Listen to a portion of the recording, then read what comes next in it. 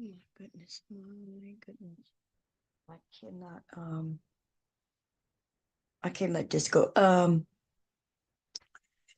How do I want to do this? Let me share it to my own. I'm gonna share it to myself because I just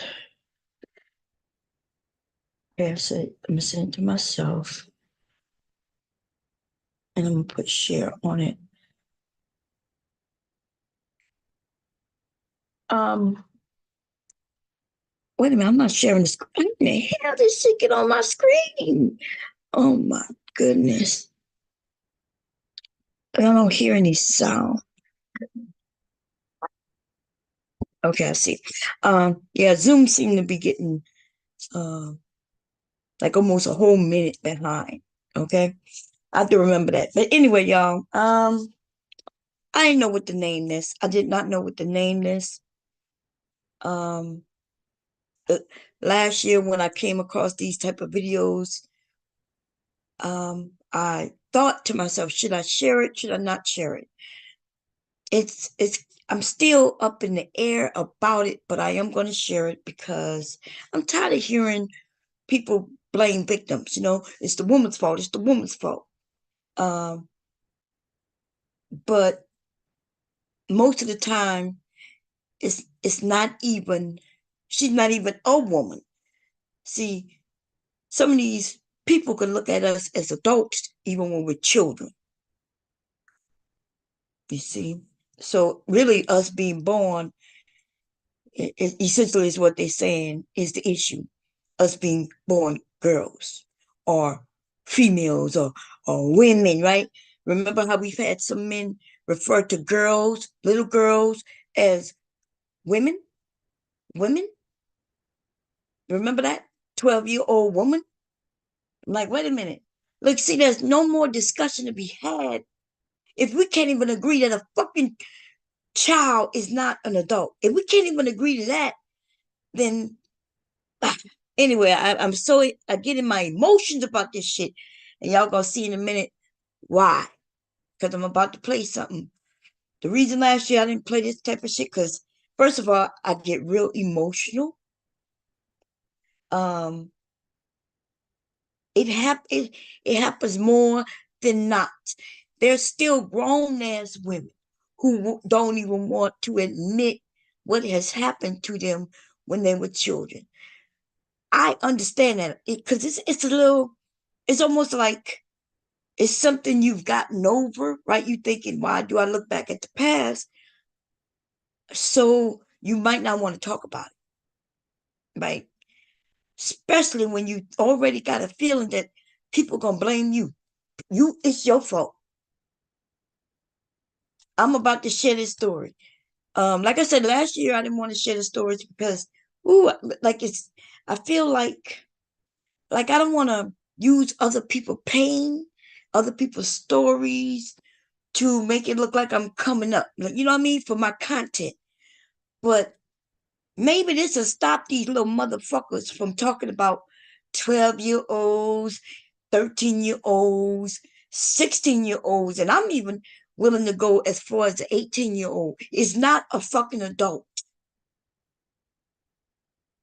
It's not a fucking adult. Okay, yes, as we get older, closer to the 18-year-old, yes, there's a lot of things they understand, but there's a shitload of things they do not fucking understand. And when you hear this woman's story, you're gonna realize that even at 20, she didn't understand. At 23, she did not understand. Hey, Queen. Hey, Verbal. Who, Lord, I'm trying my best not um to not cry. So let me pull this shit up. Try my best not to cry, y'all. As I'm listening to this woman's story, I'm I'm not gonna stop it to review what she's saying, right? Everything isn't to be dove into the piece of the part like a lot of these men like to do. This bullshit where they claim that well, these women when they lie, oh, the ones who lie. Like I was on the panel today, and I'm up that bullshitting and having a conversation But I'm not sure if y'all remember there was a woman up there. And some of y'all may have thought, Bomb, why Bomb going after that woman? Well, she said something.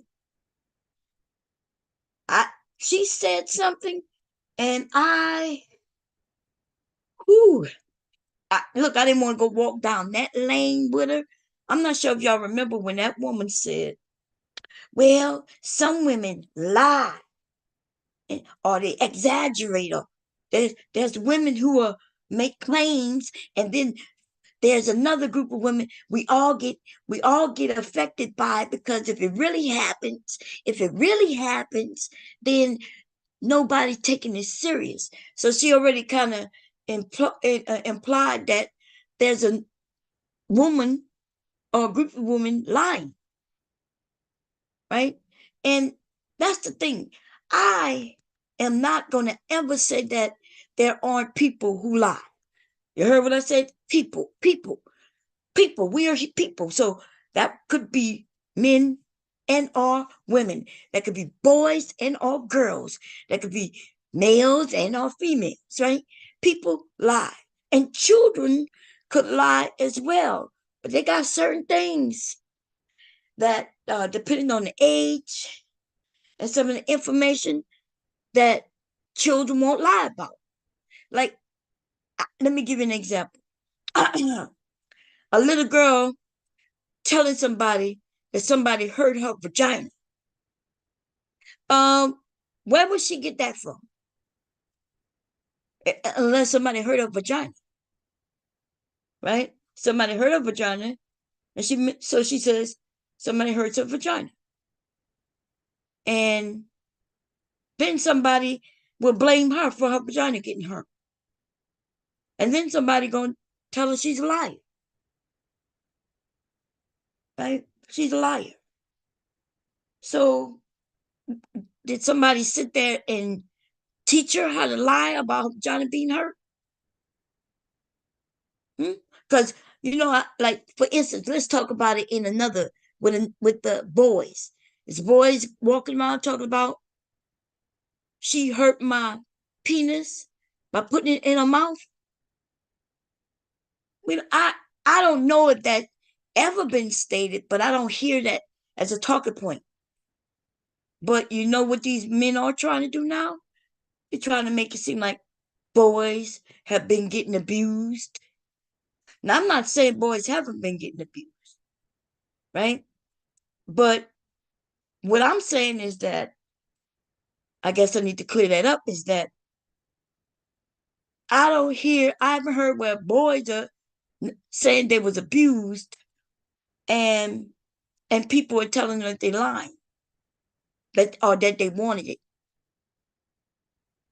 I think the only time we ever had a discussion about that, we was talking about teenage boys who desire, they want sex, and they don't even have an understanding of this woman is old, or this woman is this. Young boys, puberty, they looking at women, and just because they got a crush on a woman doesn't mean she gets to take advantage of that, right? I agree with that 100%. Women shouldn't be messing with boys or girls, and men shouldn't be messing with girls or boys. Like, keep your adult fucking ass to your motherfucking self, or only deal with your peers and leave these fucking kids alone. Now let me just play this mother, because look, I'm never gonna get to the video. I'm so extremely, like, in my emotions right now, pissed off, and I, this woman's story. This isn't even the worst story, but this. Oh my God! Let me just play fucking. Give me a second, y'all, because I was gonna play it from my phone, but I'm gonna see if I could play it from my actual computer. It's way too. This shit is too much. I hate when motherfuckers like to give excuses. And so their excuse is to just, what they like to do is push it off on the women. It's always our fault. No matter what, even if we're victims. Okay, let me pause this. Give me a second. Hold up. Hold up. Okay, let me share the screen. And then look, we're gonna play this, and then we're gonna I'll put the link out then, and then I have some more to play. Anybody got any on the opposite end where a man is gonna tell his story? Y'all send me those links. I don't want to hear no shit from no man talking about, oh, you're gonna play the ones from the woman.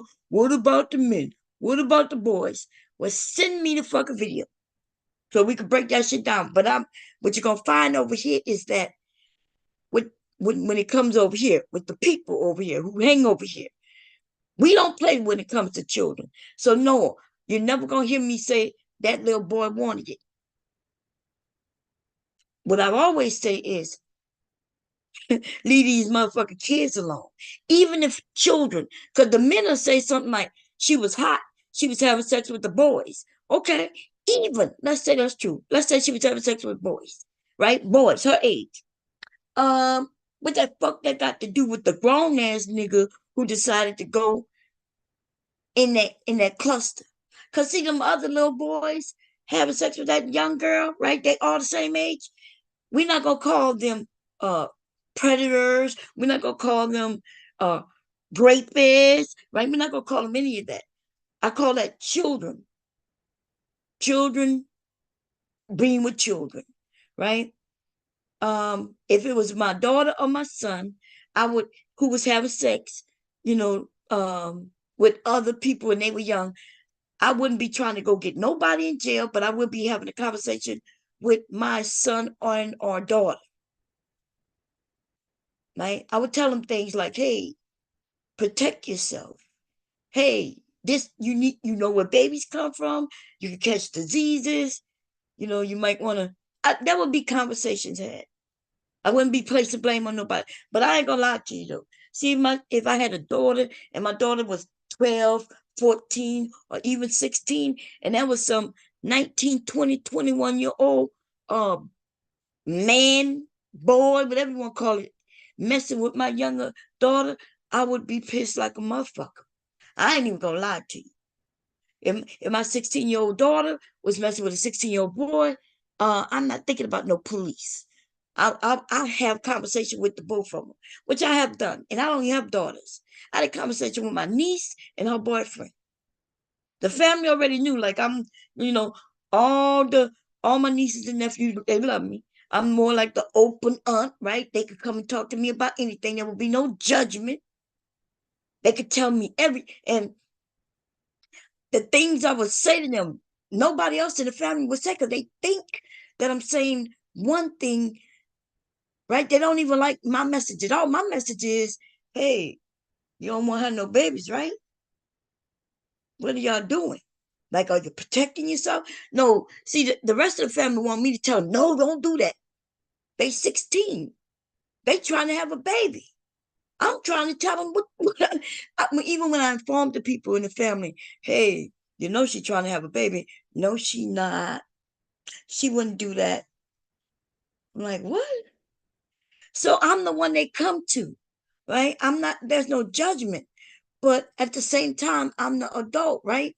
So I'm trying to inform her mother and the people who really take care of her, hey, she's trying to have a baby. I don't know why the fuck they think I would lie on my knees. Why would I do that? I wouldn't have done no shit like that. And the only reason anything I share was something that needed to be shared so the family could figure out how to have a conversation with her. You know what? They made it seem like I was lying, but y'all have no idea why they would do that. Except for that they didn't like me, even though they liked me enough when I had to be the one to take them to the abortion clinic. Though. Isn't that shocking? Oh man, there were certain things in the family when it needed to be done that they would come to me and knock on my motherfucking door. Oh, you knocking on my door because you wanted to have this abortion. If you would have had the conversation when I told you I knew what she was doing, you would have had that conversation with her. and took that shit serious, then it wouldn't have been no abortion clinic. But now she's pregnant. She's like I told you she was trying to do, because she was open enough to tell me, right? Now you too religious to even take her, but you wanted to have it. In fact, you pushed her to have it. And now they come knocking at my door. Hey, would you do us a favor? Do what? Yeah, she gonna get this done. Oh, you can't go near that abortion clinic? Yeah, but I love my niece. So okay. Oh, look, so I take her, only to have to take her again. That's parenting. Look, we could talk all day and blame these children, these young people for all kinds of shit. I'm saying that most of the time, almost everything in this, when it relates to some of this shit, it has to do with parenting or lack of. Um, that's just what it is. Let's listen to this bullshit, man. I'm trying to get off the topic, even though I want to talk. It's like I'm in my mind. I'm debating playing this video, y'all. It's so bad. It's so bad. Let me just play this shit. Um, I started rambling because I want to get off, but it's emotional, so it's a warning. It's emotional, okay? Um, yeah, this is too much. This is too much. Okay, let me play this. Fair use, okay? I am not using this story or any of these stories that I may or may not play in the future for a come up. But I do think in this area where these men have changed the narrative of abuse and things like that, they starting to use the word predator where it doesn't belong. That's happening also. We're using, like, the word was cohort. I can't even say the word right. Horse. I can't say the word. Y'all know where people were saying that uh somebody mentioned that if somebody offer you something and they use something else to get you to do it, that they're coercing you, cohort, coercion. I don't want nobody up here to help me. Y'all know I'm talking about. I can spell it for y'all if y'all need me to. And I was, and so they were kind of defining it kind of wrong, and then because we're not really having a discussion, because if the person who owned the channel, uh, you know what I mean, if their definition in by he was right in this point, and I'm talking about um what is his goddamn name? Look, I'm doing it again. I'm trying to get off this topic with this lady, y'all. Let me just play the fucking video. I'm doing it again. Here we go. 9 years old because my auntie had a baby. And one night when I got up to go get the baby bottle, because my grandfather will scream at me and say, "No, go fix the baby bottle." I have to go to school in the morning. But if the baby moved, need bottle, need changing, it was me. Because she forced me to raise her children. I put the baby in the bed with my grandfather and I slept on the floor under my bed. And that was where I slept to keep men from having sex with me. I never. Okay, I am going to stop it just to make sure y'all heard. She said she had a baby. She said she said she was a mother at as early. I think she said she was like damn, how old did she say? I have pizza in my mouth.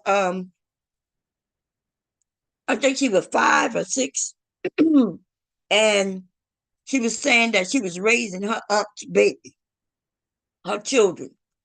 So they would have her change the baby diaper, fix the baby a bottle, and she had to go to school the next day. Then she said she would, when she would change the baby, fix the bottle, she would put the baby in the bed with the grandfather. And she said she slept under the bed so men couldn't have sex with her. A little girl. She learned that she need to stay away for men, no matter who they were, whether it was her grandfather, her brother, cousins, neighbors. She said she learned this early on. She was so young, but she was smart enough to understand that she just need to stay away from these men. Okay. And she said she never told nobody where she was. Nobody knew where she was sleeping. She just knew that, hey, at a certain point, she would go get in the bed. But then when it was time, when most people was asleep, when people would be tiptoeing around and shit, she said she would disappear and she would get under the bed. Here we go. Never told anyone where I was. When I walked into the kitchen to fix the baby's bottle, my auntie and her boyfriend at the time, he was the first person to make me feel as if I was a kid. When I walked into the kitchen, my auntie said, there she is. You can go and have her if you want her. And he looked at her in all seriousness. He said, Pat, I don't mess around with children. He called me a kid. He called me a child. My auntie, she was getting paid to sell my body. And how did I know this? Because she told me. And she started beating me more because she told me that I messed up her money. Because I act like I'm too good for these men. And they don't want to mess with me because I talk too much. I don't know how she didn't kill me. I should not be alive today. I went to school. Think about this woman. First of all, this woman don't look that old. So we're not talking about my grandparents' time. We're not even talking about my parents' time. This woman look young. She don't look like a 20-year-old, 30-year-old. She look like she could be in her 40s. Okay? This woman do not look like she 60, 70, 80 years old. And wow. This shit is depressing. It's not even worse. This oh my God. With black eyes. Not one teacher asked me how I got those marks. Not one principal, not one counselor. This abuse stopped when I was 16 years old. Only because that I went to school and I told my counselor I wasn't going back to their house. That because the night before I decided to kill my auntie, her 2 kids, and my grandfather because they were causing me the pain. I can overhear my counselor tell. Oh, I want to say this. That when imagine being 40-some years old, or any age, to be honest, and realizing that you're lucky to be alive based on what you went through when somebody else was supposed to be taking care of you. When somebody else was supposed to be in charge of you and made sure that you was safe. And you look back and you're like, damn, I shouldn't even be here. And these men in this space. Sorry, y'all, I do have food in my mouth. They really are having conversations that they shouldn't be having. They have zero compassion, zero understanding, and they really should. I ain't gonna say it, because it would make me just as bad. But some of these niggas shouldn't be here. Some of these people shouldn't be here. Okay, but anyway, I can't do this. Here we go. Telling the DHS worker that she isn't going back home. And I could tell that they were trying to convince him to force me to go back home. See, even she's saying that there were women who were just, I wouldn't say just as bad as the men, but this idea of where we could come up with a reasoning for everything these men are doing. Now, when I usually say something like, I understand, I'm not saying I agree with what was done. I'm not nowhere near on the side of, yeah, I'm just saying that back then, at some point in this motherfucking society that we have, this shit is excusable. They make it excusable, right? We had a conversation today, and it's so one-sided because they want to blame the woman for what she does, whether it's her body and she do what she want with it, share it with who she want with. But it's weird that she becomes the predator if the person is younger than her, right? AKA when they were talking about Jaden Smith, right? Versus the man, a man, any man doing the same thing. Y'all notice how they had to add something when it comes to the woman. They were like, well, he was her son's friend.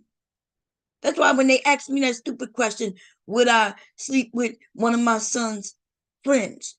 And my answer, although, I said it for shock value, it was basically to tell them so I was basically saying what I heard these men say. I did mention that if I wasn't married, of course, right? And then I did say yes. Now you notice how they they shocked. Why would you be shocked at when I said? But if um any one of those men would have said that they would deal with a 21-year-old, and it's not shock. In fact, when we ladies say, "Whoa, why you want to be with a 21-year-old?" They then start making it seem like we're jealous of the 21-year-old. That's what they do. But you notice how when I said, and I was clear because I did put an age on. I said 25. I went from 25 to 30 and up, right? You notice how I didn't do no teenagers, even if it was a 19, right? Notice I didn't do that. I didn't even do 20. I went 25 and up. They 25 is the last, too old for these niggas because they want to go as low as they can, like 12. Because they think it's a fucking joke. And I'm going to tell you, these niggas are sickos. Okay. And the ones I'm talking about are the ones who we all know who I'm talking about. Okay. The ones who said they would be with a 12-year-old. I don't give a fuck if it was 12 or 14, because they started debating which age it was. Oh, she wasn't, I didn't say 12, I said 14. Oh, like that's so much different.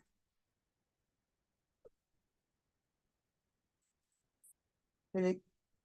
What, it's a bad headache, like a Advil headache, or you want one of my pills? Boy, just actually, you want one of my pills. Like you got Advil?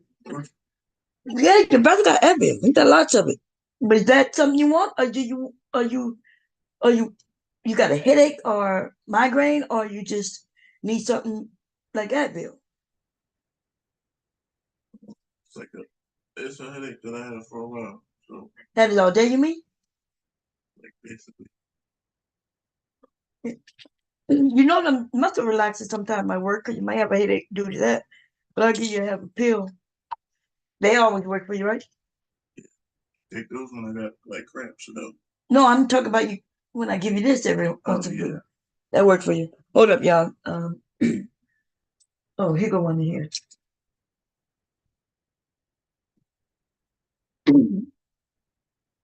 See? It's over. All right. But sometimes other things that help for headaches too, because it's a muscle relaxer. But okay, that should work. But if you want Advil or something, your brother have Aleve, Advil, and Tylenol. Okay, sorry about that, y'all. Anyway, listen. These niggas are sick. They sick, right? Sick. And please don't have your children around them. And the thing is, when these men didn't start talking about, oh, he didn't really mean it. He didn't really mean it. First of all, you don't even know him. How do you know he meant it or not? And they act like that conversation wasn't a regular conversation they was having, right? Several times these men like to talk about being with children. They just then start having a debate on who is a child and who isn't a child. Okay? And then some fuck niggas will come and say, wait a minute, they were just hyperbole. Oh, really? Is that hyperbole when somebody say, would you date or marry? And then somebody even switch it up and say, well, I didn't say I have sex with her. I said I would marry her. You will marry her? What you marrying a child for? The fuck is wrong with these dumbass niggas?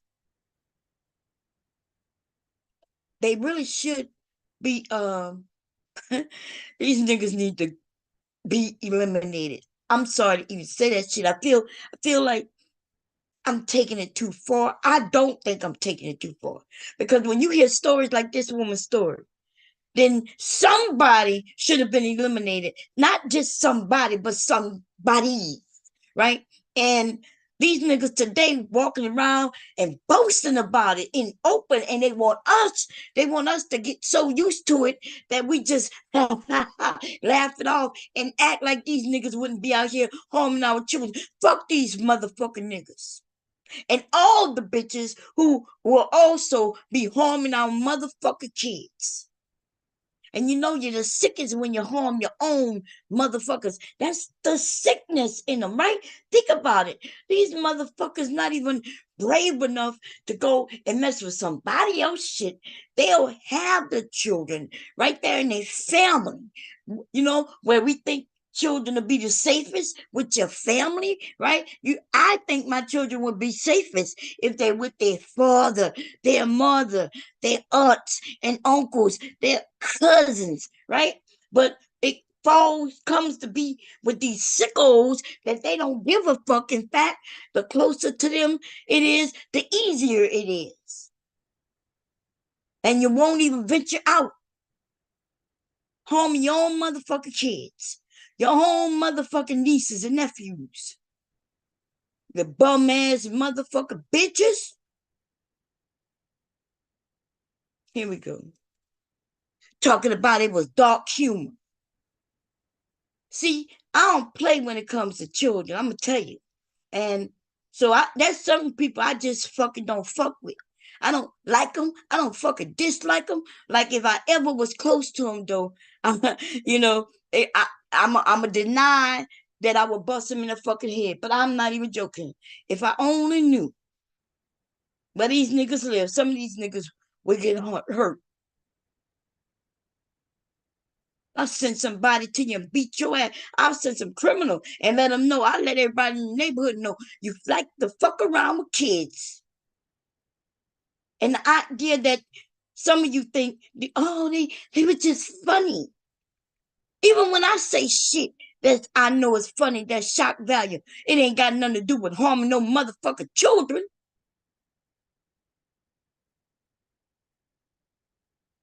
The fuck? And now look at this grown-ass woman. I can see the pain in her. When she tells her story, it had me in tears. I feel bad even playing this shit. I'm going to finish playing this shit, though. The only reason I'm doing this because I'm hoping that maybe there's somebody, some fucking body, right, who maybe was on the fence about dark humor. Maybe you thought you was just so motherfucking stupid. Niggas say anything and you just ready to grasp onto it. I'm hoping that if you're listening to this, that you can understand what the fuck women, girls, and even some boys have stated about what happened to them when they were kids.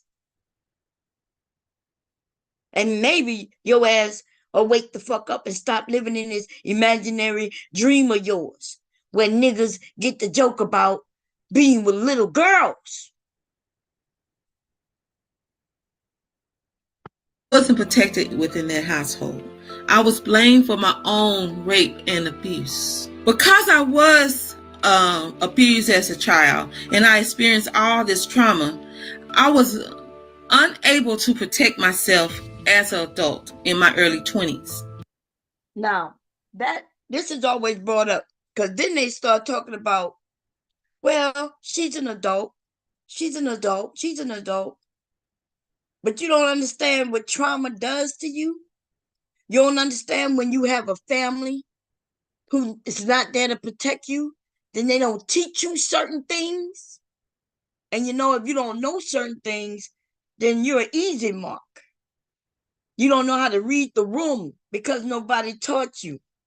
Nobody ever protected you, so you don't know what that looks like. You can't even protect yourself because you don't know what that looks like. All you know is from the day you can, as far back as you can remember, you was somebody toy. You was being abused by somebody.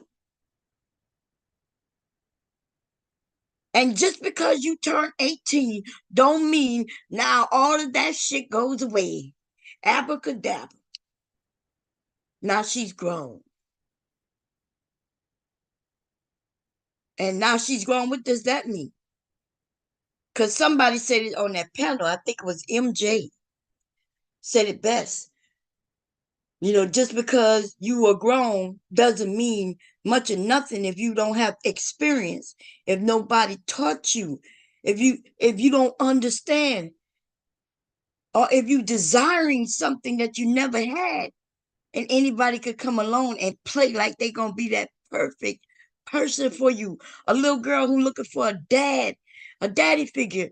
Of course she likes older men because society told us older men equals security and safety. Oh yeah, right? And you know a child mind, right? Even if she's 18, she don't know any better. Cause I'm gonna be honest with you. The fuck would a 18-year-old want to be with your 35-year ass? For what? What you giving her? Oh, that thing I just mentioned, that security. Hmm. She don't even have enough sense and how should I say it? Knowledge. I'm gonna use the word knowledge, right? She don't have enough knowledge to realize that just because you got a car doesn't make you rich. Doesn't mean shit. It might be your mama car. Some of these niggas rolling on dubs, but they their mama's dubs. They grandma's Cadillac. The fuck out of here. Anyway, I can't even crack no good jokes because this shit is too serious. So here we go. Here we go. God damn.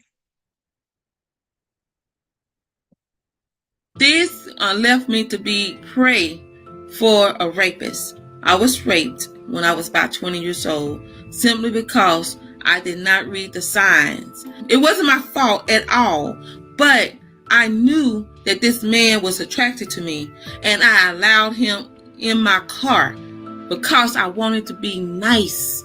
As I was taking him home, he snatched the keys out of the ignition. We ran into the ditch. And he told me that it will be days before they find your body. I'm going to kill you, but you're going to give me some first. And as he was raping me, a car was coming. We were just in the ditch, and the car was coming. And time I seen those headlights, but somehow I was able to push him off of me, and I started running behind this car, half naked. As soon as the car stopped, I jumped in the back. It was two Mexican immigrants. And by the time we got back to my car, my rapist was gone and my car keys was there. And I was able to get my car and they escorted me to the police station. They saved my life. When I was about 23 years old, I started substitute teaching at our elementary school. And as the kids were playing on the playground, I was watching some 5-year-old and 6-year-old girls playing on the swings, on the slides.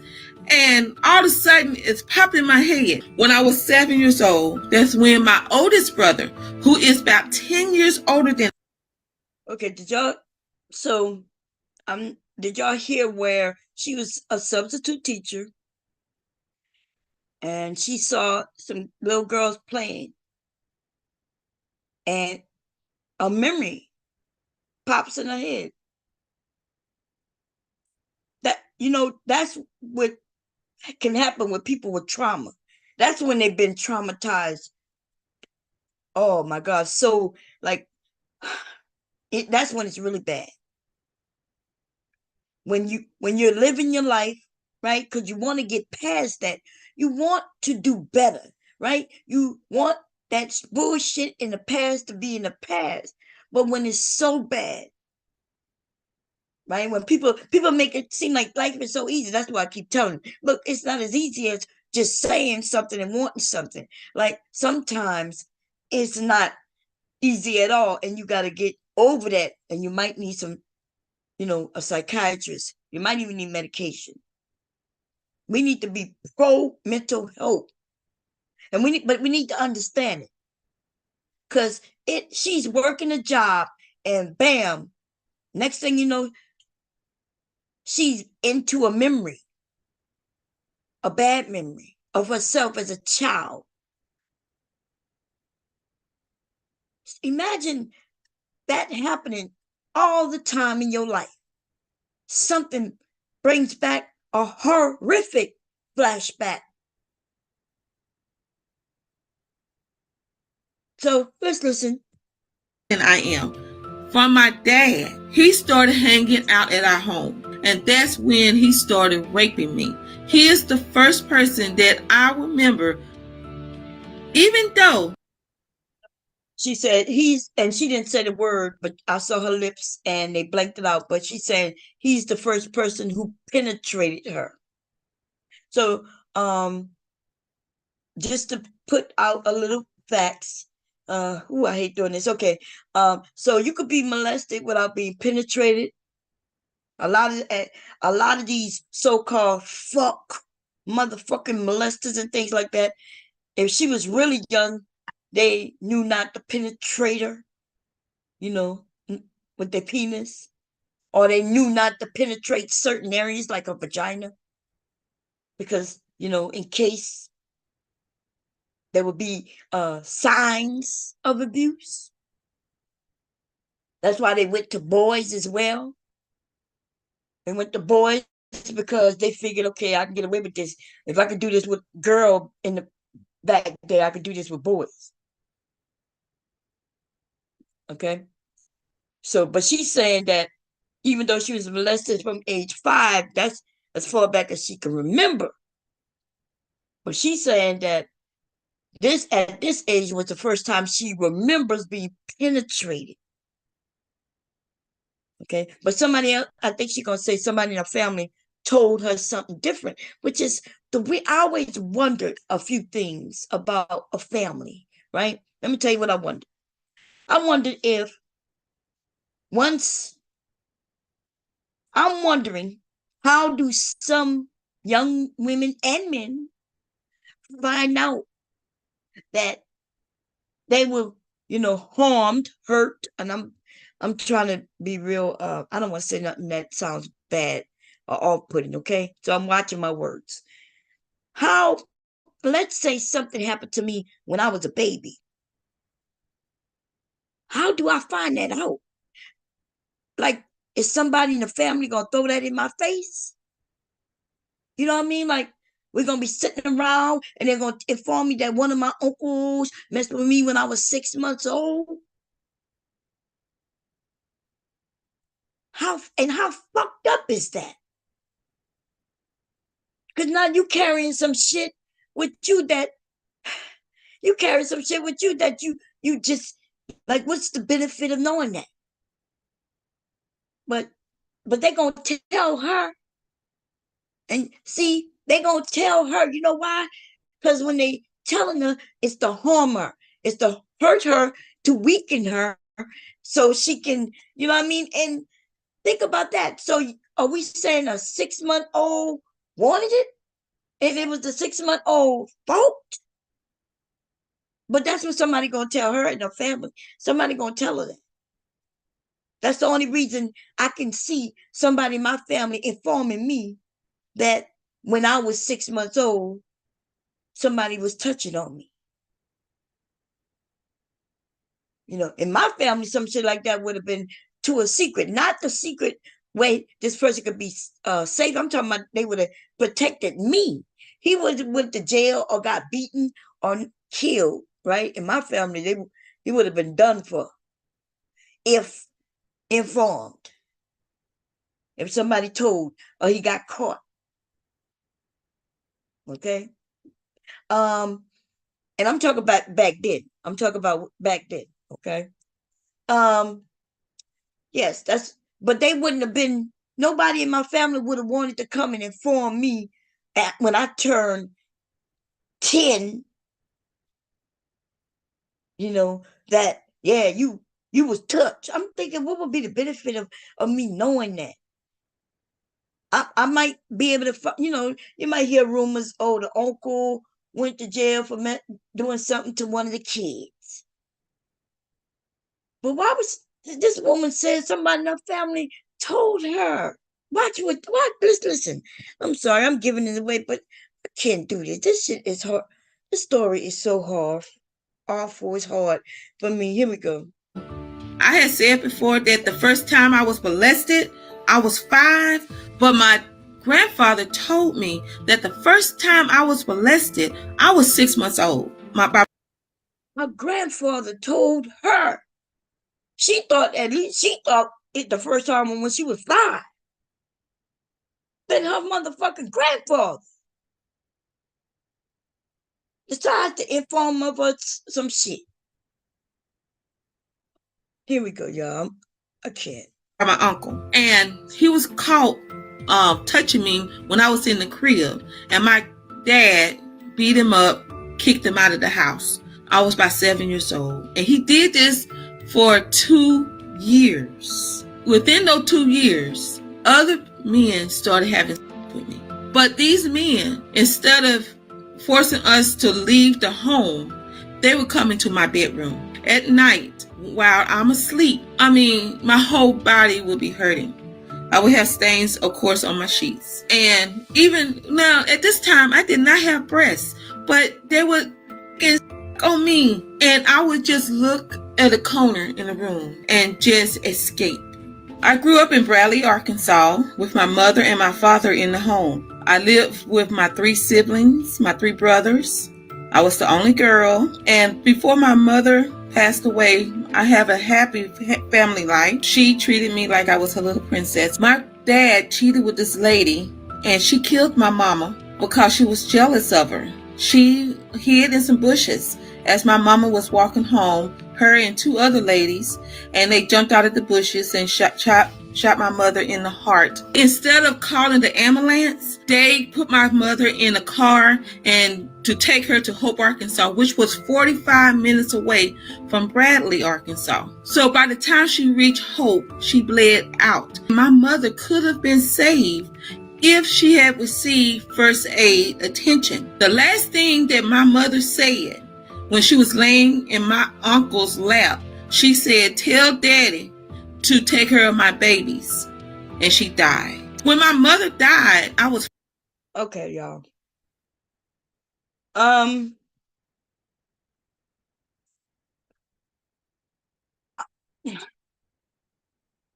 Okay. This story, right? I listened to it. This is my second time playing it. I don't even think I listened to it completely all the way through. I didn't, right? But I was getting confused by some of the information she shared. But remember, she was very, very young. So a lot of the information that she's sharing was shared to her. So what we do, especially when it deals with us, our family and loved ones, we reconstruct the story. Of course, we're using what other people giving us, and then we make a full story out of it. Because there's a lot of things that's not making sense. But like I said, I understand she was a little girl. So we already know, right? If she was 5 when her mother got shot, we already know everything else, everything surrounding all of that. And a lot of things was given to her and pieced together. She pieced, in bits and pieces, and then she added stuff to it. Okay, because remember she just said that the women jumped out of the bushes, they shot her mom in the heart. But then she must have heard from somebody that they could have took her to the hospital, she would have survived, or they would. But no, she says that they shot her in the heart, which would have been damn near instant death, and there will be no saving, right? We know, I think we all know that. And then she mentions that they put in the car and drove her an hour away, right? 45 minutes to an hour away. But then she says, um, the last thing she said right before she died in her uncle's lap was take care of my kids. So y'all see, I could see where somebody in the family, in the story said, yeah, your mom last words was for us to take care of you, right? But she put in her story, she put it with that night, because it can't be that night. Because remember, she never said that the uncle, she said that her mother died far away. They didn't even know what she was. So of course the uncle wasn't there right after she got shot. It's more of a storyline, maybe from a movie or something she saw as a young girl. And while she growing up, the story just get a little more details, but it's made up though. Okay, so but the only reason I'm pointing this out is because there will be some men who will listen to the story and they would hear the things that don't make sense. And then they will automatically go to that she's lying. Okay? They will automatically go to that she's lying. And so what I'm trying to say, this is not abnormal. This is not abnormal. Our brains, the way our brains work, she got so many things that she's gone through that even as far as her mother getting shot, that's something she have no first knowledge of. It's secondhand knowledge. She was really, really young.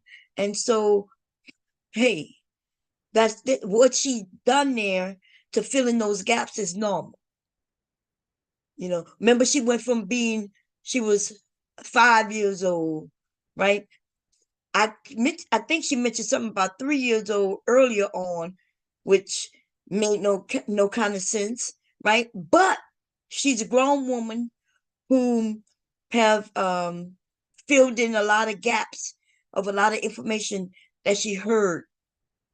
Okay, that doesn't mean that the things that happened to her though isn't true. Okay, that's all I want to say about that. And I'm gonna press play. So just because some of the things doesn't make sense does not mean she's lying about the abuse.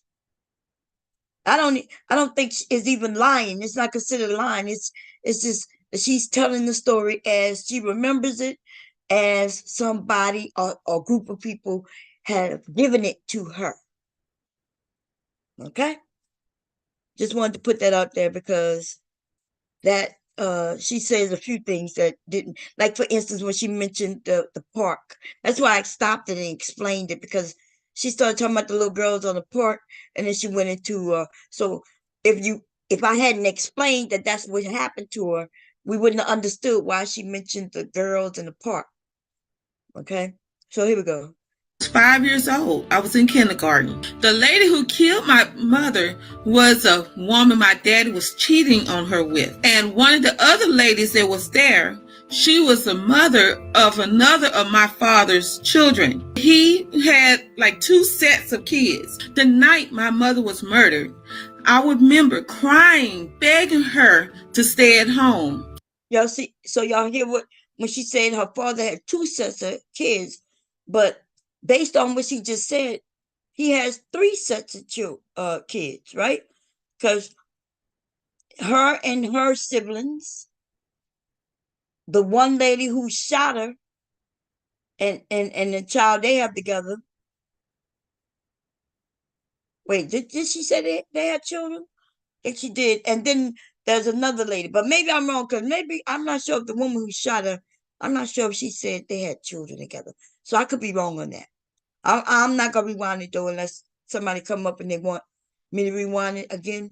But I'm not rewinding that. But okay, here we go. So I was extremely hurt that night. The next day, when I woke up, I noticed that my mother was not at home.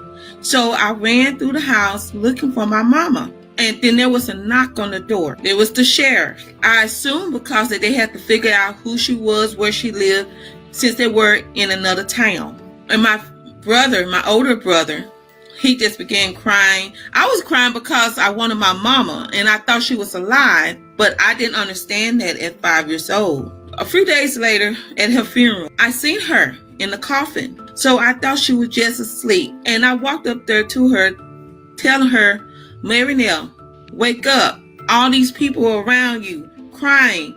Get up. I wanted her to get up. Okay, y'all see how she just told that story? And when I say story, y'all, I'm not talking about a lie. I'm talking about how she's recounting the story. Y'all notice how we know that she calls her mama, right? Because she mentioned it, my mama. But then with just now what she said, she used her mother's name. So that's a child who heard the story. The story she's sharing right now is not one from memory, but it's one that someone told her. It's not from her own memory. It's from somebody else's memory. Okay?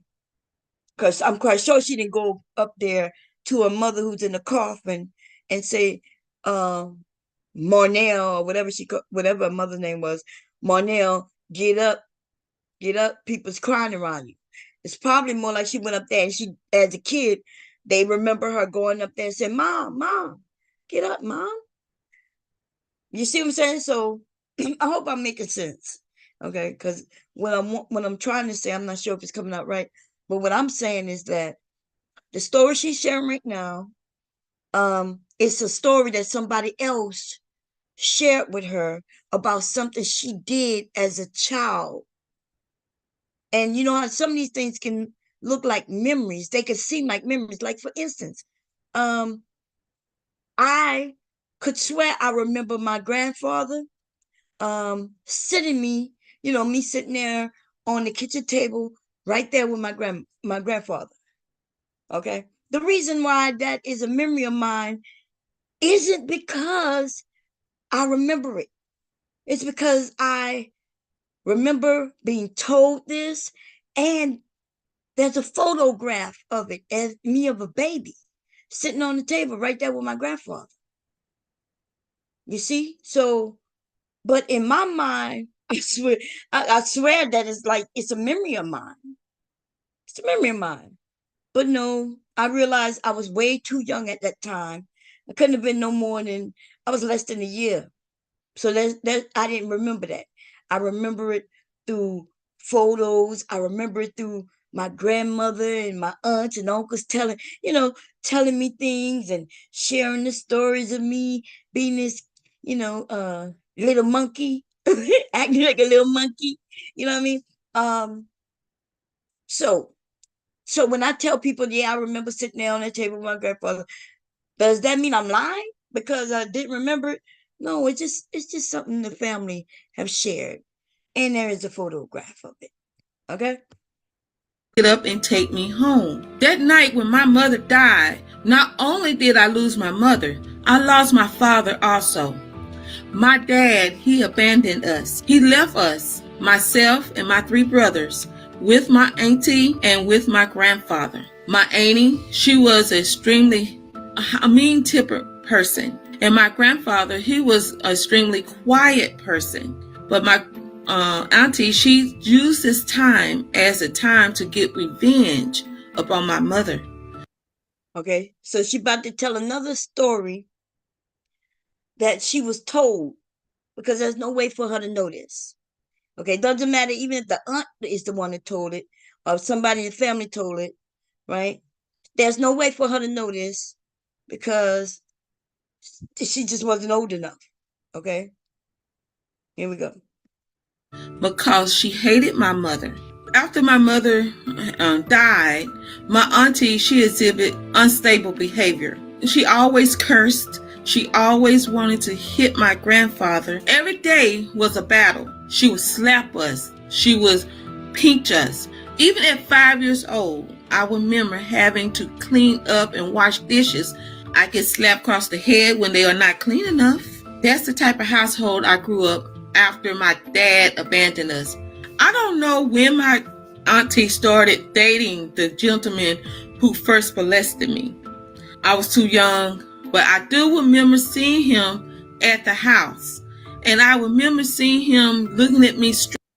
Okay, so remember, and the only reason like I said, the only reason I'm pointing this out because, like I said, there will be some people who go and listen to the story and they'll be like, this not adding up. Remember, she said that she remembered the auntie's boyfriend. He was the first one who thought of her as a child. And he said he don't do children. Okay? So apparently this is another boyfriend. Okay? Apparently this is another boyfriend of the aunt. Okay? So here we go. Strange because I was scared because the way he looked at me, I thought that I was doing something wrong. But one night I was sleeping in the living room with my brothers and my grandfather. My aunt wasn't there that night. I was awakened by someone behind me. We just heard her say her aunt wasn't there that night. Okay? Y'all got that? Okay. And I knew it was someone grown because how I felt behind me, there was someone big. And that person, when I woke up, that person was in between my legs. Now remember, she said she felt the person walk up. She didn't see who it was, but they were big. But y'all forgot. She was in the living room with her grandfather and her brothers. She was there with her grandfather and her brothers. Now she wasn't. So she's a kid when all this happened. So her brain is just picked up on some things. Okay. And it might be even blending in different instances, different times. You know what I mean? So like I said, I'm only mentioning this not because I don't believe her. It's because I know others will use her story that's blended up like this and just put the label liar on her. Psychiatrists and therapists, they understand exactly what is going on by listening to her story. She's doing what people who have experienced trauma, time after time. She's doing exactly what they do, and that is, you get abused so much, things happen so much that you start mixing them together. When you remember something, right, that happened to you, but when you tell a story, you may have added something else that happened to you and make it all one story, if that makes sense what I'm trying to say. I had a discussion with hubby yesterday about that. I had mentioned it was something not as I'm not even gonna tell the story because it has nothing to do with this.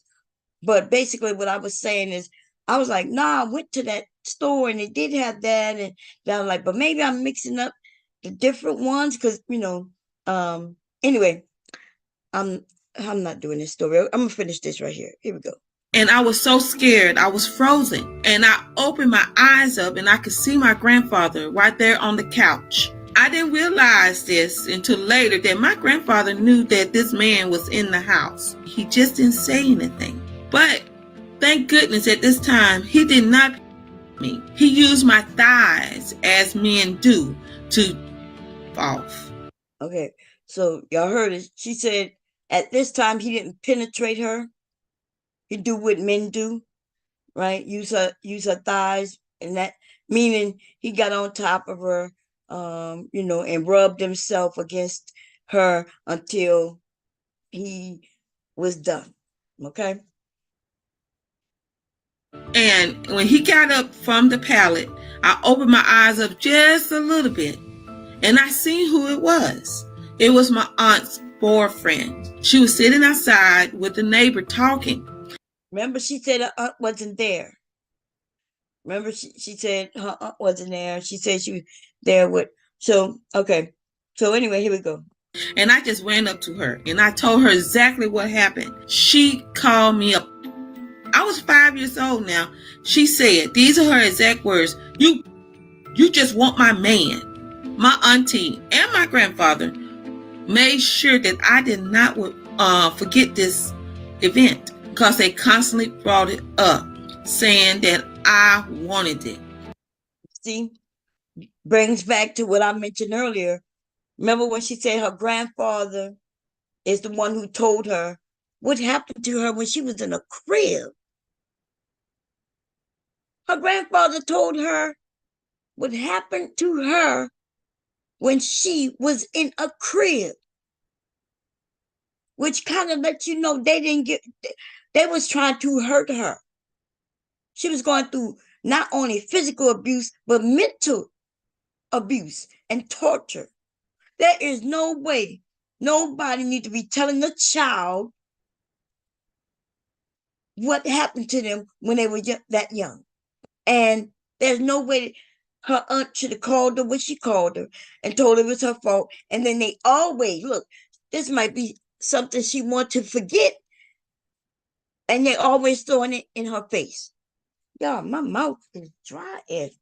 Wait a minute. I don't know why that happens.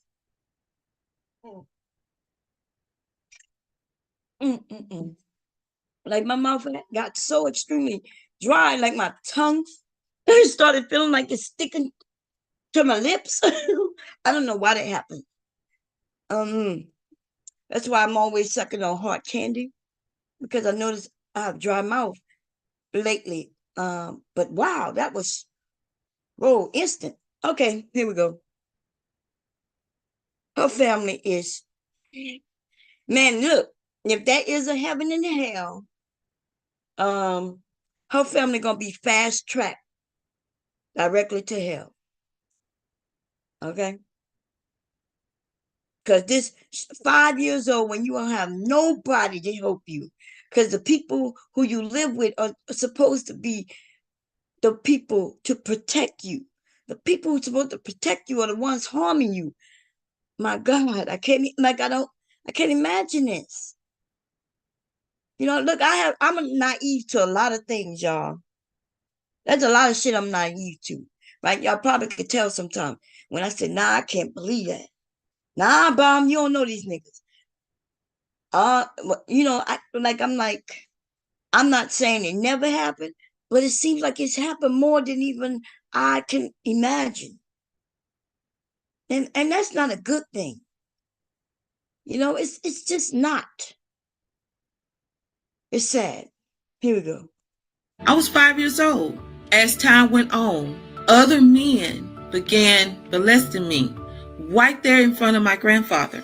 Another one of my auntie's boyfriends, when I was about 6 years old, he came over to the house and he picked me up.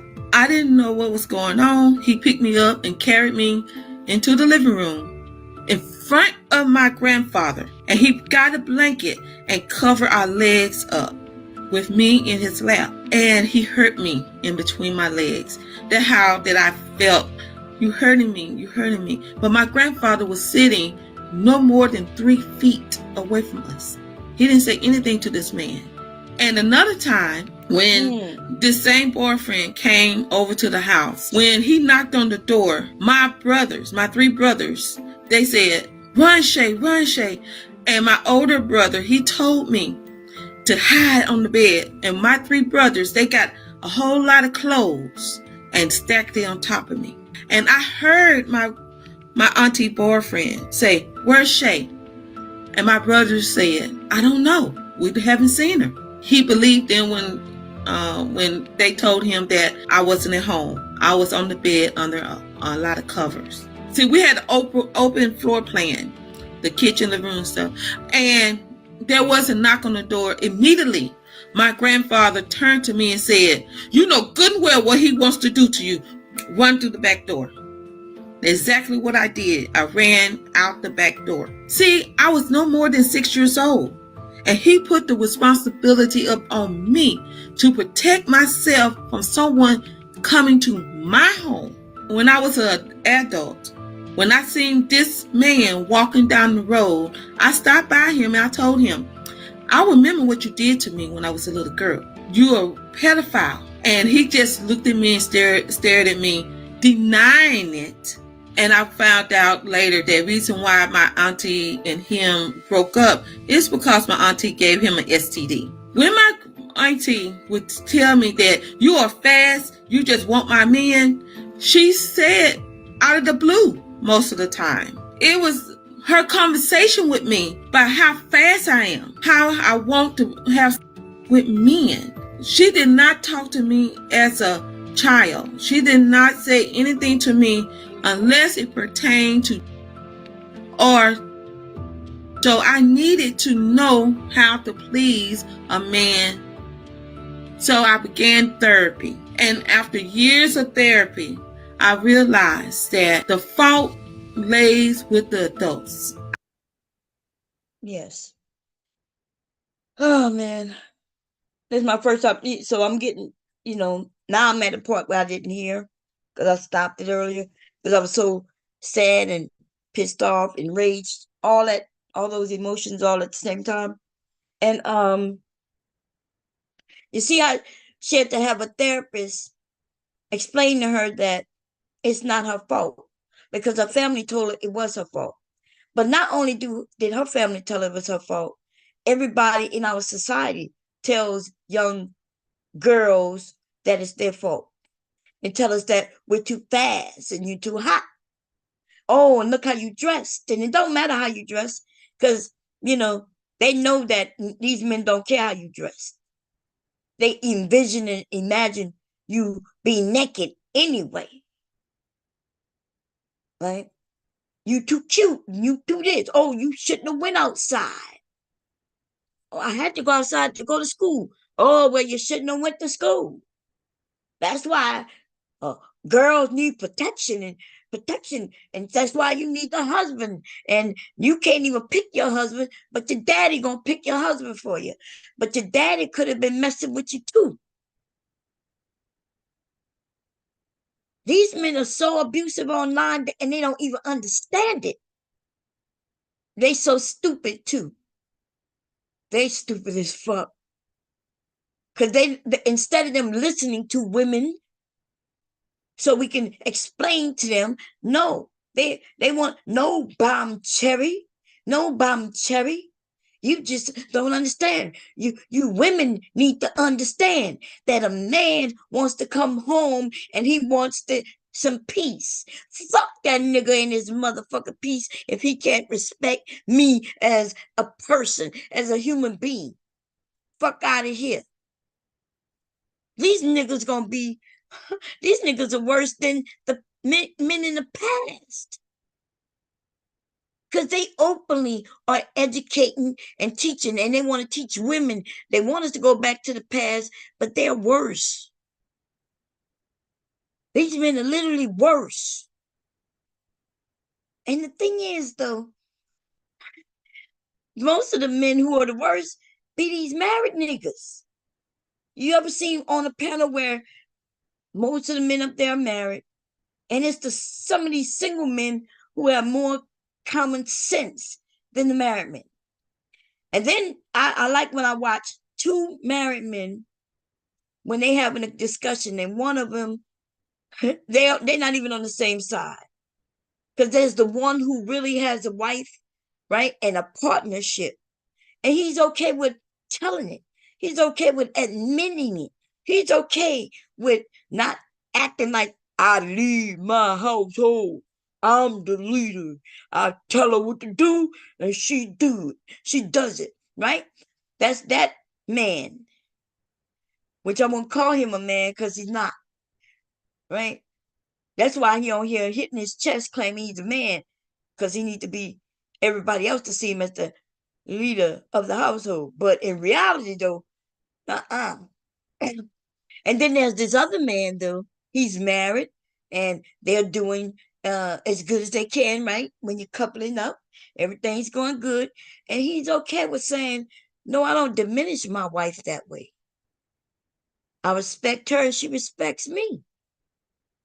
If you want peace and if you want peace in your family, then that's the route to take.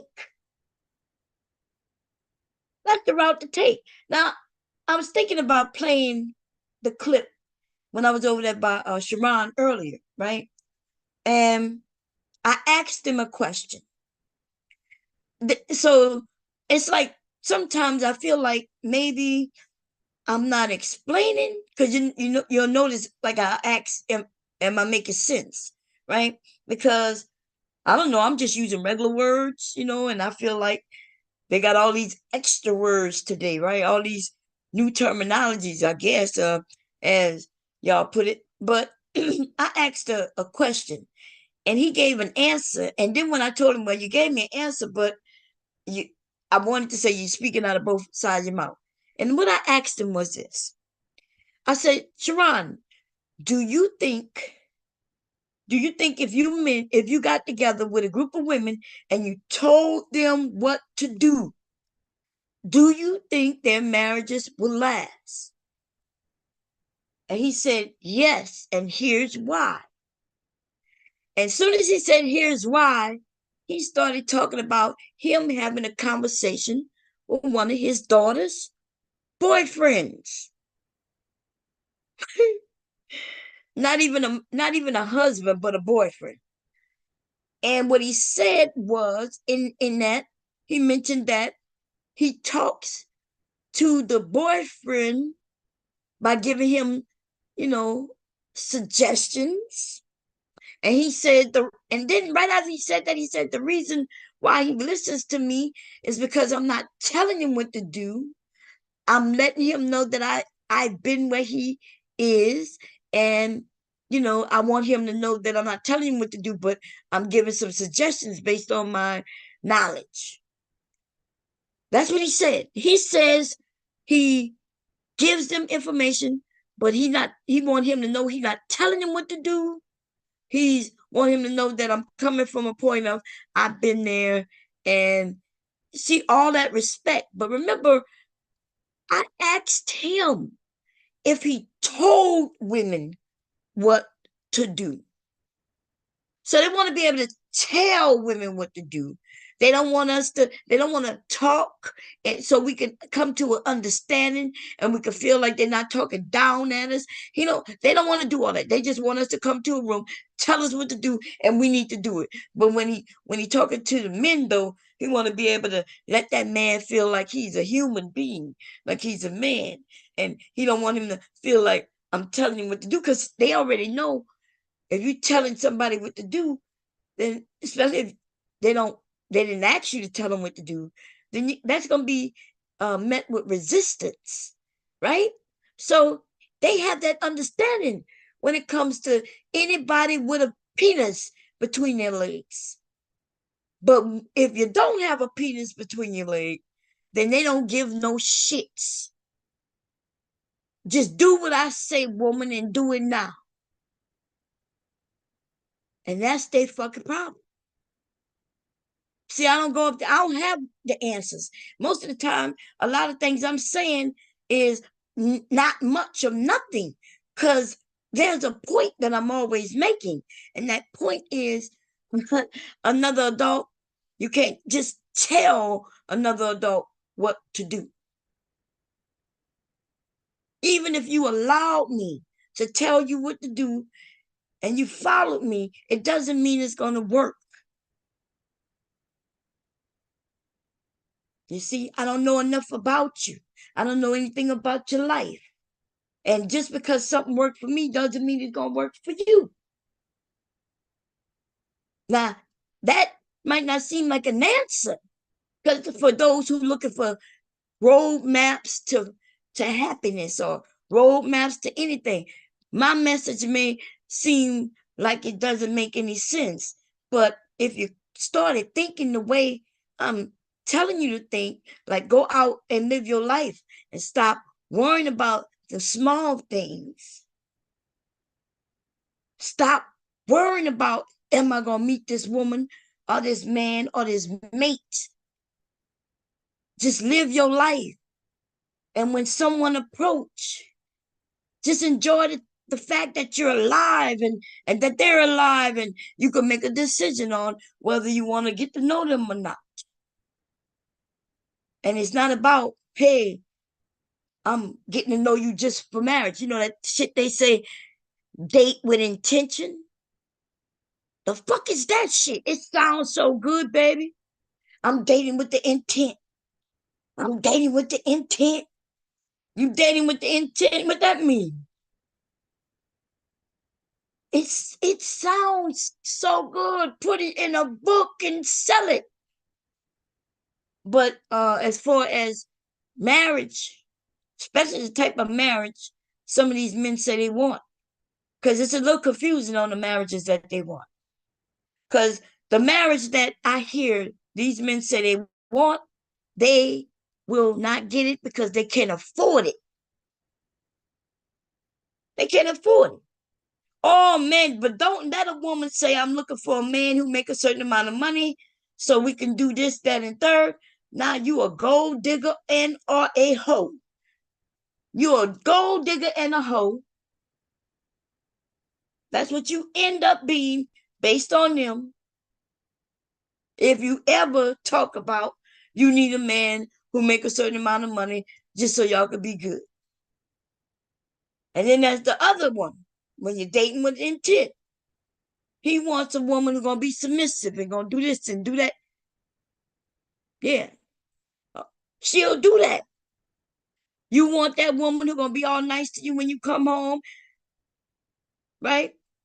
Well, you got to make sure she ain't just come home with your ass. You got to make sure that she didn't do 8-9 hours with you, and she had to drop off and pick up the kids, and she had to stop at the store to get the food, and when she opens the door, she got to get the kids' coats off, check and see what their homework folder look like, see what they got to be done, and go in that kitchen and cook dinner.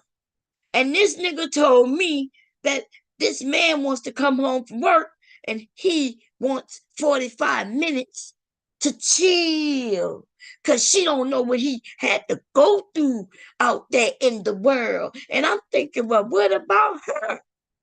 Oh, they don't think about her. Oh, they do not think about her, baby.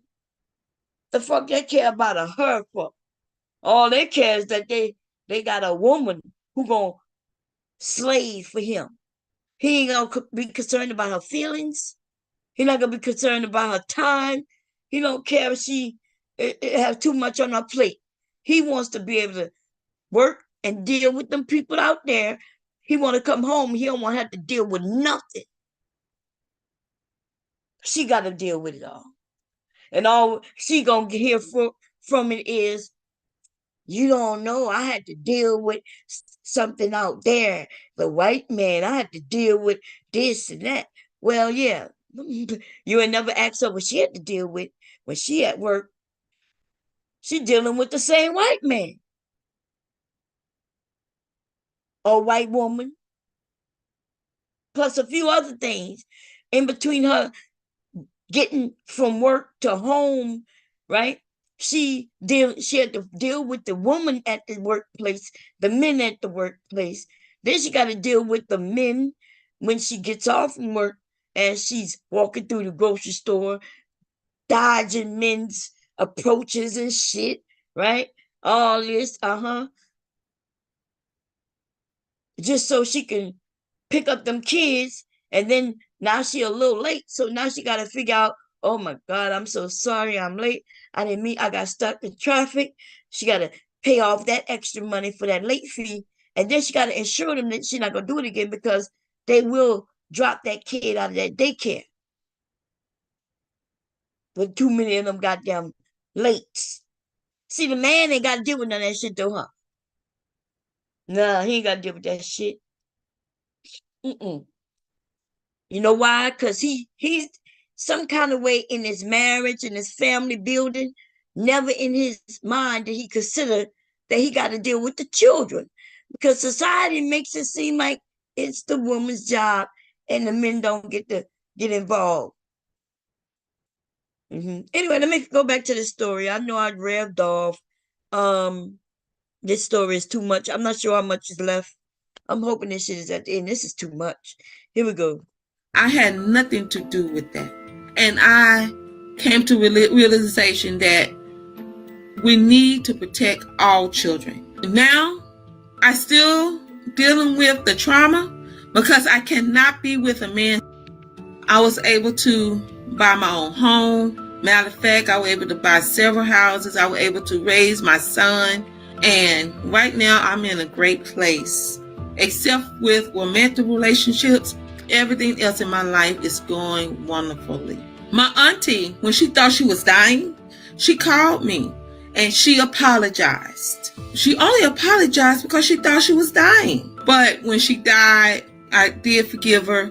I forgave her, but doesn't mean I have to have a relationship with her. Today, I do not hold any hatred for my auntie or for my grandfather. My mama was the only decent child my grandfather had. I'm blessed to have a mama like that, and I'm blessed to have her personality. Even though I do abuse myself in ways I isolate myself, but I make sure that I don't abuse others. I don't make my pain another person's pain. What you say? Man, the respect, man. You know how hard it is for people who've been abused not to abuse other people? Especially when the abuse started on you since you was a child. She's been abused since she was a child, like a really young child, which means that they're teaching her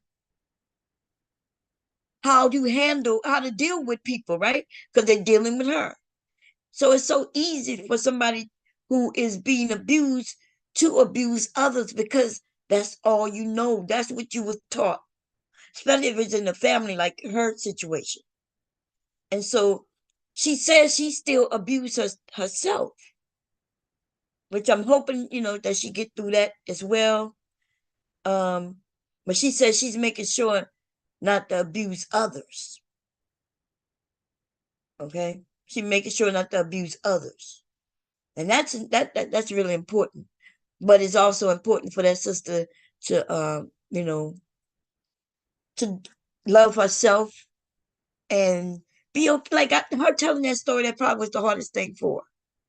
One of the hardest things. When you realize, okay, because she had to come to some realization. Can you imagine like being abused? All these things happen to you before you even turn 10 years old. But then even after you turn 18, when you move out the house from all that, that toxic bullshit in your family, and you go out in the world only to be met with people who see you coming. They see you as an easy lick. You know what I mean?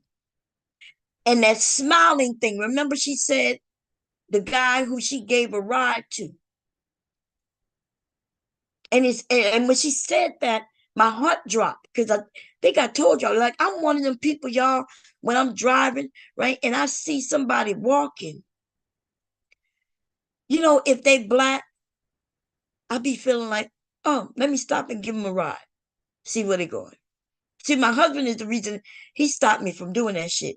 Still today, it's naturally, innately in me that, oh, these people need some help. Now, if it's sunny and everything, the weather is great, I don't worry about it. But if it's raining or it looks like it's really cold out and it's on the strip right here on Route 40. I'm not talking about no highway. Nobody stops on the highway to pick up people. But I'm talking about like in my area, right? 40 from like, y'all not gonna know what I'm talking about, but there's a strip and it's Route 40, Route 40, right? Depends on where you're from, how you pronounce it.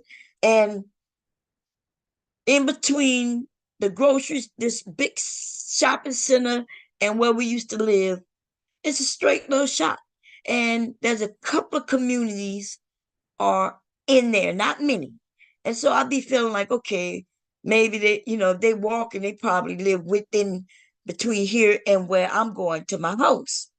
And so I feel like, okay, if they black, if it's a young black guy, I usually don't feel frightened. I feel like, oh, let me make sure they're okay. Um, and I realized though I put myself in danger. I think I told y'all the last time I gave somebody a ride. It was a woman. She was white. She was white.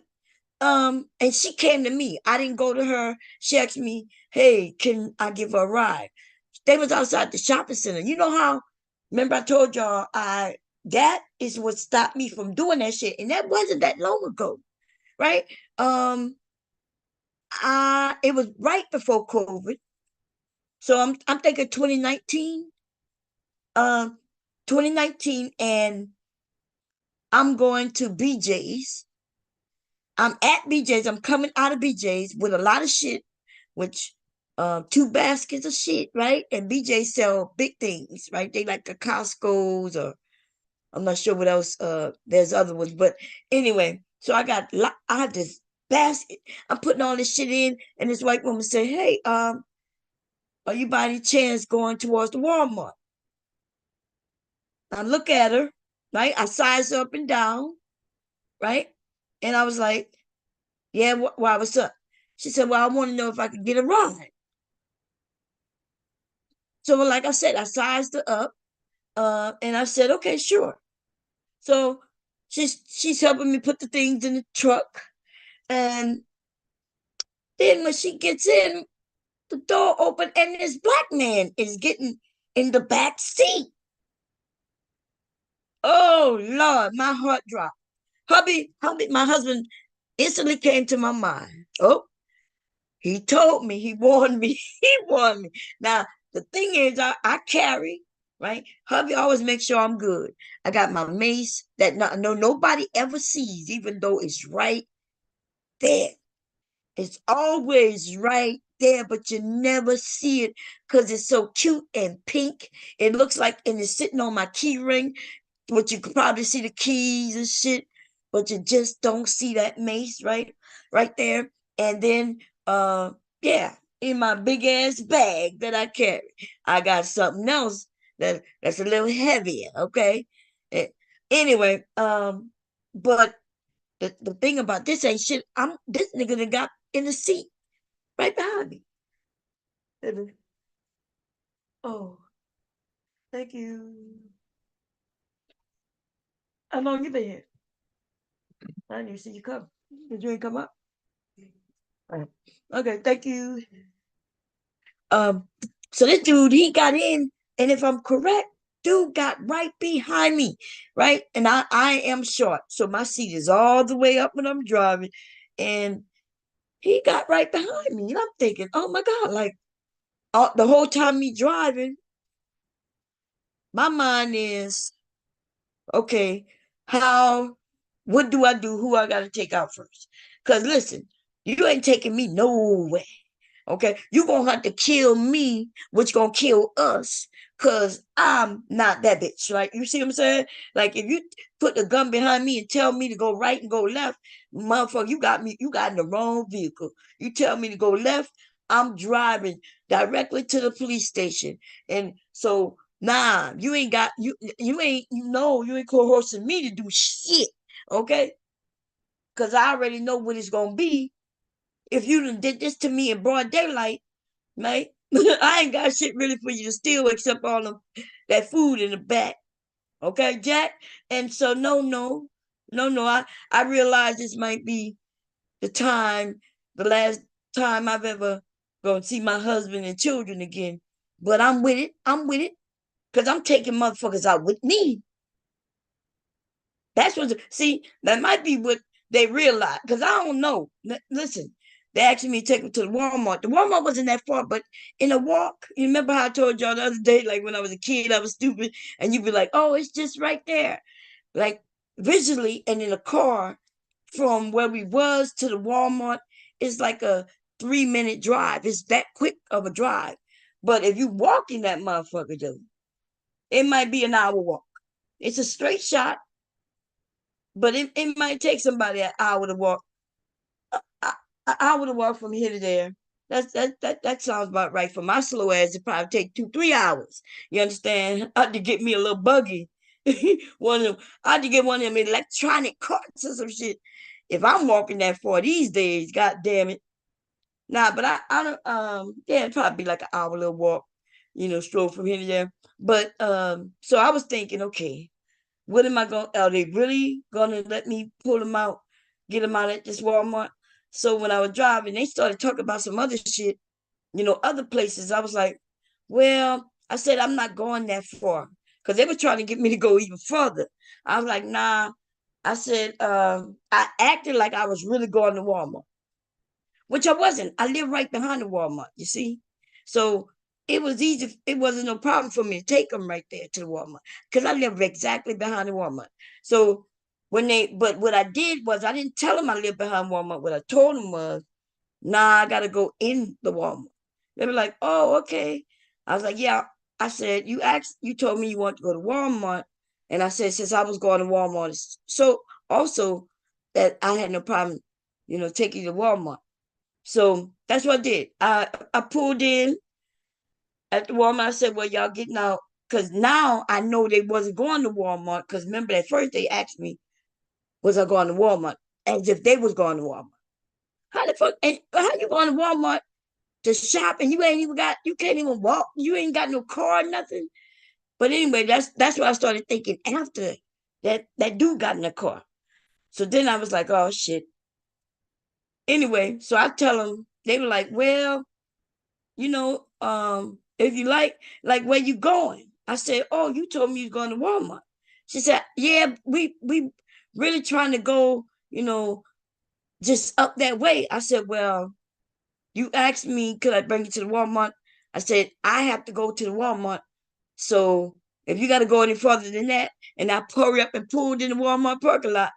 So I asked him, you want me to, you getting out with me or you getting out somewhere else in the parking lot? The choices was you could get out in this parking lot or you could get out in this parking lot. You know what I mean? That's the only choices you got. You could just, if you don't want to come all the way through the parking lot for me to park, or I could put you out as soon as I get in this parking lot. So they were like, oh, you could put us out right here as soon as you get in the parking lot. So I put their asses out, and then I acted like I was gonna go park, some closer to the doors. And then I got out, I left. No motherfuckers, man. Anyway, that's my dumb ass, and I do that shit again. But back to what I was going. Let me put the link in because I started rambling. I did want to play another one. Man, I'm joined to this group because I've looked at some of the stories, they made me cry. Every time I go to Facebook, there's one right there for me. And I don't go to Facebook much. I do not come on to Facebook much at all. Okay. Not much at all. Not much at all. It's just let me see, y'all. With my baby brother, he kicked her in the stomach so hard that my baby brother was born with water on his brain, full term, dead. And that doesn't even count what he was. My dad did. Wait a minute, I want to rewind it all the way to the beginning, okay? And Facebook be tripping. I really don't know how to use it that well. Previous family who was not quite 18 yet. My mom literally had a heap on the floor. Wow. I didn't understand why my mom told him that. But I learned. Okay, here we go.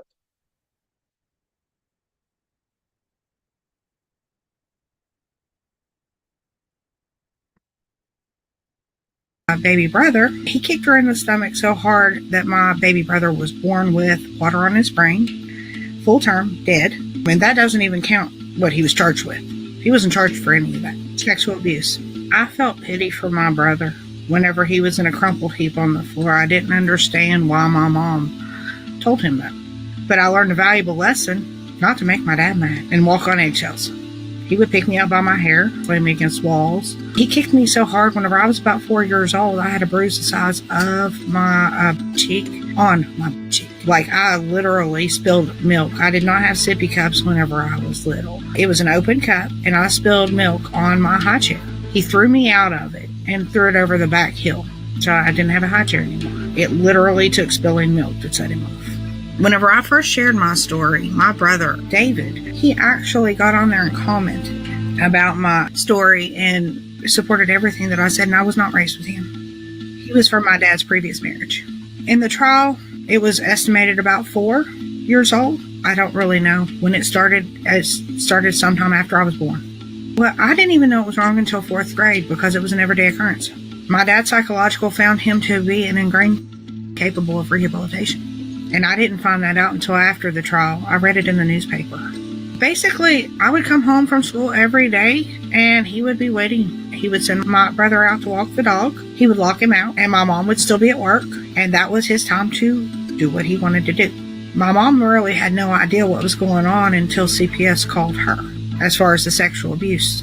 But even after she found out, of course, my dad had told her that if she tried to leave him at any point, he was going to chain her to a vehicle and drag her down the road. My dad did not work. He was home all day. He did not want to pay child support for his youngest daughter from his previous family who was not quite 18 yet. My mom literally had to pay his child support too, $100 a month, because he didn't want to pay child support. He was 17 years older than my mom, but apparently that wasn't young enough.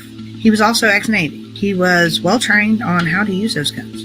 My story never changed. From the day CPS came, it never changed. The social workers came and, they were going to take me to kinship care. But first they stopped across from the new house I was living in was with my parents. I said, I ain't going in there.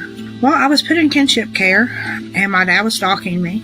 While I was there, my grandmother met him at the door with a shotgun, told him she would blow his brains all over the pavement if he didn't leave. Whenever I was born, and as a very young child, all the way up until 10 years old, I endured sexual, physical, emotional, mental abuse and domestic violence. Well, actually, whenever I first told I was 9, I told the CAP program, and it took CPS 6 months to even show up. When my mom got home from work, she coaxed me out of the closet before CPS got there. Then CPS came. They watched my dad run at me while he was there trying to attack me right in front of them. And I still told them the truth about the sexual abuse and everything else I disclosed, despite being threatened with a gun. They left me there with him, and they just told him he had to leave. And it took me changing counties. It took me changing schools. After my house burned down 3 months later, before I could even tell again, he beat me numerous times in that time period for telling on him. CPS almost got me killed. I will say that. A radio played in our basement so the neighbors couldn't hear our screams. That was enforced by any means necessary. I was 4 years old, and my dad thought I was going to ask to go play with the neighbors.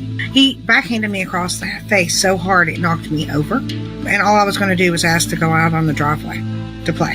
The neighbors feared him. My family feared him. Everybody was afraid of him, and nobody would get involved. They knew what was going on. It took me literally going to another county and getting a surprise visit from a cop at my new school. He was on a wild goose chase because somebody had called and said something was going on. He had no idea what was going on. And I had to tell again before I got any help at all.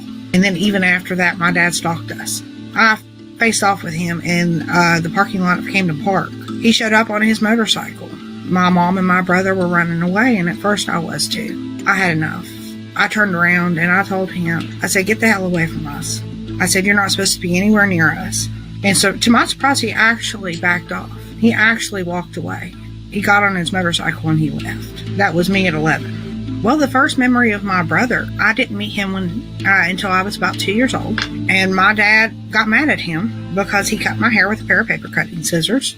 And he proceeded to beat out of him, dragged him down a set of 12 stairs. His face was hitting each step as he went. It was red. He dragged him all the way through the dining room, through the kitchen, and then he tried to drown him in the sink. When he was done, he left him in a crumpled heap on the floor and walked away. And my mom, instead of comforting him at all, she actually looked at him and told him she shouldn't have made my dad mad.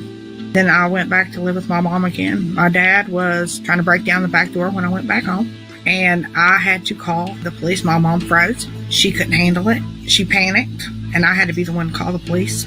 And by the time they got there, obviously he was gone. He eluded justice for 5 years. before they caught him. I was 15 years old before I testified against him. But it took almost that long for them just to catch him. Just to catch him, my mom had to act like she wanted to get back with him and basically set him up so the cops could catch him. The jury could not come to a verdict, so after he was retried, then he was convicted, and he was given 45 to 105 years without the possibility of parole based on his psychological and what it found. He had 11 counts against him, and they were not to be served at the same time. That's how he got such a long sentence. School was my safe haven. Education was my outlet. That was where I was safe, so I excelled in school. But I was also simultaneously in the school spelling bee. And I ended up runner-up in the school spelling bee while all that was going on. I put myself in the state's custody for my own safety. Okay. Yeah, I'm not sure if y'all noticed, and that's what I want to say. Different women come to deal with what happened to them differently, and especially with their storytelling. So I'm not sure if y'all noticed, she said that her father mentally, physically, sexually abused her, and DV, right? You mentioned, but she's not going into details. So she isn't ready to go into details. Okay? She may never be ready to go into details. So just because I know that some people, they'll believe certain people, but other people they're not believed. So this woman may be believed, right? She's not going into no real details about nothing, and she's not putting no dates and or giving no actual storyline. She's just saying, hey, he did this, and then when I told a couple of times, it took a while for them to really take it serious. And then when they took it serious, they told me he had to go. And then when they tried to catch him, they couldn't catch him. It took 5 years. Right? Her story is like that. And most of these black men will believe her. And I'm not saying you shouldn't believe her, right? But what I'm saying is, when the black woman told her story and she gave so many details, lots of people don't like hearing those details. Men don't want to hear those. If it's a black woman telling the story, black men don't want to hear that, especially if we kind of know that means that who did this to her was if she's black, her grandfather was possibly black, right? Those men who were dealing with her aunt, they were black. Her aunt also black, right? So she tell her story, she goes into details, and they don't want to know why she didn't do this, why she didn't do that, why did she do this, why she didn't tell. But what you'll find is that a lot of women have told. They told, and somebody made it seem like it wasn't nothing. So now this little girl thinks that what has happened is nothing. She thinks, oh, this is what I got to go through. Okay, this is normal. That's the only reason I played this one, because she's not going into any details about nothing, and her story is just as bad as the other lady's story. Okay, and I'm gonna stop the share. I'm gonna put the link out. They have had some stories, y'all. It's so bad, like left me in tears. Like, well, I didn't sign on to YouTube in like 3 days after listening to that story. I was just like exhausted. I get real emotional myself. Oh, okay. Wait, you take this with you, babe, and wrap it up. I'm gonna get it later. I come down and get it or but I think I need some of this though soon. I'll come and make it. Thank you, babe. Oh, what time is it? Oh, it's still early. Yeah, okay. Nikki could be here in a couple of hours. What was I saying? Hubby came up, y'all. Anyway, let me put the link in. I just gotta find the chat. See where you're at. I know you're somewhere. Let's see. Did I use this? Did I use that? Is this YouTube? No.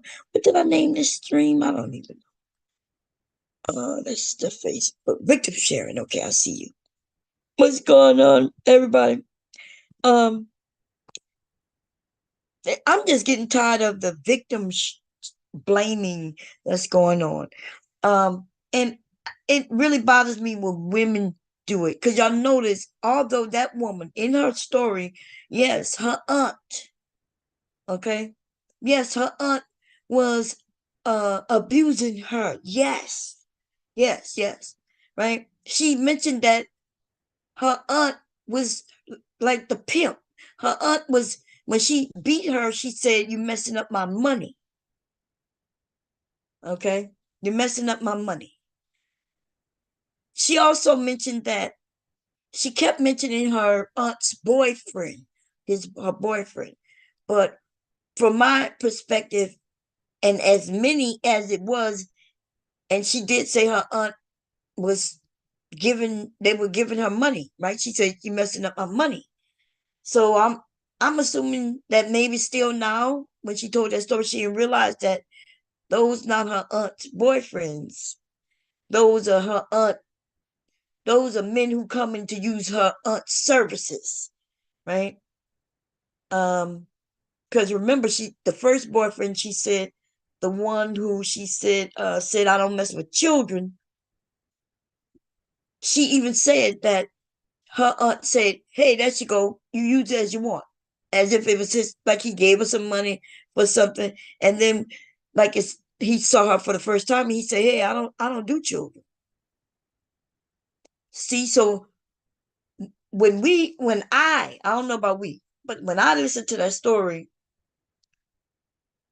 I just envisioned something like I could see it for what it is, right?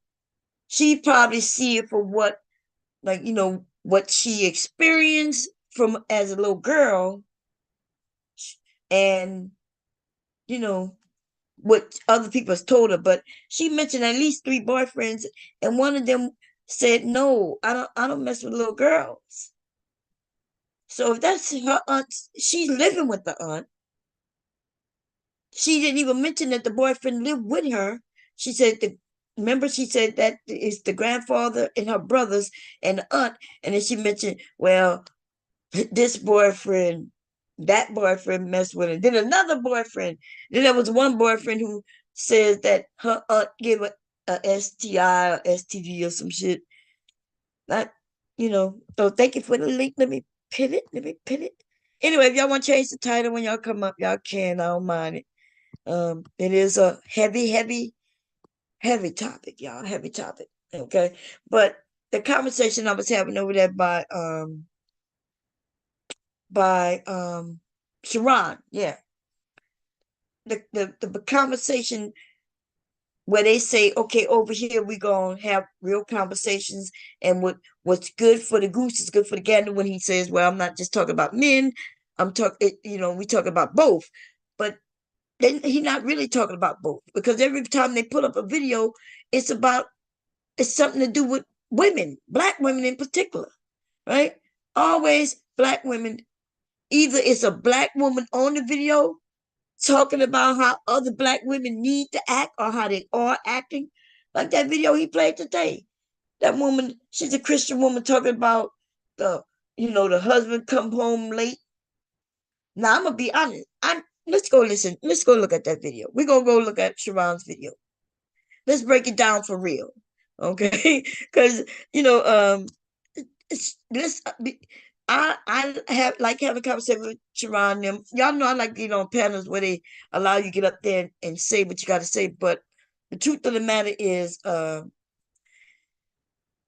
don't know if any of these channels really are so different from the other. I think, let me see. Oh, I didn't know Daryl was live, y'all. If I would have known what Daryl talking about, I don't think Anton Daryl get it. Oh, okay. Okay, so I don't know why, but I don't give a shit if Anton Daniels is getting divorced.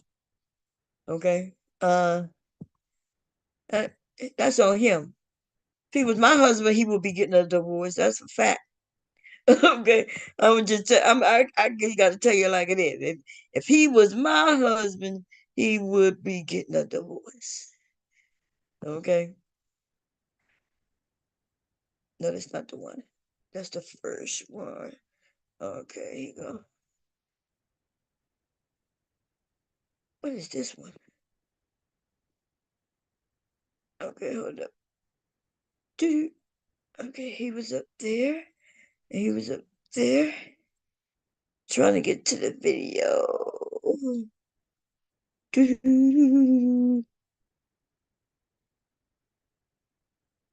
Is this it? Yes, okay, I got it. Let's see. Okay, let me share the screen and then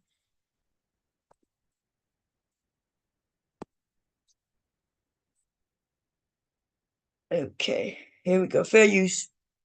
I think that the higher the income, once you get into a certain income bracket, it's less physical labor, but more mental labor, right? More mental foresight. And at the end of the day, that could be just as exhausting. 1000%. Doing all Yes. this problem solving and all this forecasting, Yes. that itself, like when you come home, your brain is Yes. like,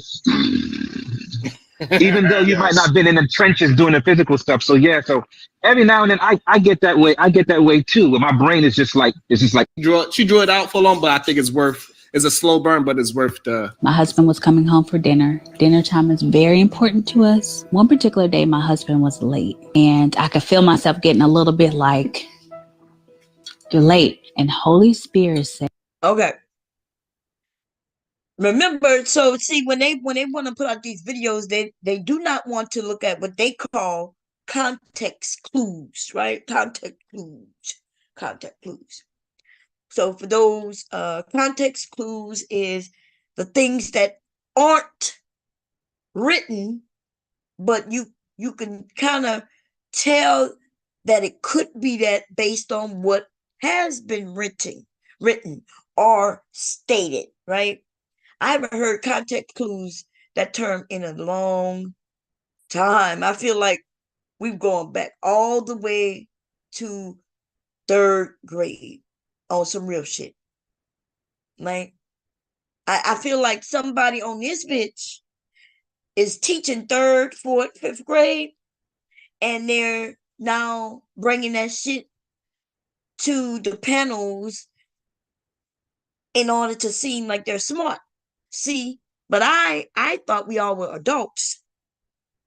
And so I promise you I haven't heard that term in a long time. It had to have been like 100 years. 100 years since I heard of context clues. Okay. There's so many other terms you could use it. Like we could say read between the lines. Hey, even though they're not saying this, based on that, this, and the third, we could surmise that this is going on, that is going on, right? But okay, they want to use context clues. Ooh, Lord. Anyway, so she just said dinner is important. He's late, right? But before she says all that, we see where she's at, right?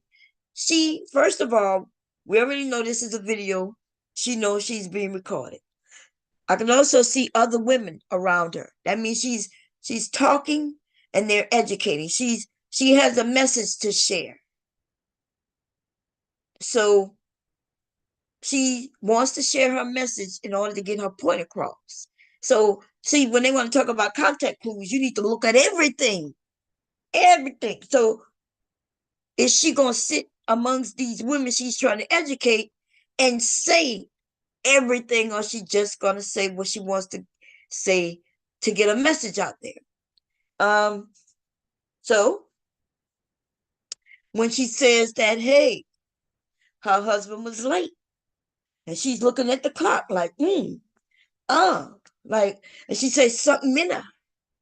See, something in her. The Holy Spirit told her, don't be mad, get glad.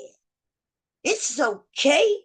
Don't attack him with a knife, attack him with life. Right? And all that bullshit.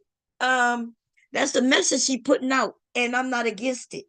I'm not against the message of any woman who have been taught that aggression is the way of getting things she want, and she has no, I can't imagine it, but I guess they exist. But at the rate these women making these videos and these men making these videos, these pick-me's out here trying to destroy our community, by making claims that every woman is out here whipping her husband's ass, whipping her boyfriend's ass. And they even said this on this panel. They making it seem like it's everywhere. Oh my God. The women are beating the men's ass. 911. Yeah, 911, these niggas in this community getting their ass beat. We need you to come and rescue these crybabies. When? What is going on? Come on, 911, pick up the phone. Okay, it ain't a joke. Listen, wow. You know, I live in a Black community, y'all. I've always, as far as I can remember, as being an adult, lived in a Black community. What is a Black community? It's a community where majority of the folk are Black. Everybody's not Black, right? Everybody's not Black.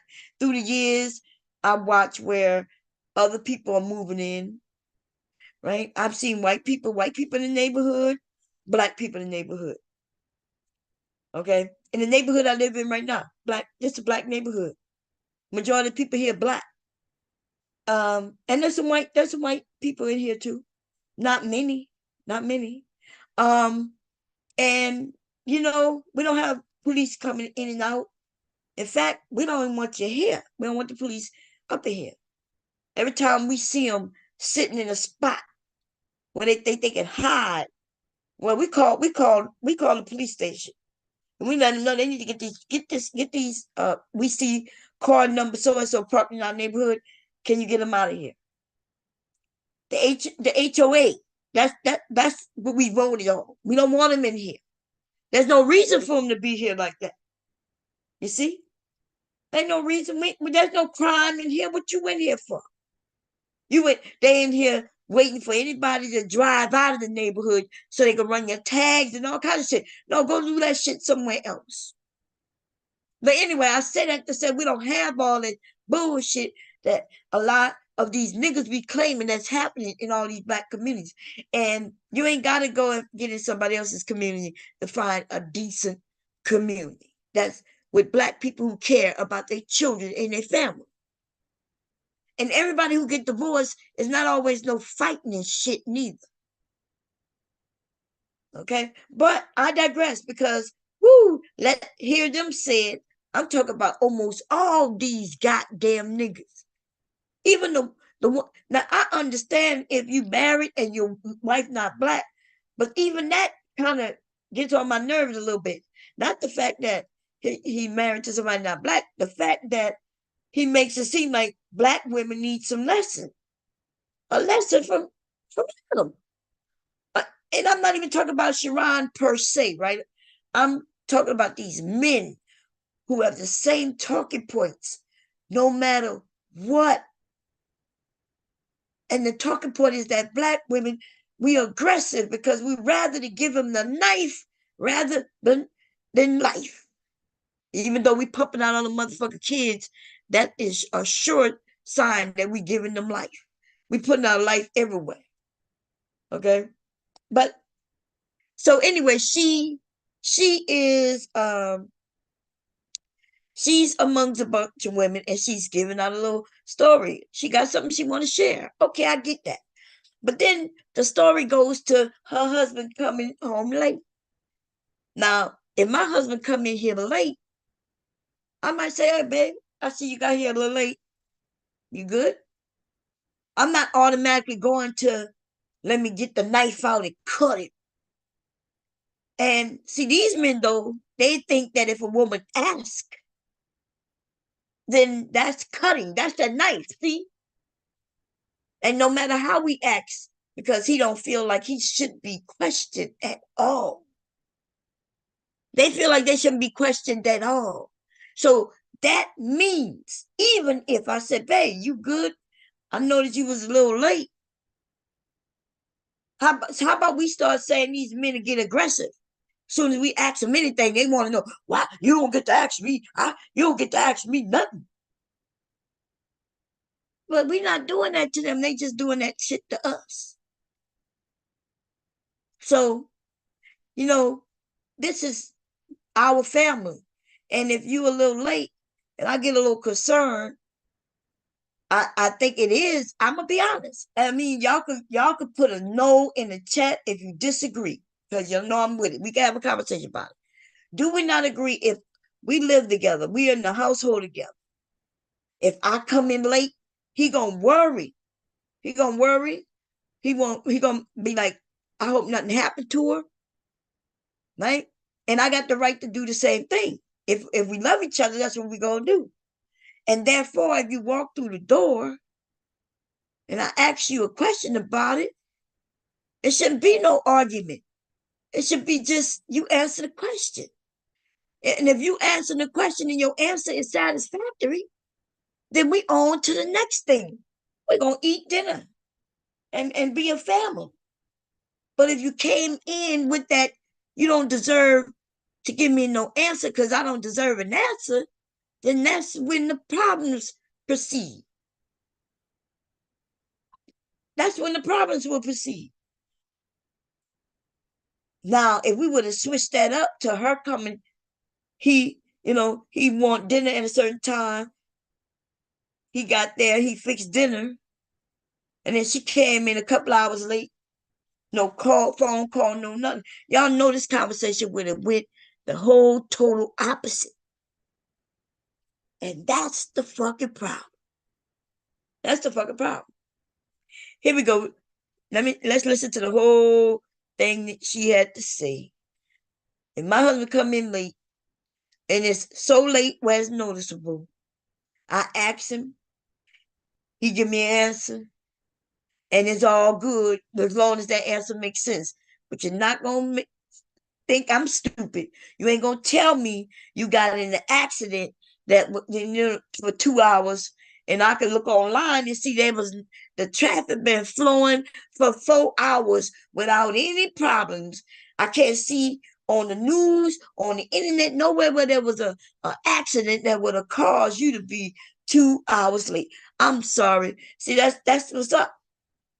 See, he tell me a story and the shit don't add up. Then now we got issues. That's all. Here we go. That when he comes in this house, you make a choice of how you're going to greet this man. Holy Spirit says, because you have no idea the things he's had to fight today. So even though you don't know why he's late, when he walks in this house, you greet him like the king he is. Then I hear the door turn, the key coming, and Holy Spirit said, it's almost time. When he comes in this house, you decide if you are going to be the type of woman who brings life or you bring a knife. So he walked in and I greeted him. I hugged him. I let him know I was so happy to see him. And he just melted in my arms. He said, let me tell you what happened today, what I've had to deal with. And it broke me down because there's a scripture, Proverbs 31. It broke her down. So we notice a woman giving her narrative, right? But her narrative, that thing, especially being a black woman, talking about a knife versus life. You know, when they already said that we're angry black women, and they like to even put on that term that we're abusive. Right? These men want to be victims. So she goes into a spiel, and it sounds good. I'm not even, to be honest, her message is not a bad message, right? It's not a bad. Look, she said, "Hey, ladies, something might happen, but let the man come in, and then ask him how his day was. Maybe that'll be enough for him to then say, oh, yeah, there was an accident in front of me. I was trying to get home. Ooh, Lord. All kinds of things, right? But, yeah, this story, these men just want to go with what that woman said and be like, yeah, that's what you women need to know. Y'all need to know. Y'all need to know. Listen to what this woman said. Listen to this woman. I'm like, okay, I had no problem listening to her. But there's a lot that wasn't shared, right? Because, yeah, he could come in, and I'm going to ask him how his day doing. And if he try to act like he ain't just walking here 2 hours late, then we got an issue. I'm going to be honest. If he walking here 2 hours late, we got an issue already. Because he didn't call. Okay? You 2 hours late, you didn't call. Okay. And not only that, but you're 2 hours late and I called you. I called you.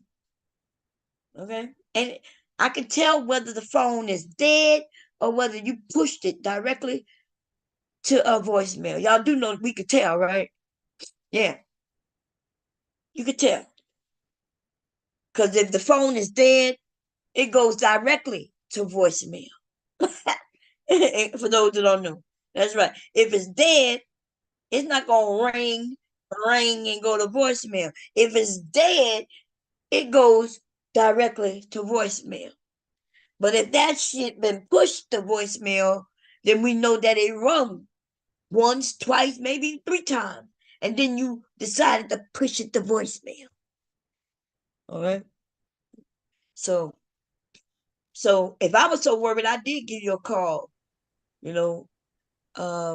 But she never said 2 hours late. She didn't say 10 minutes late. But then you know that context clues. Remember that context clues that they go throw out there? Well, why would she be so thinking about life or knife if it's only 10 minutes late? If it's 15 minutes late? Hey, sure that you? Yeah. Hey. Hey, how you doing? You good? Yeah. Okay. You want to say something? Did you hear this conversation earlier? Yeah. I heard it at work. Yeah, some bullshit. Yeah. I'm trying to think, why would she bring a knife up even? I mean, it just, I don't know. Exactly. And that's what I said when I got there. I was like, what would make me be that mad? Like the only way I would be that mad to where I'm even thinking about being aggressive about him being late He is does it all the time. exactly. If it's That's the something only way for you to come with a knife and talk about you want a knife, because he do it all the time and have you worry all the time. right. Oh, he think I'm stupid and I realize he cheating. Yeah, You that's know what I'm saying. Yeah. So yeah, you're right. That's something. But these men, they don't think the way we think, and they think we're stupid. They just generally just think we're stupid. And women are not just you late. Y'all got together, you're not late much at all, and now you a little late, and we talking about being real aggressive with you.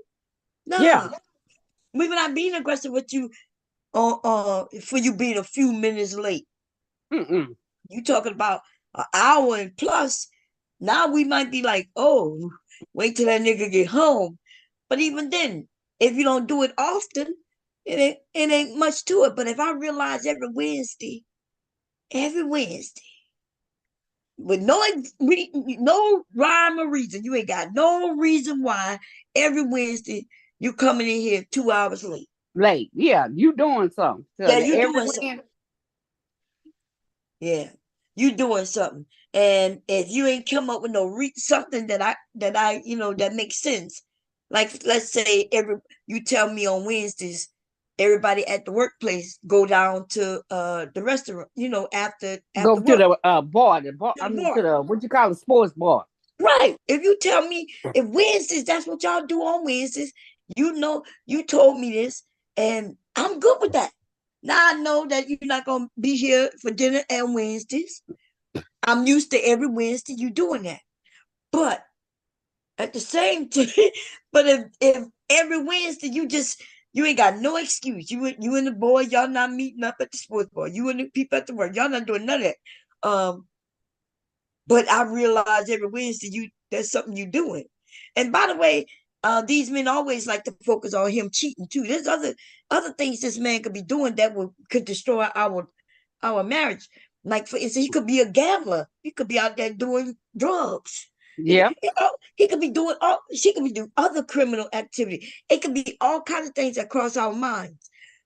These men tend to always go to he cheating, but yeah, because that's one of the main things a lot of men do. A lot of men do. Every man don't cheat. I don't even know about that one, to be honest.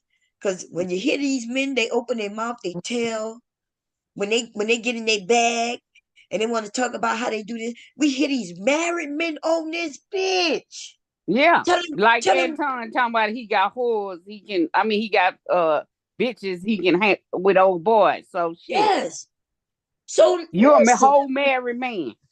exactly. So men, if women, even like myself, are now saying, "Well, shit." It used to be one time I would be like, "Well, I don't know if all men cheat," not, but now I'm listening to the men who claim they married and everything good, and then when they tell their story, you find out that they cheated in the past, and the way they talk now, like they cheat now. Because Mm-hmm. ain't no way my husband will be on the internet talking about how he got hoes when he got a Yeah. wife. Okay? Ain't no way. Ain't no way. Yeah. Ain't no way. No way. Hey, Cola, what's going on, Zedax? Is it Xanthrax? Is it? I don't know. How you doing? I'm getting really tired of these content creators showing one little clip of one crazy chick saying and acting stupid, and then they say all women are acting like this. I agree. Yeah. It's really getting on my nerve, and that's why I do the reverse now. Like when they pull up, like this woman, I have nothing against her, right? It looks like she educating a group of women, probably Bible, some type of biblical thing where they come together and they share stuff like this. I have nothing against that. But at the same time, so I get up there and I'll call her mammy. Oh, this is a mammy. And Yeah. But everybody ain't into church. They gotta realize exactly. that. Yes. I don't even know if Sharon into church. No, they They ain't. They use that stuff for their convenience. yeah. And to me, he with a white woman. Like, what the fuck you talking about, dude? Look, AC Ball say a fleet of hoes at that. Yeah, Anton man is a clown. whole Cause clown. He's a just whole clown. just the other day I heard him talking about Shira 7. He was talking, I think she said something like sprinkle sprinkle. Pretty good. Yeah. And she mentioned something about women. Somebody said that she teaching women how to get the bag, how to finesse men. And he said, damn near verbatim, "Oh, these women think they can finesse men." It's like, do they really think that? Do they really think women can do that? And just in this clip today, I hear this nigga talking about how he got women That can back finesse old dude. right. I'm not lying. This shit cannot be true. Anton is a whole clown. A whole clown. Oh yeah. Yeah, But cause my thing was, I thought Sharon, if you ever noticed, Sharon didn't want him to really say nothing about Anton. Anton, yeah. He did not want him to, he trying to make up well, we do that in the barber shop and we do that. Yeah, but if you're in the barber shop, they will start off fighting if you done been to the barber shop, if you Yeah. said something wrong. Yeah, it was kind of weird what your mama was saying because he kept saying, "Oh, what's new is the barbershop." I'm like, new. I kept No, saying, dude, these men been online for years. He making it seem like that stream was something new that we never seen before, and nobody else understands it but him. And everybody's like, dude, I think women know by now. We all know, what goes on in the barbershop. I think women have always known. Why? you Because always known, yeah, especially if you got sons. I had to take my sons to get their hair cut when they were right, young. exactly. And just like they have their barbershop, we got beauty shops and nail salons. Yeah. So I don't think anybody. And look, this shit. We watch movies where the men in the barbershop doing what they do. They had a movie called a show called Barbershop. The barbershop with an ice cube. Right. So when he was making it seem like, oh no, y'all, don't worry, don't despair. This is new. It's been going on forever, but it's new to YouTube. I know y'all don't know about it, No, but you don't know about YouTube. These niggas been on YouTube. Shit, what are you talking about? It wasn't as more as it is now, but they niggas on YouTube. Stop it. yeah, man.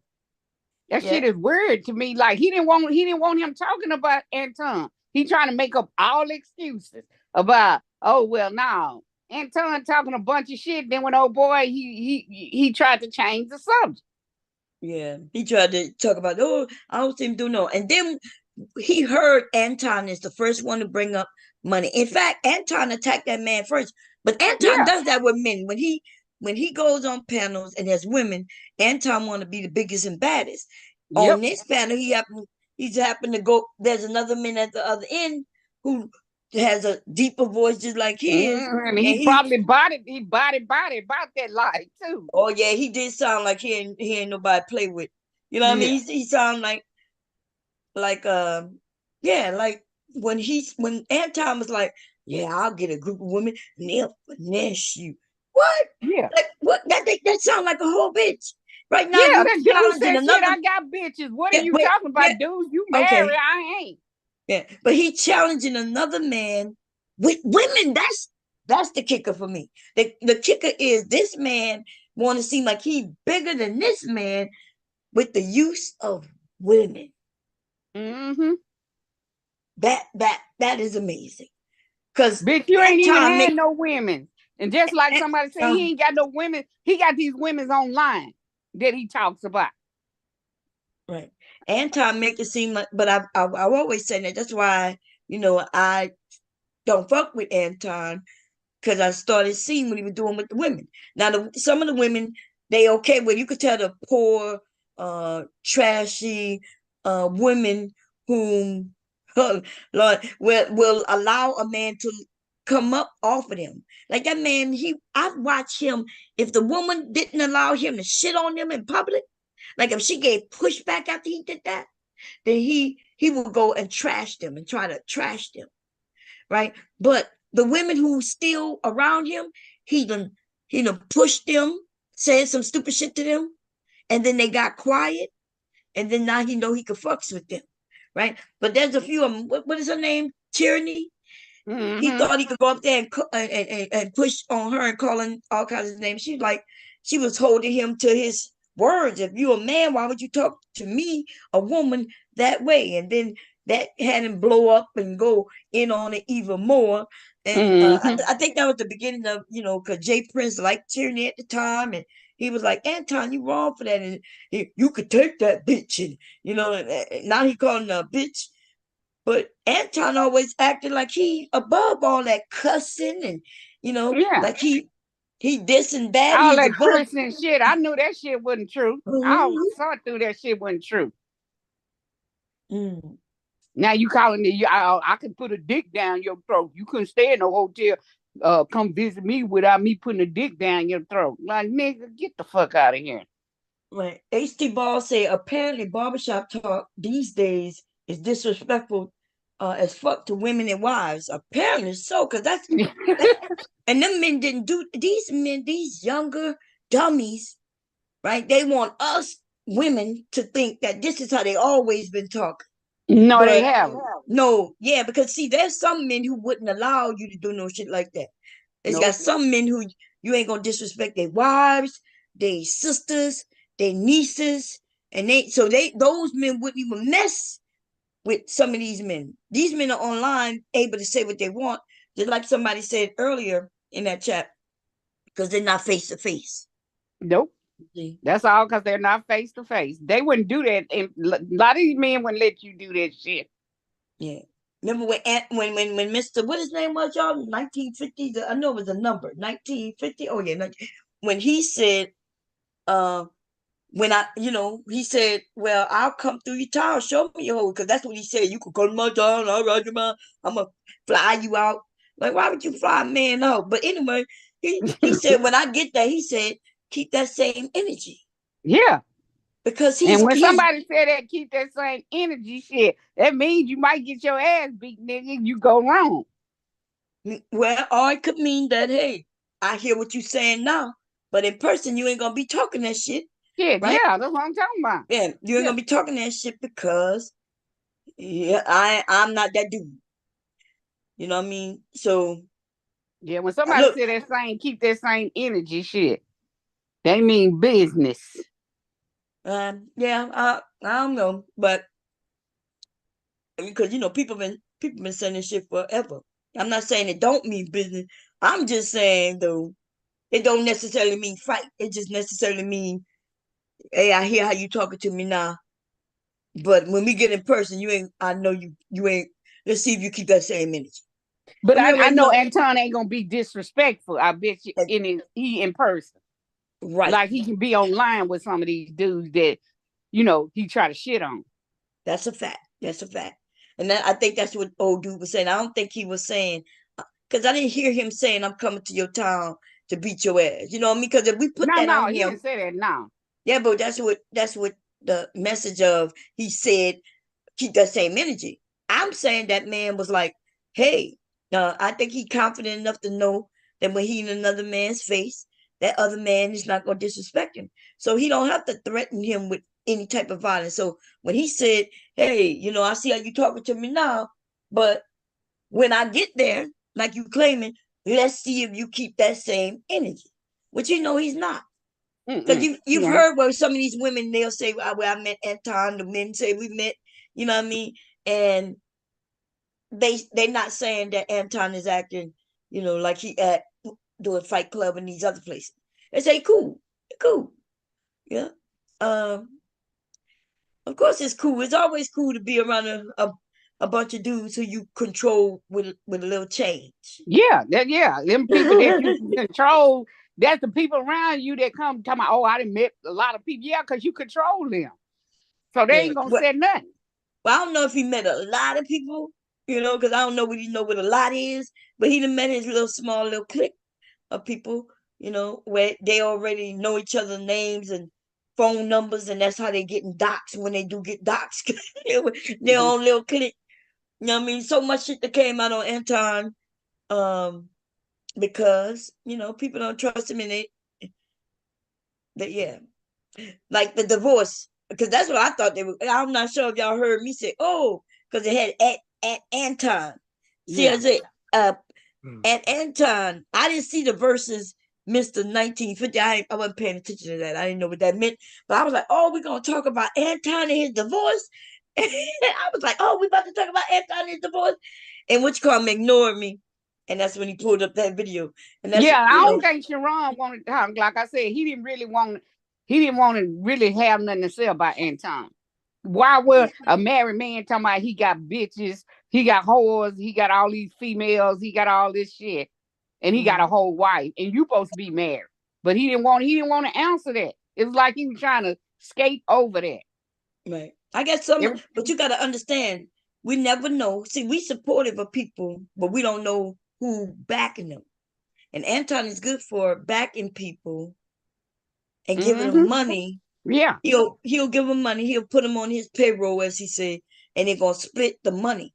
Right? They split the money, and then of course, there's a positive to that for Anton, and the positive could be because somebody blocked. And was that you? Yeah.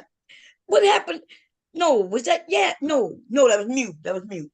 Okay. Mew had got blocked. Somebody after she had did that super chat. That's when I don't get people get mad because she said something about Anton. He got them teeth, but he didn't get them eyes crossed. And then they get mad because you said something about Anton. Yeah, but everybody should have a freedom of speech. Well, but that's only if the channel allows it. So yeah, so I was laughing. I was looking at the chat, which I hardly ever do, right? I was looking at the chat, and after Mew did the super chat, she typed a few other things, still clowning Anton. And then while I was reading the last one, it just went away, and the one right before that went away, and the only thing that stayed up was a super chat. So that's when I mentioned, hey, I think somebody, like somebody just gave you some money supporting you, and then one of your people who control them either blocked her or timed her out, right? Now, if she was just timed out, her messages shouldn't have went nowhere, because when you get blocked, that's usually when the messages go away. But she may have just been timed out, but they took away all her messages. Which is fucked up, which kind of that's why, man, this bullshit with these wrenches, right? I don't care about having no wrench in people areas. Me either. What I ain't happens paying for is, them. Then you get mad and take it away, and I didn't pay you for. I wish I would pay you $25 for damn rent. yeah, I ain't because paying for no damn rent. he also said, now if I pay for the wrench, but you could pay $25 to take it from me. Yeah. I'm like, hell no. Yeah, unless you gonna give me my 25 back, because I ain't gonna lie, I'll be the had your channel shut down for scamming. Because if I pay for something, I expect to get what I paid for. That's a fact. And if I don't, and I paid you through YouTube, then I'm gonna report you through YouTube. Okay, that's what will happen if it's my money, and that's some real shit right there. Okay, but then again, that's why I just keep my little thing to myself. I wouldn't pay for no rent anyway. Mm-mm. If I you don't ain't even, gonna give me no rent, then I ain't gonna worry about it. I'm not paying you for no rent. so If you tie me out, you tie me out or block me. Okay, cool. So with this conversation right here, though, with this woman, then I noticed how the men. So let me see when I got up there, and I see me right here. I go up there. Of course, I'm joking, right? And then men come home and get peace. Are y'all always walking in the door and getting beat up by your women? Cause sound like a whole lot of motherfucking simps to me. I don't even want to call you simps. Like that's the real simp, the dude who come in and his woman is whipping his ass. Why he picked her? So is that really happening? I see some bomb trade. This is why I was trying to formulate the structure of the show exactly to this point right here. I knew it was going to trigger that. This is the problem when men are just out there just giving a real understanding of what's going on there, the emotions that they're going through. Women look at that and they laugh at it. They're like, "What's wrong with you? Why are you standing outside in your car for half an hour before you walk in the house? Is it that bad for you? Can this woman be that bad for you?" Yes, it is that bad for some of these men out here. It is that bad. And we got to have these conversations so it won't. Okay, I'm not sure. Did y'all hear? Because I didn't hear, like, I didn't understand what he said in the beginning. He said, that's the problem when men express themselves. You women, you want to laughing. That's a lot like. But then wait what a minute. about the But wait a woman minute. I was just talking. Look. Okay, so he said that, but it's not a woman. That's not a man in that video he was sharing. That was a woman, right? Yep. So that's what he got me confused when he said that. He was like, when these men say, I'm like, in my mind right now, that since I heard what he said, that's a whole woman in that fucking video. But go ahead, what you were saying? I said, but what about, I mean, it's always, what about the woman's feeling? If she's at the house with the kids, she get same like want to talk or want to do something, but they act like, oh, the man is old because you don't know what kind of day he had. But what about her day too? She could have had a bad day. That's when old dude later gonna come and talk about, see what they're doing?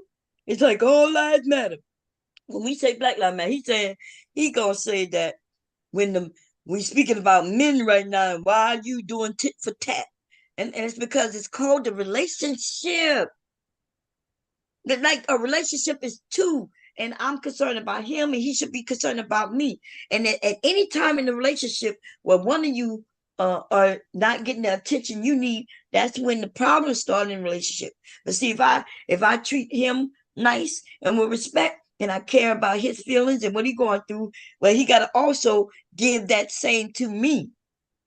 Yep. These men keep avoiding that and talk about, well, why she get what he get? Because it's called a relationship. And like you said, these niggas want to be bad bitches. That's what they want to be. Here we go. Be that bad anymore on both sides of the fence. The same way how women, y'all want us to understand how y'all feel that these horrible men that's out there taking advantage of women, we want us to call it out. And we are doing that. But also, we need the woman to call it out on the other side as well. We cannot be calling this woman a mammy because she's saying that she made a decision on how to encounter her husband when he walked through the door. And then she found out her being in her feminine and being soft with her husband. He absolutely just opened up and said, hey, let me tell you what I was dealing with. And that is a successful, most likely a successful marriage at least in that. Most likely. Oh, okay. Yes, because... You only got I would say like when I say, "Oh, most likely." Yeah. Most I'm likely. so sick of this soft and feminine stuff. It's about to kill me. I know. You saw how he broke it down, and then he said, "Well, it most likely." Because at first he was about to say it the marriage at work, and then he said, "Well, most likely." I was, most likely. So you're not sure. And it's weird. These men don't care what men. These men do not care what other men are going through in their relationship. All they care about is shitting on Black women. That's it. That's all. They have men who like being, he like when he come home and his old lady is giving him a little pushback or whatever. That's what he married her for. He liked that fire in him. But they forget all about those men because they really don't care about what men want or like. In fact, they want to tell men what they should want or like. Because somewhere in their life they became a little older and now they think they have a little more understanding. It's weird to me though when it takes somebody 40 years for them to get the understanding, and then as soon as they turn 41, they think they got all the understanding. You know what I'm saying? But what about all the shit they done in the past? Yeah, they don't give a damn about the other man. They don't care. They just want to shit on black women. And it's like, did you talking, nigga? You married to a white woman. You should even be having nothing to say to me. Let's see. HC Ball say they don't realize it's the bounties that made Fight Club toxic. That is true. Fight Club used to be over there, man. Even I used to go over there. You know what I'm saying? Go over there and get on the panel, and fight it up with them. Conversation be going all night, all into the morning. Then by the time it ended, it would be ending when Anton was getting ready to do his morning show. When everybody was cool with it. And then the bounties come and they make money, but then now people kicking off the people who made the panels, interesting. Mm-hmm. And so, but it's okay. They'll learn their lesson. So here we go. Say this, Bomb. I will say this. There are a lot of women, that have just as much stressful days, being home and being taking care of the kids. And they want an outlet too, as well. They want to break. Okay. I like Kasim, by the way. Right? He usually keep it fair. Yeah. But there's some instances where he can't see certain things. Like just now, he said there's some women, and then he's talking about the women who stay at home. What you think the percentage of black women, who, married to these men, black women who are stay-at-home mothers? It's not a lot because all of us work. That's right. So when he even said that, he's talking about this almost non-existent group of women. Especially when we're talking about black men. Here we go. Let's let him hear it. That have just as much stressful days, being home and being taking care of the kids. And they want an outlet too, as well. They want to break, they want to escape. And a lot of times women, as soon as their husbands or the spouses get inside the door, they will immediately dump everything, all of the emotional thing onto that man, right? So when did that, what you mean, soon as he come home, you decide to dump it on the man? What does that even mean? Like, so I'm imagining, let's go to some a show everybody, whether we talking about who had kids, JJ and them, right? So the husband, remember he had a hard time working. Remember he might work, James on James Evans. Yeah, he didn't have an actual job, but it seemed like he worked as a temp agency kind of thing where he got to go stand in the line to get a job that day. But anyway, when he came home from a long day of hard work or just looking for work, and then he walk in the house, and then Florida went directly to him to tell him, "These kids are driving me crazy. I gotta do this." I'm trying to understand what they're talking about. As soon as the man come in, she want to dump on him. What is she dumping on him? I'm trying to see. I don't know. See, that it's hard to have. I might have to invite some of these people over, because when you're on panels like this, you don't really get to ask the questions. Because even when I'm asking a question that will dive deep into it, they don't want to go deep into it because they just have a narrative to push. But I gotta see, because if Sharon is connected to a dude, then I'm gonna have to go and find me somewhere else to go, because I don't fuck with Anton like that for real. You understand? Like the way he used people and shit. So if y'all find out that they're Yeah, I'm connected just to that's what I'm saying. But the way it was just showed to me, like he didn't want him saying nothing about Anton. He was trying to evade the whatever about Anton. yeah, he was. No, I did see that, but I just, like I said, Anton do have a few of these people on it, like his payroll. You know what I mean? Like he supplies them with maybe a few a certain amount of money, and they host the channels and shit like that. So there's a few of them. Yeah, there's a lot of them. Q, uh, Aaron O. It's quite a few of Mm-hmm. them. Yeah, he got a little setup, but I don't mess with people who deal with Anton like that. Even if I like the person, I ain't fucking with him. Okay, here we go. Right. And that man needs time. Like when I get finished with my day, my girl knows that I need at least give me like 45 minutes 45. just so I Yep. can wash out some of the problem solvings and things that I had at work so I can get into a better space because this is where the peace is in here. I Right. don't want to bring any of that outside chaos into the peace that she created. So she knows she give me like half an hour, 45 minutes. Then I'll sit down and I was like, hey, so what's up with you today? So it's got to be a yin. It's got to be a yin and yang in that, but also understanding what's more important. Is it more important for me to have the last word or to say so, or for me to continue the peace throughout the union, right? Because that peace is going to be more beneficial than for her to dump all of the emotional things on him. Okay. Hey, Cole, is that you? Yeah, hey, how you doing? Hey, Hey, Cole. hey, Koja. What's going Is on? that Where Cole? you been, Koja? Where you been? I've You been been? here and there and in the clouds all day out there in their yard Oh, okay. listening. I can't really talk with all that noise be going on, but I wanted to say, I thought I heard Sharon say he was down with the polygamy thing before. My POV on polygamy is that's just one way to get off into them kids. That's what I say. I'm not saying him, but I thought just my POV on polygamy is not good because I always see it associated with the kids eventually, even if they gotten to the point where they're young adults, they still end up. But I thought I heard him say he was down with the polygamy or that he had 2 wives or some crap like that. Oh, I don't think he have 2 wives, but look, a lot of these men are down with the polygamy or the polyamory, or they down with it on the man side, but I'm not the woman side. Yeah, because early next in a few Polly, whatever her name is, gonna come up, and it was weird because I was kind of questioning her. I was questioning because it's shocking. It's shocking. I was shocked because see, as long as we gonna be mammies, these men will back us.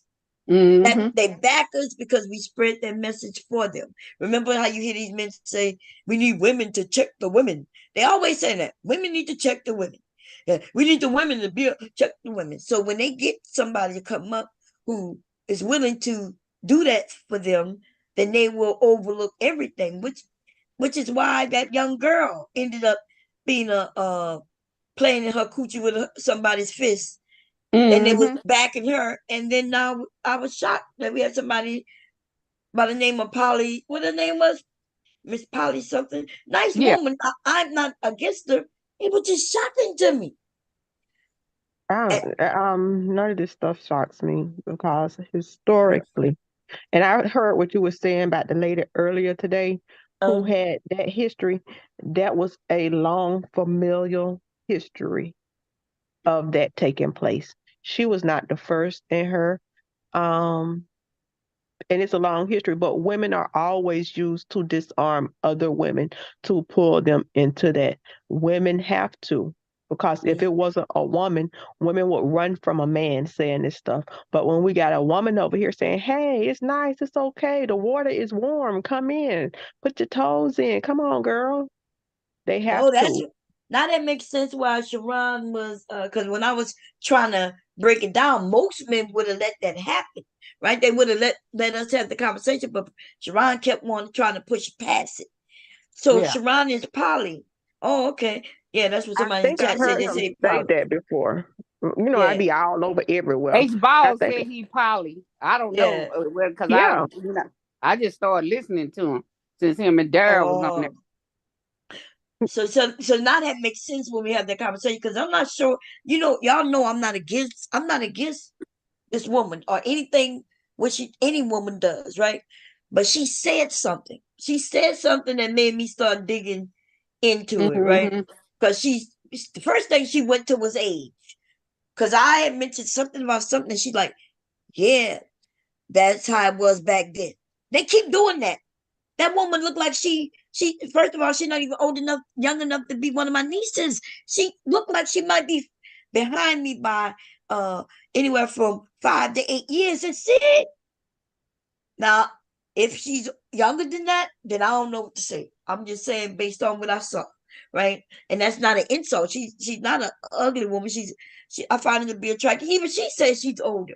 So it befocuses me when these women start saying in your day. And I'm like, Yeah. if I turn the camera on, girl, I look younger than you. What are you? Oh, why are they playing with me? But anyway, so when she said in your day, that's how it was. I said, wait a minute, what you mean in my day? I said, because she mentioned that she got 3 men. I thought she was going to tell me her husband and 2 of her children, like me. Like if I say I got 3 men in my house, y'all know I'm talking about I have 2 sons, right? And my Yeah. husband. Mhm. That's what I thought she was going to say. And she said, I got 3 boyfriends. I was like, wait, what? So I said, wait a minute. I tried to dive into it because this woman who now, right, who's mammying for the men against the women, she literally got up there to say, and what she essentially was saying that these women today, they want money, they want something from men. That's what she was saying. She was like, yeah. She said, but I don't do it that way. And I'm like, wait, what? She said, You yeah, got What these the 3 fuck men. men to they cook supposed to for. want? She got She 3 men to she cook for, 3 men to clean for. Tell me how no, that's a come up for her. Yeah. yeah, You but ain't getting no, shit out no, of it. no. I think y'all confusing poly with polygamy. Okay, that's a Okay. difference. The only difference is poly is they're just like what I was telling her. See, she thought I don't know. Polygamy is like you living like you married because you essentially married, but you not legally married in this country because you can't be. Poly Yeah. though means you just have We fucking. boyfriends. Yeah, We just there you fucking. go. So when she went to say that women, these young women, Bob, they well, they expecting something. They want resources. When she said that, I was like, whoa, wait a minute.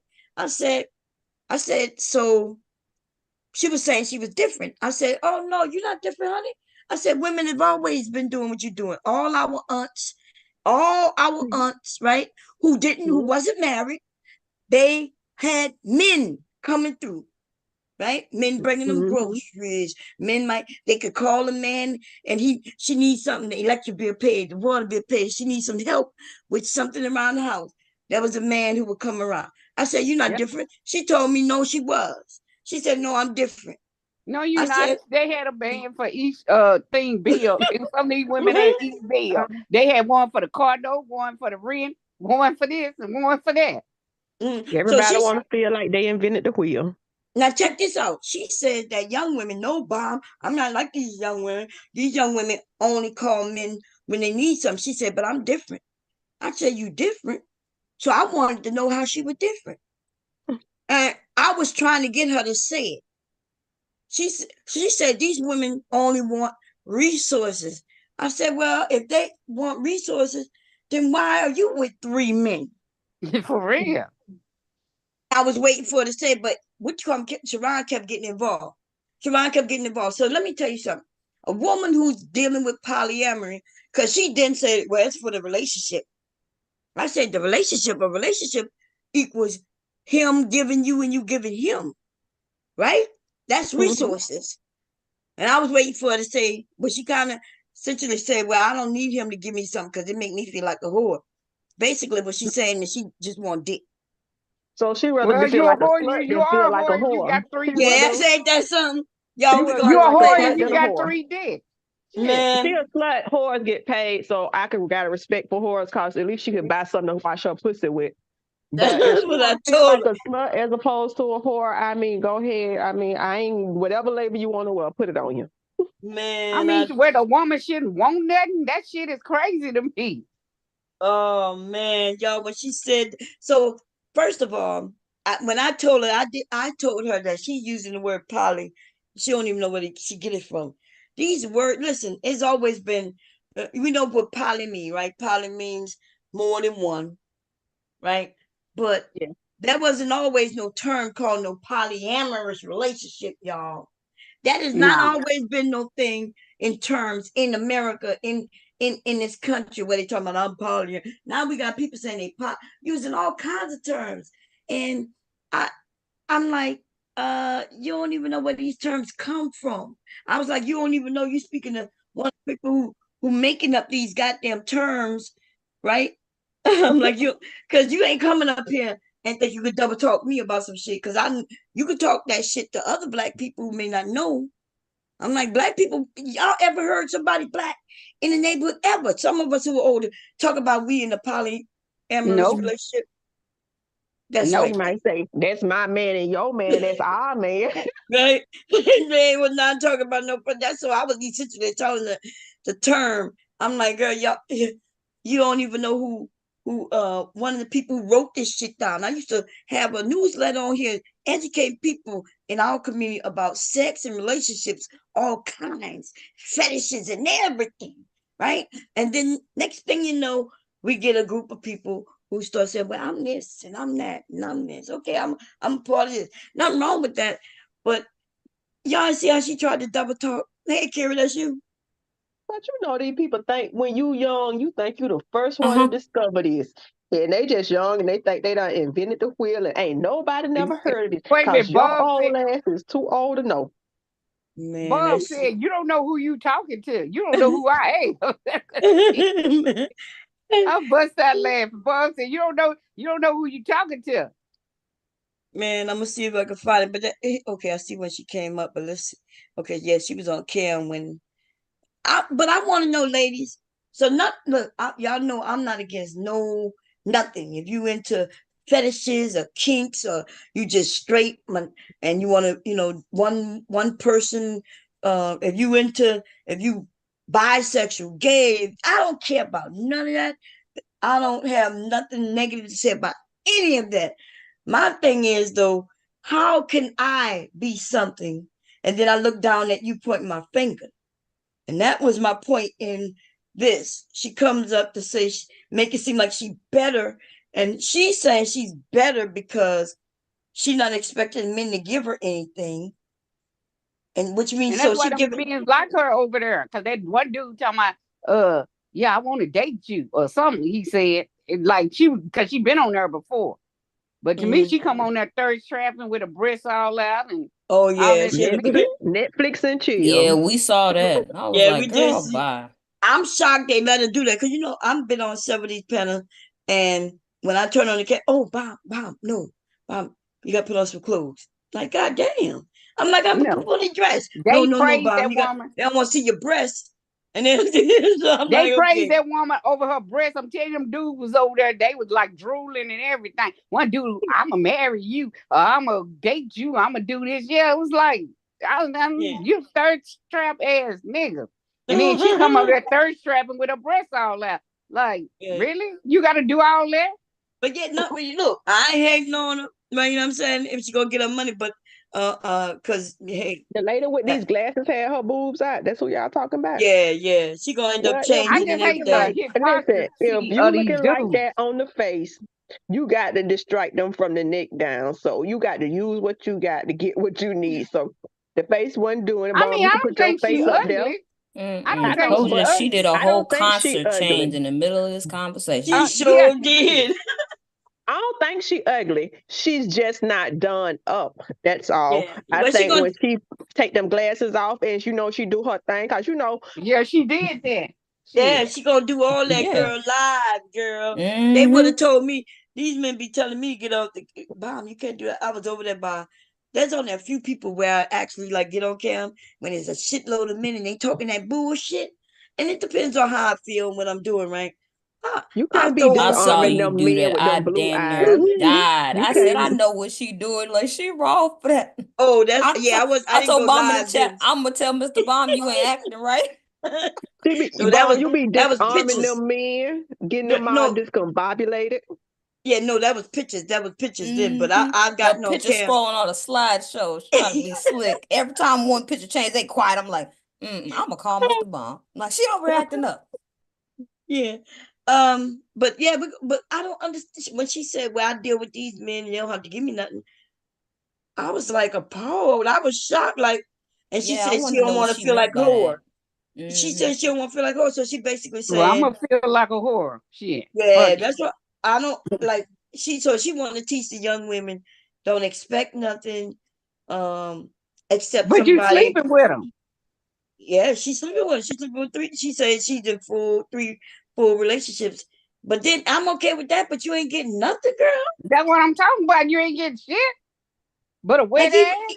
even the men get something, right? Exactly. The men get Your something. pussy can't So, even balance it Exactly. out. She can't even go and buy nothing to get it back straight.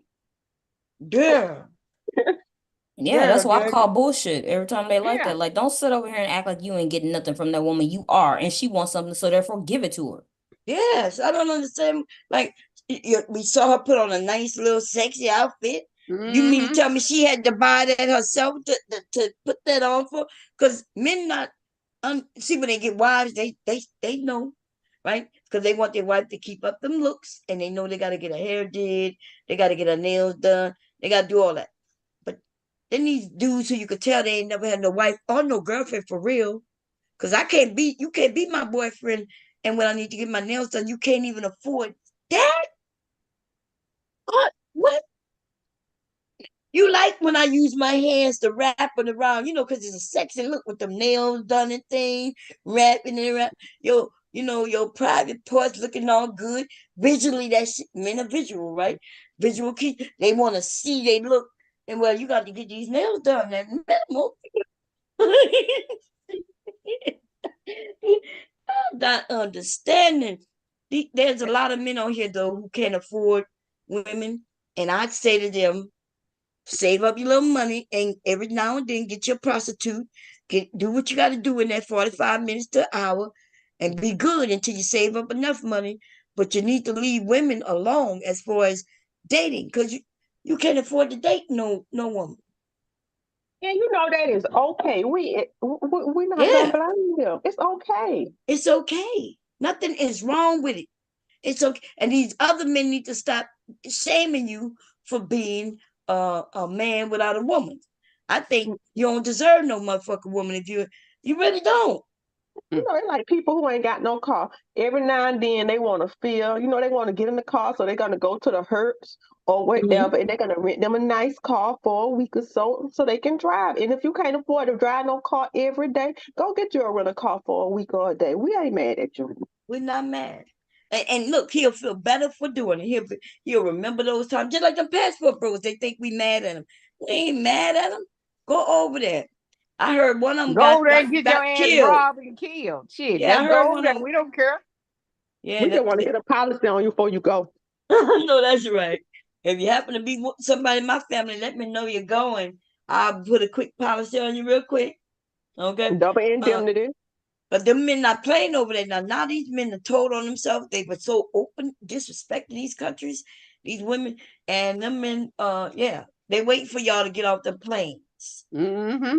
Yeah, show them that you American and see how they're working out for you.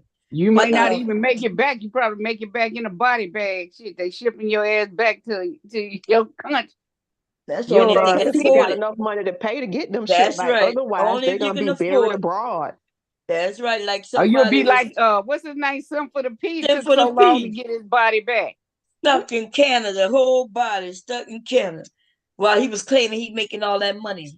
Remember, he was on here talking Yeah. about I make money, my hoes make money. As soon as he died, they didn't make no money and ship his body back. They had to come on YouTube and That's what I'm anyway. saying. Let me see if I can find when this woman talking role, right? If you're saying that the teachers looked up on to as this person of authority, but Jade Used to love that goddamn show, by the way. See if I can find. thing I hear is misandry and ignorance. Sexual moment, and that's what makes it separate from someone who's poly than someone who's in lifestyle. Okay, here we go. Cause she gonna try to double talk me, baby. Now She- you messed with she- the wrong one. Oh yes, because she started using the word lifestyle, which Point is, okay. So let me. So she started playing around. She said somebody's poly versus somebody's lifestyle. So lifestyle, that means that person lives that life. But if she's poly, and if she really is poly with the 3 boyfriends and everything, that means she's the lifestyle. So she just talking, and I didn't get a chance. Like, you know what I mean? I was ready to break that shit down because she's just throwing words out there. Okay, lifestyle. Let's say if I let me explain it a little clearer. Say you into the BDSM, right? BDSM, and you like to be spanked, right? Let's say you a person, whether you're a man or a woman, don't matter. You like to be spanked. You may go to parties and you allow somebody to spank you, right? At the party. That means you into BDSM. But a lifestyler, they don't just go to parties to get spanked. These people live that life. Like they have partners who spank them, everything about their whole life existence, whether they're submissive or dominatrix, which are dame, right? They live it. And that's what a lifestyler is. The person who actually live it day to day. And then they got the ones who just play. They go and play here and there and have fun with it. So that's why when you hear what she say, it's not going to make sense. Because if she claims she's a poly, then she's the lifestyler. And I never heard of nobody who's poly. I never heard of no poly who isn't a lifestyle. Because that is a lifestyle. There's no such thing as poly lifestyler. That don't make sense. See, BDSM, you could go and get spanked. You could go and have some cock and ball torture. You could go and, spank a man and tie him up or use rope and shit like that. Suspension. You could be that, you could live that life, or you could just go and play those scenes every once in a while. Poly, there's no such thing as you go and play the scene of being a poly. That don't make so. Okay, I hope that makes sense. Let's hear what she's talking. You have 3 men? but yeah, I have 3 You didn't know long-term Miss Polly? boyfriends. You No, have the 3 point is here. You have 3 what? She's Miss I have Polly. 3 long-term boyfriends. I don't have somebody I'm talking to. I don't have some guy who fixes my kitchen sink and the other one who fixes my car. I have 3. Yes, yes. So y'all heard that, right? That's what got me intrigued. Because she had just said I had 3 men. I said, you have 3 what? And then somebody said, yeah, she got, and then she said, I don't have 3 men who just fix my sink and I'm like, what? When she said that shit, I was like, man, I was almost applauding myself. I'm like, wait a minute, you got these 3 men and they're not even fixing those sinks. And Gary, what? Here we go. Okay. What? She's Miss I have Polly. 3 long-term boyfriends. I don't have somebody I'm talking to. I don't have some guy who fixes my kitchen sink and the other one who fixes my car. I have 3 Yes, yes, whole yes. So you boyfriends. just a I regular. have 3 You, whole Donovan partners. Sharp. So in other words, I you do, just a regular I am. old I woman. am. So yeah, you just a regular black woman who's not married in the black community. Well, Because I have been married several times. I can't be married to more than one person in this Miss country. Polly, It's you must be illegal. 24 years No, old. She don't know the difference between poly and polygamy neither. You see what she just said? Where I'm in America and I can't be married. Married have nothing to do with poly. Polyamorous. You can be married and be polyamorous, but what that have to do with her being polygamous? What that have to do with being married? Like me and hubby could be married. He could have a girlfriend and I could have a boyfriend. Different from each other, and we would be in a polyamorous relationship. Yes. Okay. So I'm not sure why she's mentioned that she's in America, and she can only be married to one person. I'm not sure why she said that to me. She trying to confuse some other people. black woman who's not married in the black community. Well, I have been married several times. I can't be married to more than one person in this Miss country. Polly, It's you must be illegal. 24 years old. Are you 24? No, sir. No, sir. Oh, okay. You're older than So- 25. Good. Yeah, she's older Yes, than I am. I'm old. Yeah. So this is the thing, though. I like that you use the name, but grandmas and aunties, the ones who wasn't married, they had many boyfriends too. They would come through and bring them some groceries and pay the light bill for some pussy. So in other words, that's what I'm saying. That's what I'm saying, Cherry Bomb, and I understand that mentality because a little bit older, and those people. See that she goes to the age again. I understand that mentality because a little bit older. I'm not sure, but okay. So here we go. I understand that. You could say you don't want to have a name for it, whatever. A lot of those people were just trying to get resources. Older women who needed help, and they would pay with sex. Three boyfriends for them. So you heard what she just said? She said those women trying to get resources for sex. So what she thinks she doing? Yeah, you ain't getting shit. She getting something, but she ain't getting no resources. That's what I'm talking about. I'm just saying she getting the wet ass shit. That's right. Okay, but you see what I mean? She's speaking as if she's better. She's better than the women who getting the resources because, and you're gonna hear her say it, because she's having these men without getting anything. So she just said, yeah, she's making it seem like she's better. So here we go. That's just what it is. This is like saying something defy gravity. Wait a minute. What you got 3 boyfriends for? Wait. What you say again? 3 boyfriends. Yeah, why do you have, when you said that back in the day, they did it for resources. So why do you have 3 boyfriends? I don't do it for resources. I have 3 relationships. Wait. Okay, I have.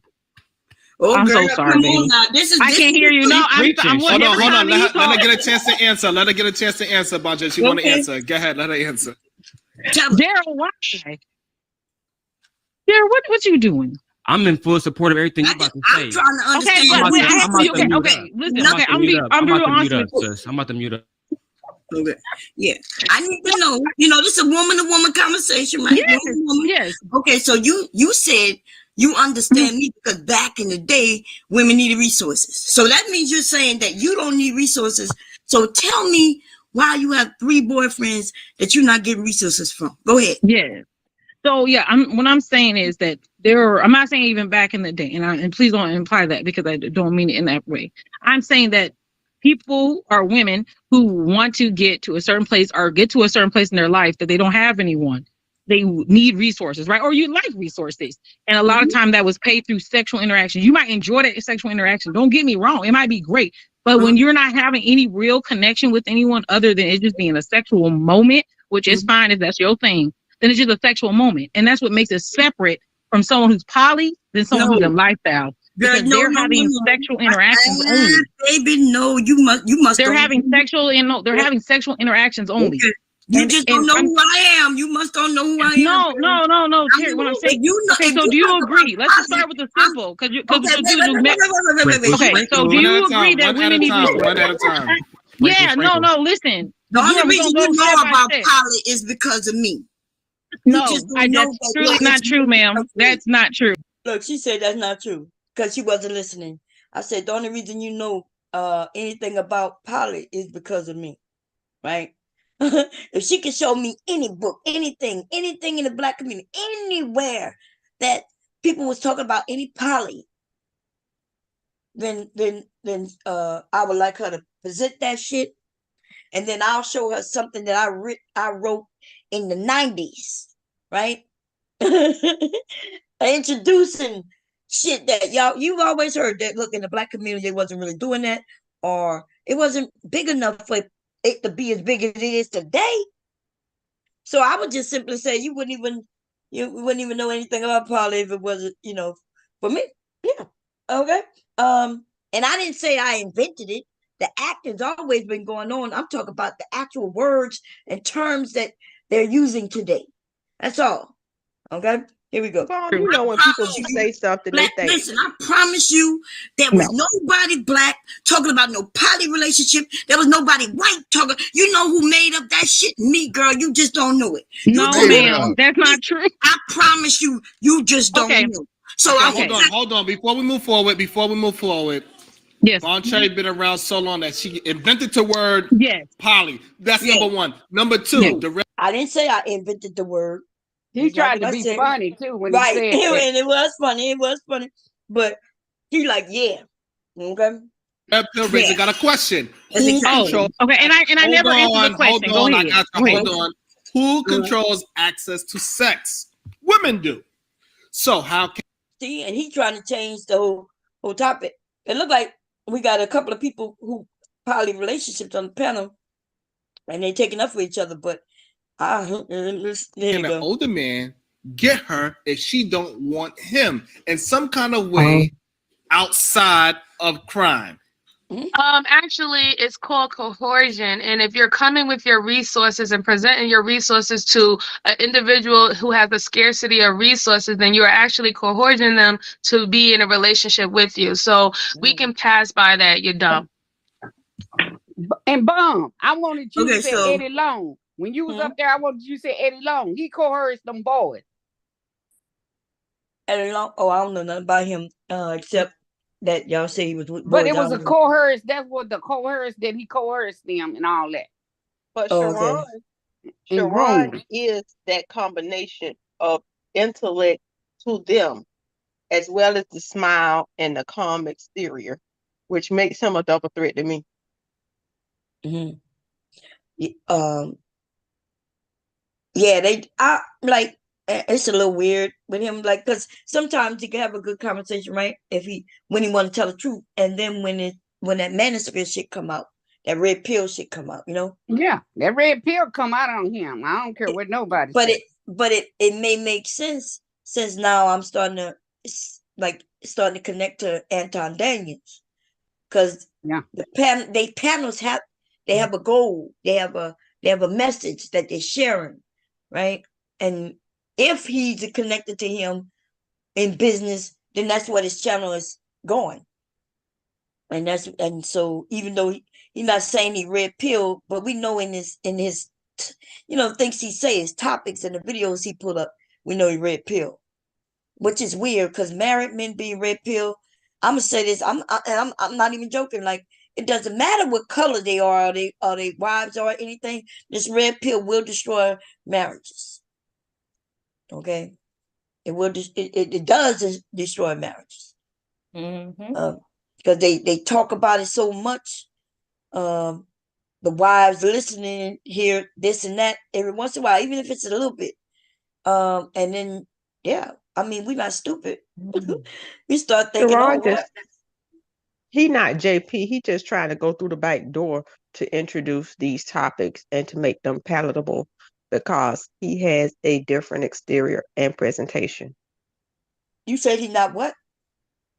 I say he goes through the back door to introduce. No, these you said he's topics. not. You said he's JP. not something. What's that, JP? I say he's a different presentation of those topics. He just is not coming directly. He's coming indirectly. He's a little more palatable because he's calmer and things. No. What is JP? I mean, JP is the obvious. I see what you're saying. Whatever. But Sharon goes through the back door to introduce I'm not gonna say the same topics, but to get his message there. No, you're right. You're right. You're right. He The goes thing in, is, he though, goes outright with it, and he's covert with it. Yeah. right. Yeah. But the Yes. thing is, the women are stupid because they're in the chat. No, and we're not Yeah, stupid. the women see it. So I don't know who he's palatable to. He might be palatable to the men To them who are dumbass easily men. tricked. Yeah, because if you ever look in the chat, them women ain't playing that shit. Just like with JP, they over there disagreeing with JP, and then they'll be over here disagreeing with Sharon. Right? So yeah. Let's see. Here we go. Hold on, I got one more. Oh, okay. Okay. Red Pill Red. He says, "I like Miss Polly, but she don't have 3 men. She has 3 males because a man wouldn't live that life. Not men Them shaming dudes- men. Them Oh dudes- my God, crushing Hold my on. pearls. Them, Men hold on, shaming men hold on, again? God damn it. Them dudes are losers who like to eat freshly smashed box. God. Now they're losers. So we Men shaming men. Shorty, really and then horrific. you want to Nah, shame men who are able to get he a ain't woman no joke, bro. Go I ahead, thought Y'all Mom. are men out would of say they pocket. want to. Go ahead, Miss Okay. Polly. Yeah, tell us. Okay, yeah, yeah. I mean, okay, so I will give you this, Miss Cherry Bomb, because I like to hear you, and I like you at like I look up to No, we all when good. I no listen, no like because it's different because I'll say it's different because like I know you're saying about the whole poly thing and everybody. There are separate sections of this, and when I went into this, I didn't go into this as a woman just saying, "Oh yeah, let me just want to say I got 3 boyfriends." No. I went into this really trying to find out what it was really about and why there is a separation. I went in there. Okay. Did y'all hear what did she just say? Because she said a whole lot of words, and there was nothing she said. She said, when I first went in, I heard they had different sections. She tried Sections to of what? supervise or correctively counsel you. She tried to give you a compliment and then come through like, no. Right, because it was almost like, you know what I mean? I Like like she's like, you and I like your presentation, but then she started talking that they got when I went into this, I didn't go in there just to see about me being with 3 men. I went in, girl, no, listen, Holly, if I were to be honest, straightforward with it, it's where people just want to have sex with other people. Yeah. Who the fuck want to have 3 relationships when it's hard to make one work? Yep. So these are free people, almost like free love, and they're like, okay, I'm not gonna get committed, which I'm not against, right? Because commitment can be hard. People today don't really want to commit, but if you could get like-minded people who say, look, we're gonna be together, but know that I'm gonna be with him too, and or others, and you could be with others, and when we come together, you good with that, I'm good with that, but I'm gonna be with other people. We're not gonna let her make it seem like it's something that nobody else can get in and something special. It's a group of people fucking other people. That's it. That's what poly is. That's strictly what poly is. Don't let nobody tell you that their relationship is oh so heavily. Ooh, we on another level. Nah, you fucking him, and when you're not fucking him, you're fucking somebody else. And y'all not fighting about it and complaining about it. That's it. Okay. And I'm that's like why Cola. I'm like Cola. That's too much big beef to be dealing with. too much of this, too much of that. Yeah. Mm-mm. And look, nothing wrong with it if you know you don't want to be bothered with these niggas and their problems. If you ain't, you know what I mean? Somebody comes through. Yeah, and think about that's some upsides to it. And you ain't gotta worry about him expecting nothing from you except a good time. And when y'all get together, if y'all have a good time and everything's good, cool. But all that word, yeah. So that's some positive to it if you look at it, depending on the type of person you are. Okay. So she's saying she's a dick rider. But I was saying it. Look, I come straight out and say something. But we're gonna hear let's hear what else she said. Watch. And I looked up scholarly reviews. I didn't just go and say, "Oh, one day I want like 3 guys," because I know what that looks like and I know what that feels like, and I know I don't want that particular relationship, and that's okay because there's a lot of people who are lifestyle, and they also include themselves as poly, and they are not. I would never touch a lifestyle man in his life, right? But no, I know they exist. Amen. You know I'm not judging you, so that's not what I'm doing, right? No. And he said, "Amen." What the hell is they talking? What is a lifestyle man? Girl, they don't know. They just saying shit. They just saying, like I said, there is no such thing as a lifestyle that is in the fetish world, but not in as it relates to poly. Because poly in itself is how you live your life. Which a Mom, lot you of need to people, teach a class. All this shit is getting mixed up. Goddamn. yeah, they out here just saying anything.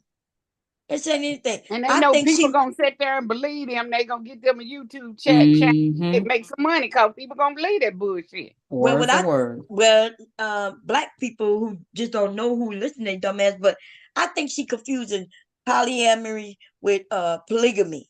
So I think she considering the polygamy side as the lifestyle, but polygamy is in itself mean many wives or husbands, right? So a man who marries, whether legally or spiritually, marries other women, more than one woman, that is polygamy. And they live like a family.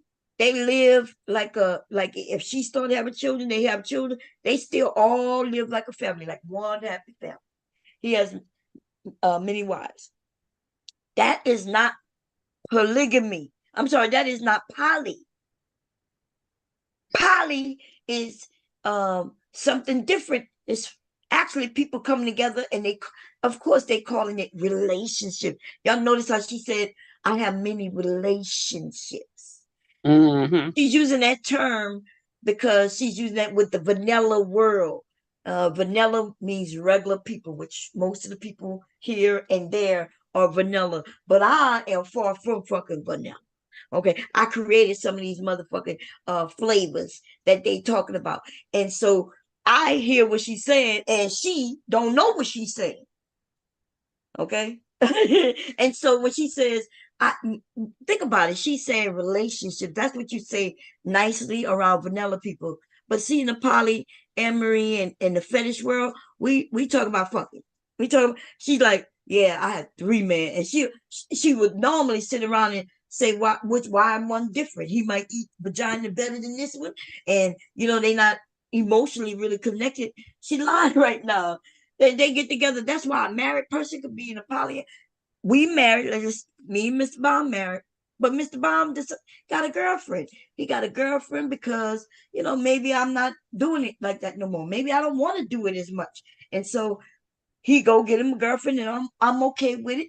And when he over there, he fucking. But why would I allow him to be emotionally connected to her? I wouldn't, right? That's right. I wouldn't want my husband to get emotionally connected to a group of other women. So that shit she talking is for vanilla folk. But she was sitting up there talking to me, and I'm waiting and she gonna say it. Watch what she say. She's like one of them people who watch 50 Shades of Grey and think, oh, this is BDSM when it's the vanilla version.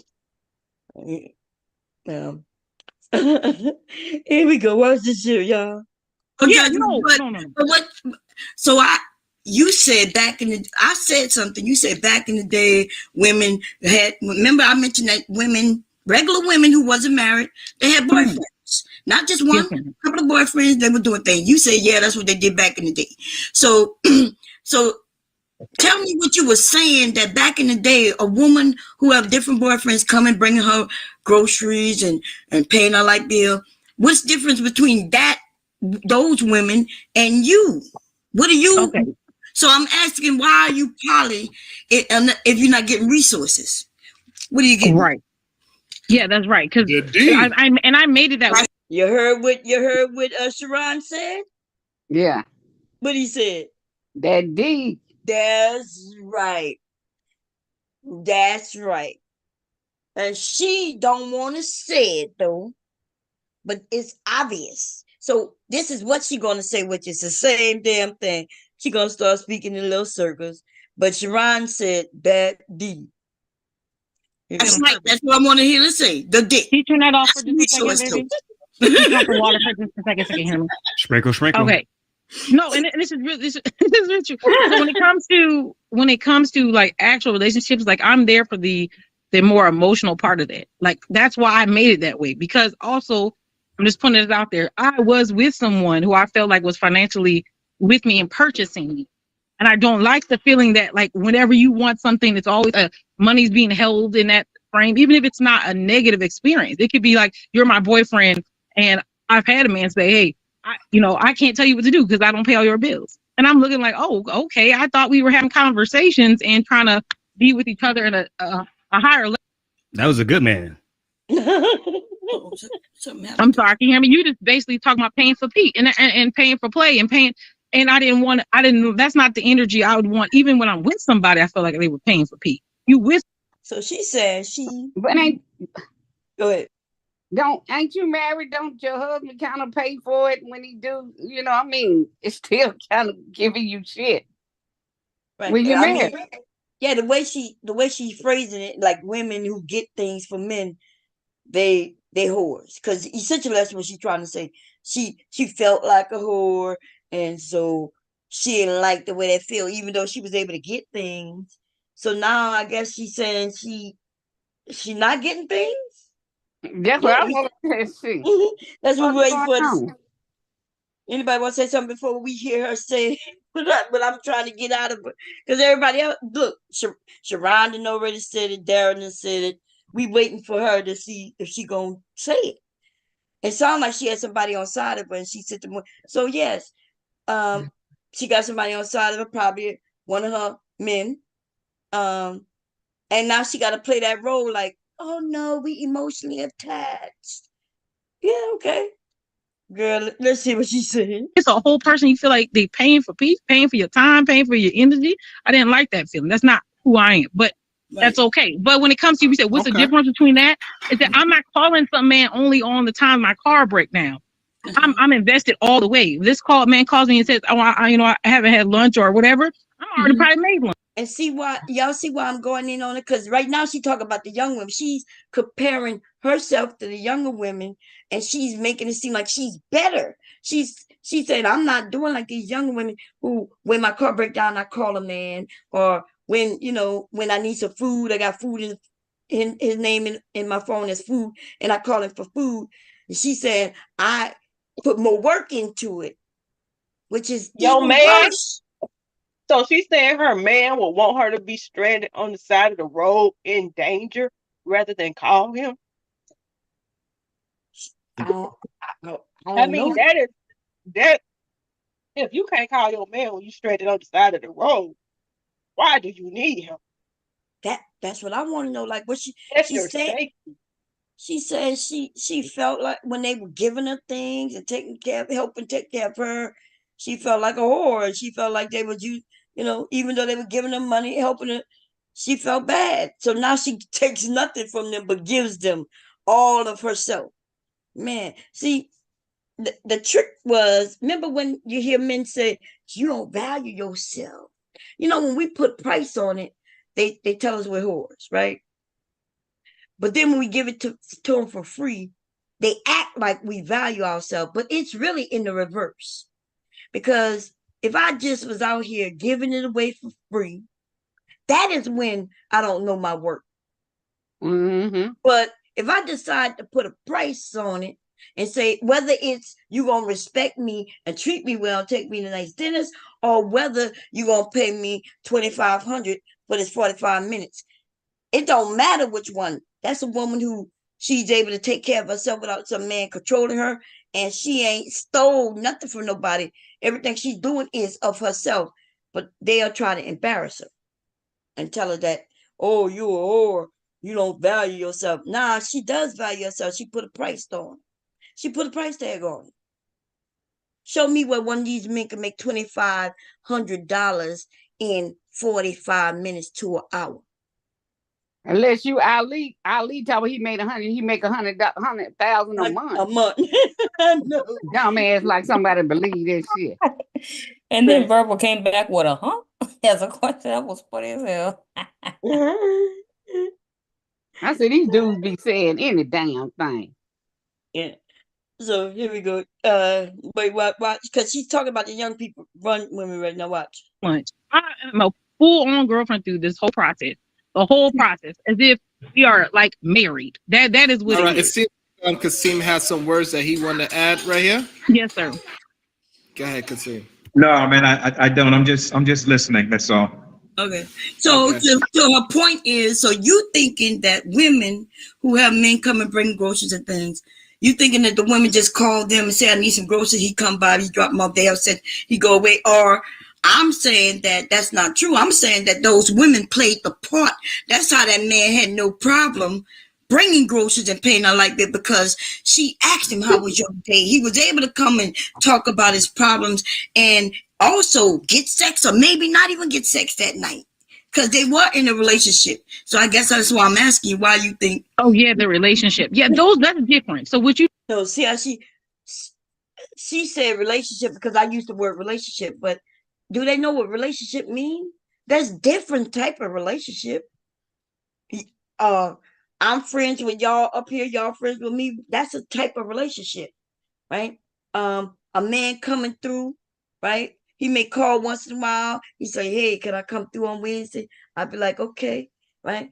And when he come, he brings whatever he know I like, right? And some money. We sit down, we talk, chill, maybe watch a movie and chill, maybe have sex. Probably sex is involved most of the time, if not all the time, but so what? And then he go about his business. She's trying, see, she listen to these men, and these men talk about, they say things like, yeah, she got food. His name is Food in her phone, and she only called me when she want food. Yeah, that woman called when she want food, but he comes over, they have a little conversation, and have sex. That's why them men bring them fucking food. They bring in food because they know they're gonna be able to get them a little something, and then they're gonna leave, and they don't have no problem bringing no motherfucking food because they know what it is. They're not just bringing food and not getting nothing in return. So she now saying, well, that's different because they have a relationship. I'm saying most women who really know what she's doing, she knows how to keep these men coming back. Like if I need my electric bill paid, I could call so and so, right?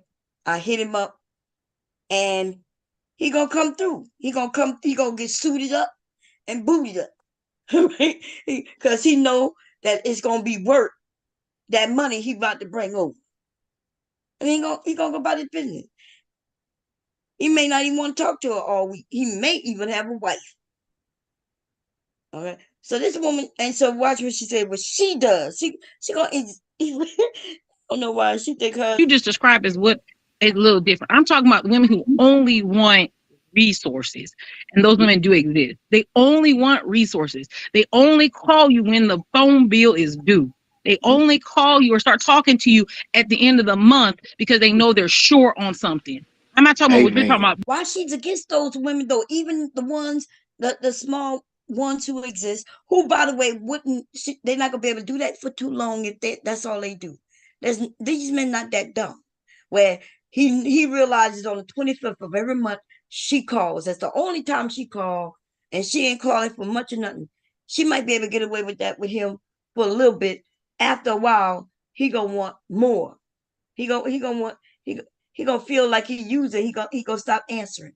The smart ones don't do it like that. But why is she mad at a woman wanting resources? That's why I call them mammies. I don't call them mammies just simply because they on panels with men agreeing with them. I sometimes agree with the men if we have something that if they say something I agree with. I'm calling them mammies because some of these women are against women. They're against women. There's no reason for me to be hating on a woman who out here getting her resources, however she getting it. As long as she ain't robbing nobody, killing nobody, murdering nobody, right? She ain't hurting nobody. So yeah, that's why I call her mammy. Okay, I might invite her over, or find her channel and go over and have a conversation. But this idea of, but think about that. So she's talking about those women who only want that, and yet she giving her sex away for nothing but some emotional shit. What y'all say to that? That's what I want to know. I want to know what, because somebody in the chat, David said sex is supposed to be equal exchange, a handshake. Well, look, David.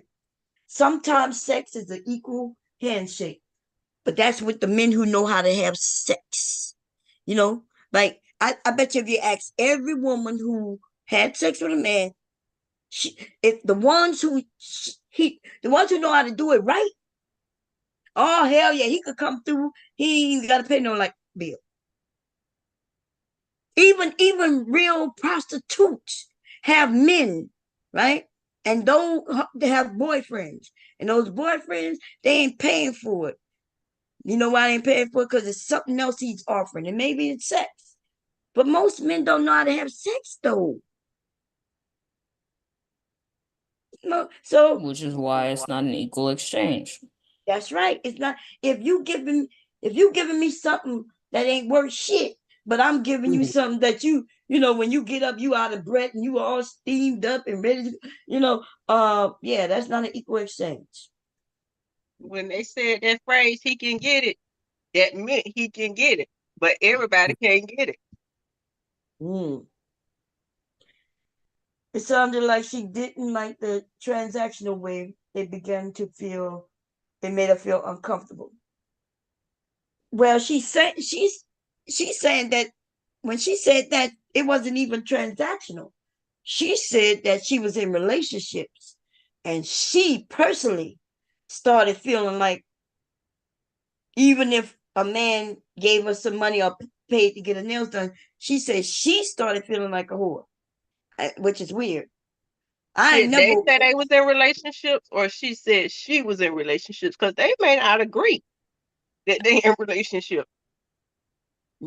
Right. No, she said she was in a relationship and a guy said that to her. And she said Yeah. something about getting her nails done or something like that. And he said, well, since I'm not paying for it, I guess I can't tell you what to do. He said something like that.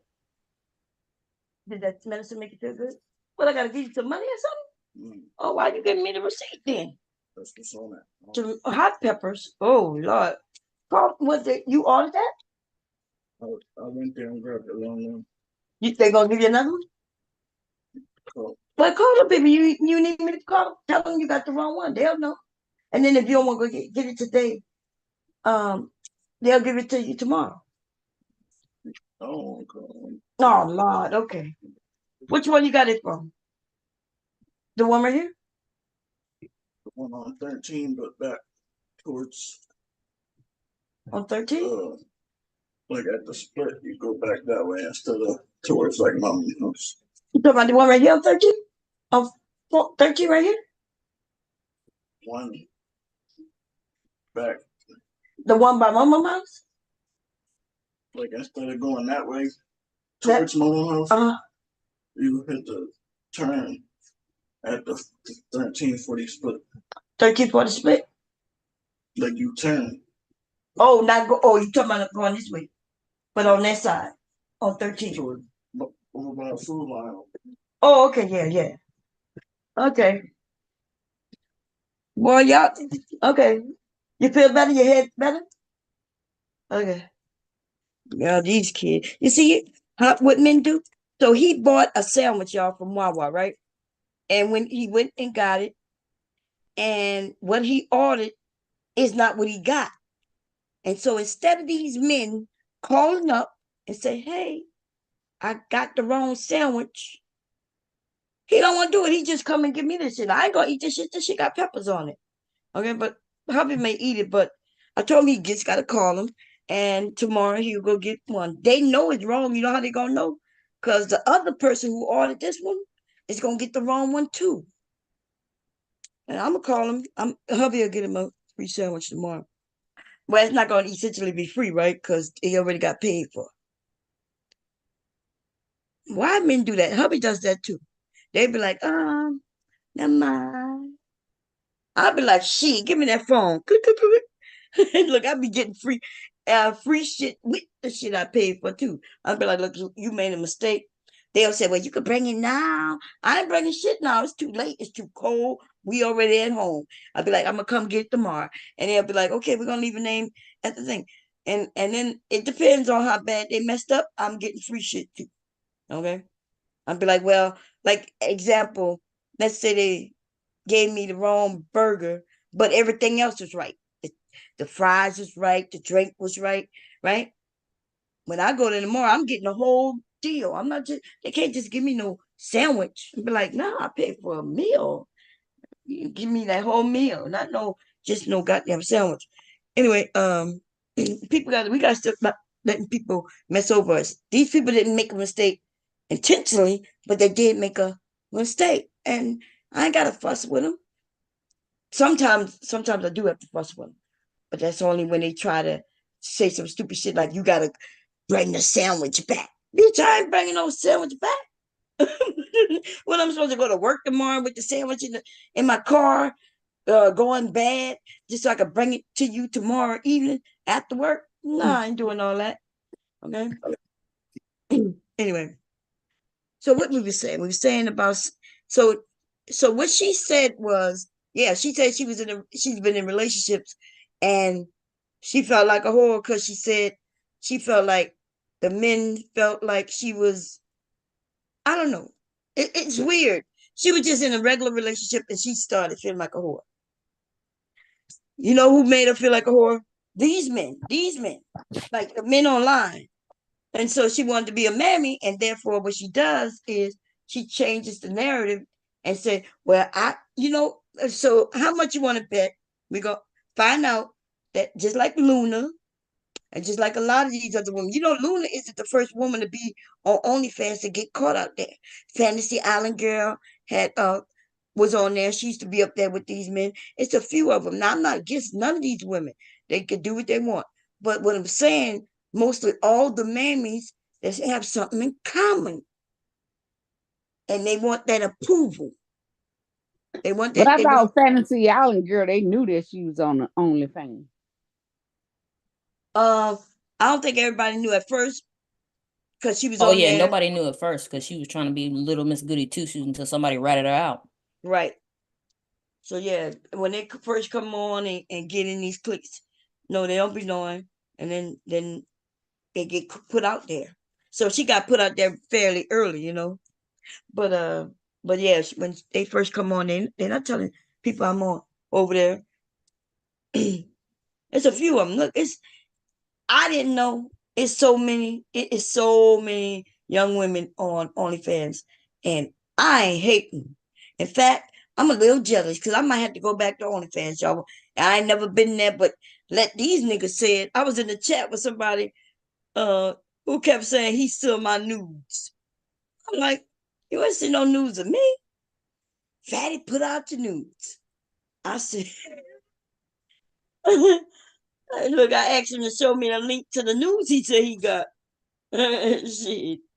And they just be saying shit, but anyway. That person that's got the word nerd in his name, he was the one that kept asking you that shit. Yeah, and I kept playing with him. I kept telling him, I told him that he said he saw my news on X video.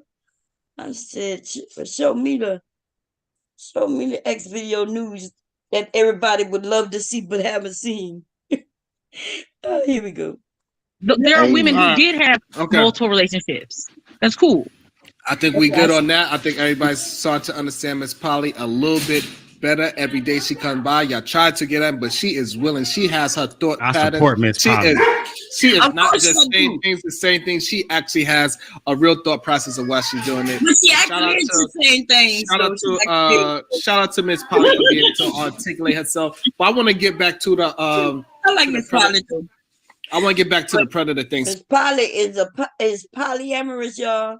Okay, she got 3 men, and I'm so shocked that these men is not going in on her. I need to know what the difference between Luna and Miss Polly is, or any of these women, any woman actually, because they call women whores who have not done anything, no videos, no pictures. Some of these women don't even have a picture up on as their avatar, and they get called whores. And so I guess this is why I think, exactly why I think they accept it, because of the mammyism. Like, soon as she go against them, then what y'all think gonna happen? So does she disagree? If she disagrees, she don't come over and correct the women, and they're gonna, all hell gonna break loose. I got a bomb. Can I answer? Yeah, go ahead. That's the first thing them bitches gonna bring up. Mm-hmm. So Daryl just posted a $9,000 YouTube check. Shit, I believe it. How many months you get paid? How many months you get paid for? I don't know how it works, but $9,000. That's a month. They may have held a month, but they do have some people on here making $10,000, and he do be on here for many hours. Those hours, 12 hours with an average of 1,000 people watching the show. Even though the views might be 1,000, they equal that up by a lot. Somebody calling. Let me see. Hold on. Hold up.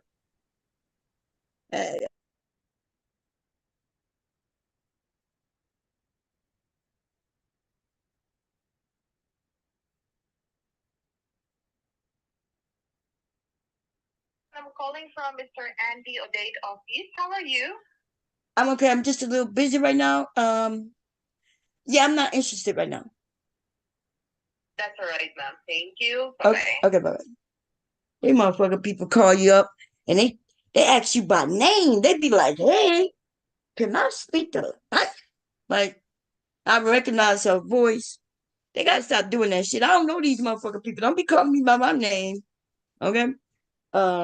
That's what I get. Look, y'all ever filled out one and you thought you was about to, you thought it was gonna be a short little survey. They didn't even offer no money or nothing, y'all. I was just like, oh, let me fill out the little survey. I filled out the shit, right? Thinking I was gonna I think it had something to do with coupons, right? Where you could get where you get coupons for different sites. So I thought it was simple like that. I filled this shit out, gave them people my number, and then next thing I know, pop-up questions. Hey, how old is the people in your family? Do you do this? Do you? I was like, oh, hell no. And so I ended it. But the first thing you give them is your phone number and shit. So even if you don't finish it, they still call you back. And like I've been telling the people no all year. Anyway, and now it's a new year. I'm gonna start cussing their ass out. They'll take me out there what you come then. HD Ball, look, he over there, he called them gold diggers. Anyway, go ahead. You was saying something. You was saying that they gonna do what? What gonna happen when she go against him? Kira? Hello? Mm-hmm. I Oh, was in the kitchen. I was saying, shoot, that's the first thing them bitches gonna bring up. you gonna bring up that she probably they're gonna bring up them three men. Mm-hmm. So I guess since she in a relationship, because only one person in the chat said something about that. I think he also ended up sending a super chat. And I think they said something about those aren't men. That those are males who like sharing some used kitty or some shit like that. These men are crazy, man. Anyway. So I want to Polly say is this. a It's single a lot woman of who God take dick damn it. from different men. That's it, right, Polly? You agree that? No, Polly is in a Awesome. relationship. No, She's a- God Polly. damn it. Well, She no, got three niggas either way. Good So for Hold you. on, hey, so Chicago Rilla, can you please tell me how this? I just want to know, how did this turn into X-rated in the afternoon? It doesn't make sense since y'all say Sharon is in polyamory, right? Because poly is simply a single woman or a married woman who want extra dick on the side. Okay, that's it. That's it. I don't know why we acting like it's anything more. And yeah, that's it. Y'all, I need to I didn't see them put up a channel, but if y'all know a channel, please hit me up with the channel. Cause you know, I would love to go and be messy and talk to her more about it. And if we find some more poly people over there, shit. And look, Mel says she's gonna be every so and so they could come up with the caller. HT Ball said they're gonna get paid on the 21st of every month. And David M said, be careful who you give your information to because these companies are sharing it. Well, that is true, David. That is a fact. Hey, Mix and Made Easy. How you doing? Mix and Made Easy say everyone has a different love language. Some respond to gifts, others respond to acts, and then there are those who respond to flowery words. That is a fact, Mixing. So what did I respond to?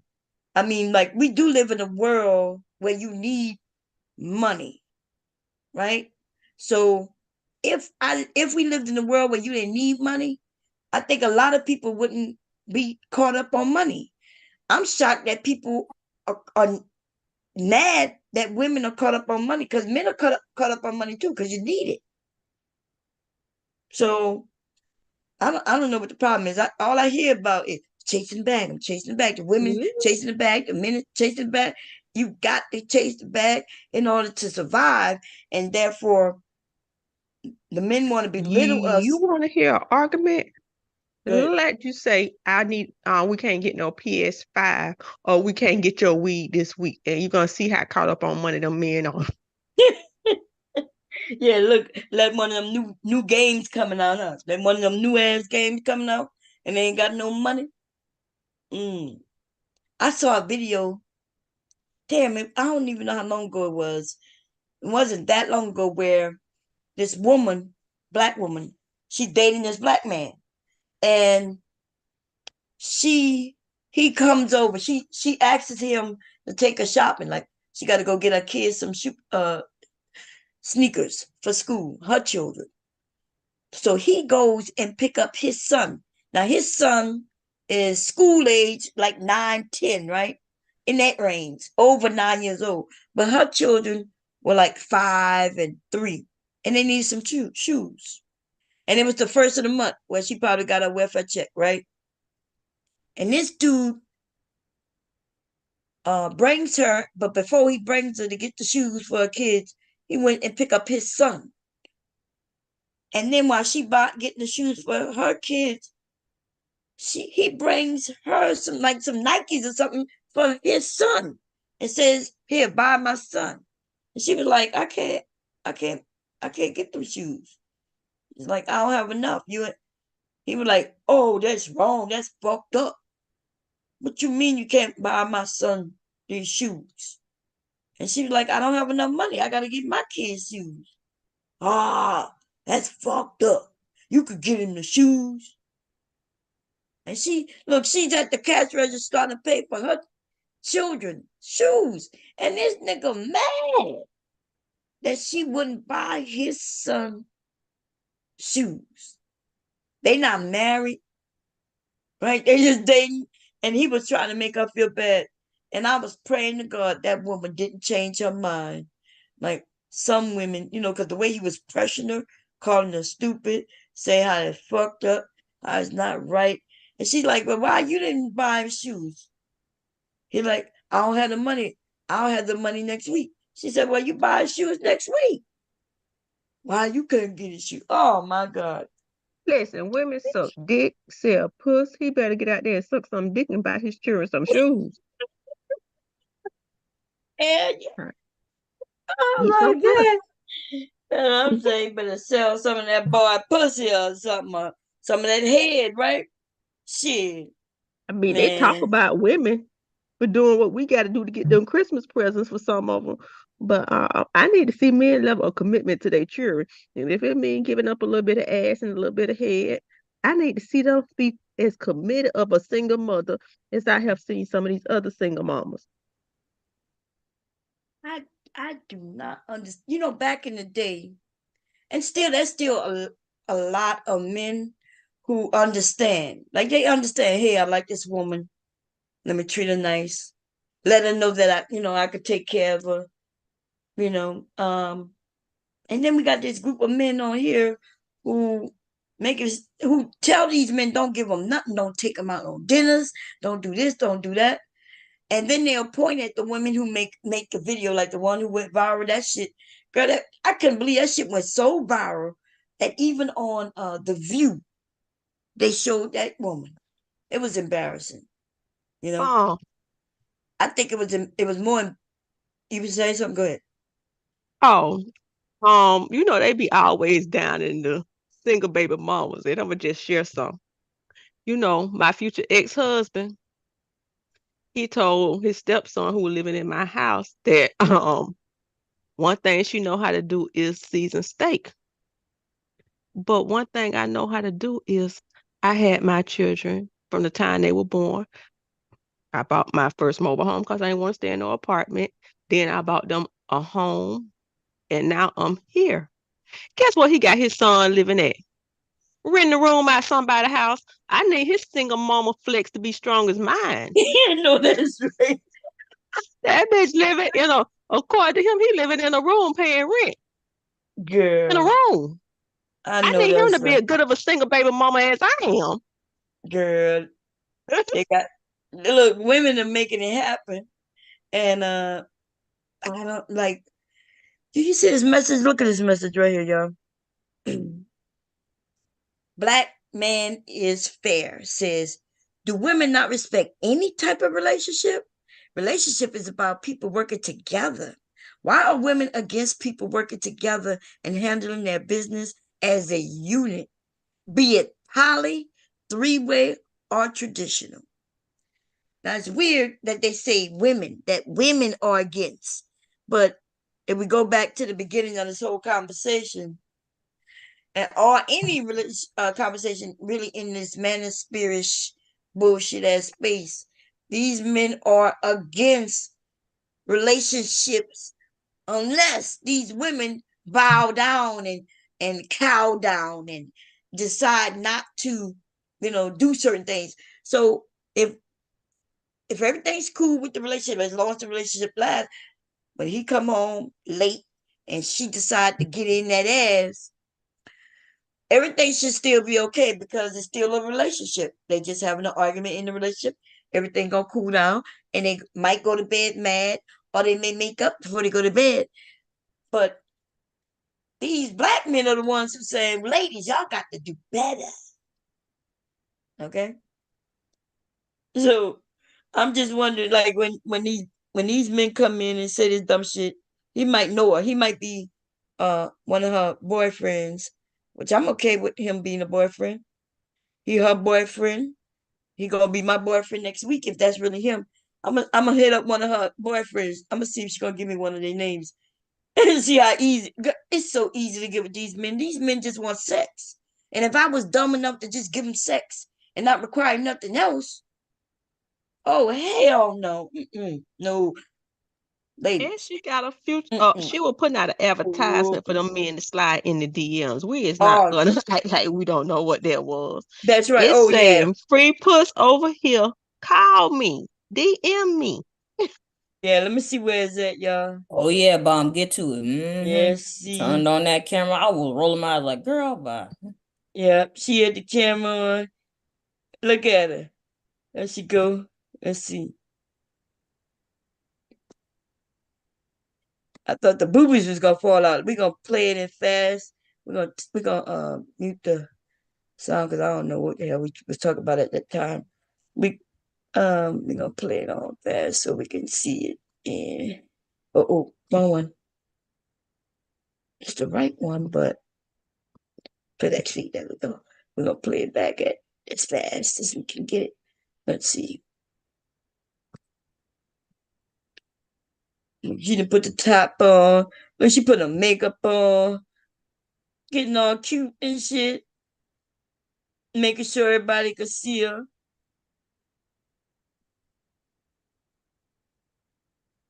That's called advertising.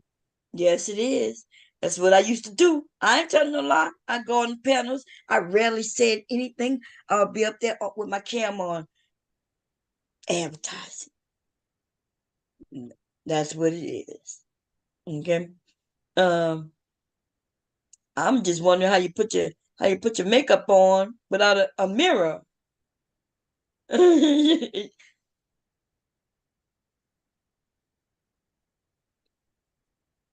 Okay. Anyway, let me see what they were fussing about because Daryl was going crazy, man. Daryl and he had me rolling. Daryl and with that other dude, that Ali, Icon Ali. Mm-hmm. I don't like him. He's a. I never. I think I was on a panel with him once.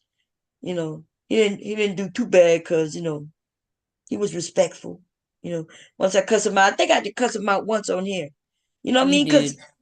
But see, y'all know I get quiet, and then when I try to break in, sometimes you hear me and then I'll get quiet, and then sometimes I gotta push my way in.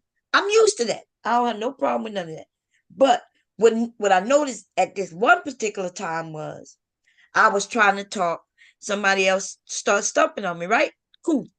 But then Kareem started to talk also, and old dude said, "Oh, I'm sorry, Kareem, go ahead." And I was like, "What?"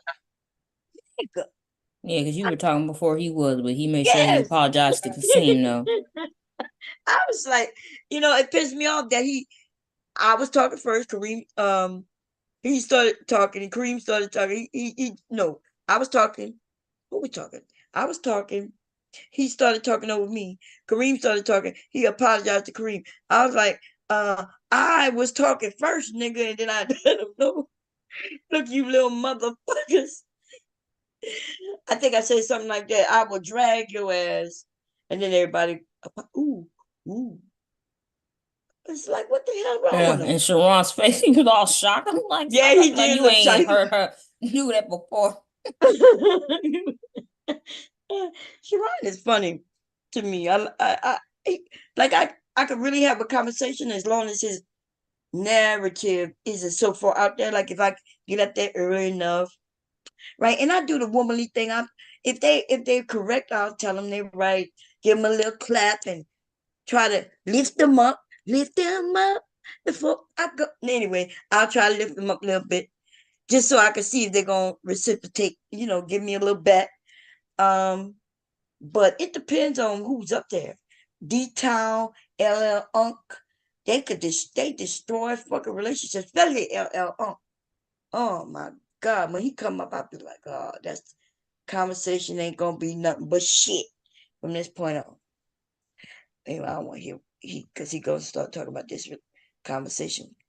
Let's stop the share. Y'all got another one y'all want to talk about? Because but next time I come up, we gonna talk about Anton Daniels and his divorce. I know it's gonna get on his nerve, right? Anton Daniels, it's his fault.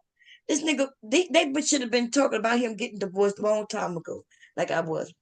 When that nigga was telling women how they'll have his dick all in their throat. When he was on panels inviting people to come through, he gonna fly them out like he hitting on them. I remember when he did that to, what is her name, B. Taylor? And she was like, nah. He was like, at first he was like, I'll fly out, and it seemed like business, but then he started with that sexy talk, and she was like, nah. And he's smiling. I guess man, that shit was, oh my God. I'm gonna call Rita up and tell her she better get her husband. Which one of his friends gonna try to fuck Rita is gonna be the question. They already on it. You heard when old dude was talking about Rita putting up with it. That's their way of saying, I'm on your side, Rita. The men if I were Rita, I'd get the robe and let one of them niggas walk through the house in his slides and his fake Versace robe.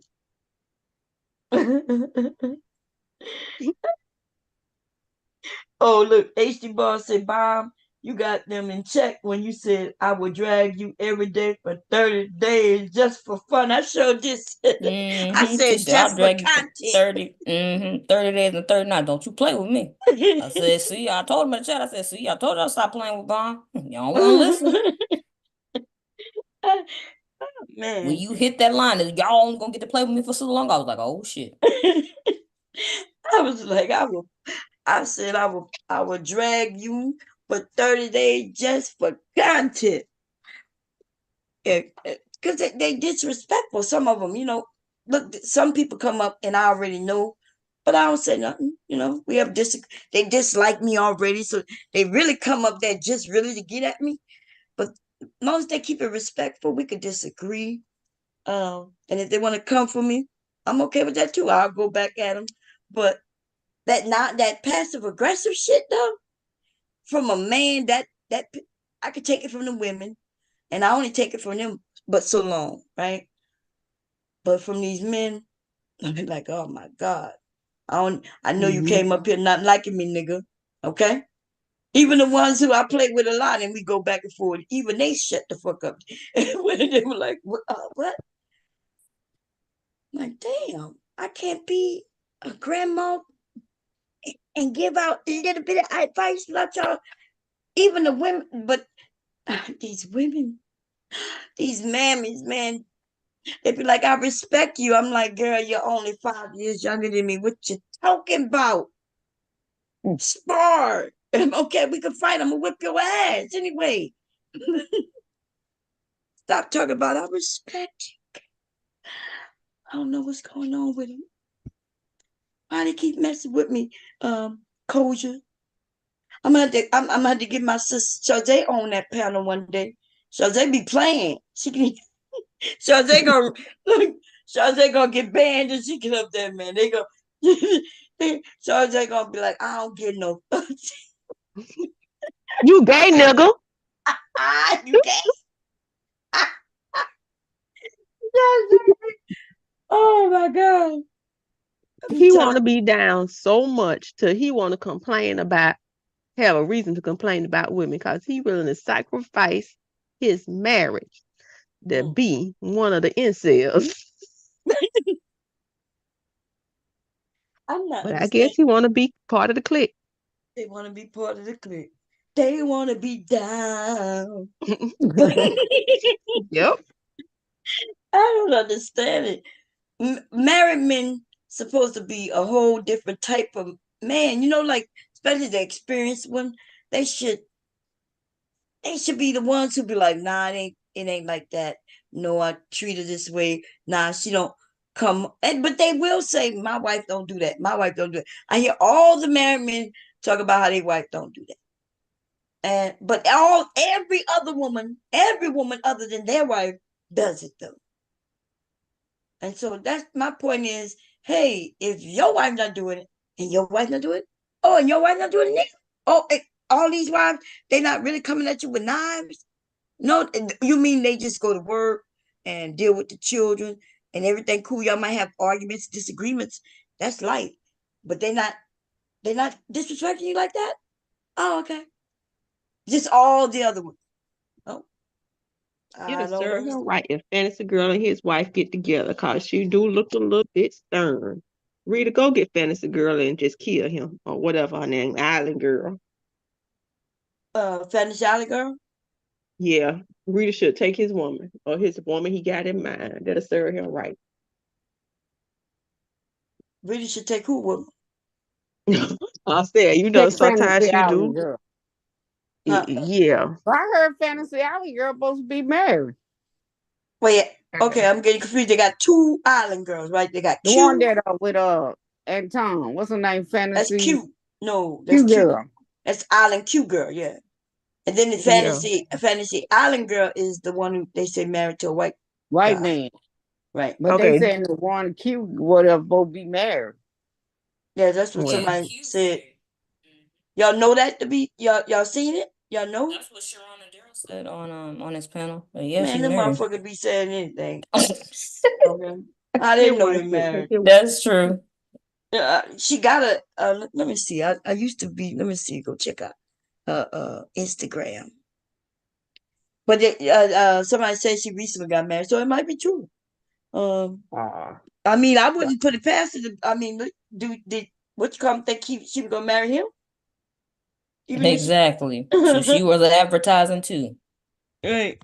He was advertising her and making it seem like she is girl. But remember he did that with that guy, making it seem like he got lots of hoes. And he referring to these internet women. I would be pissed off if I was connected to him like that.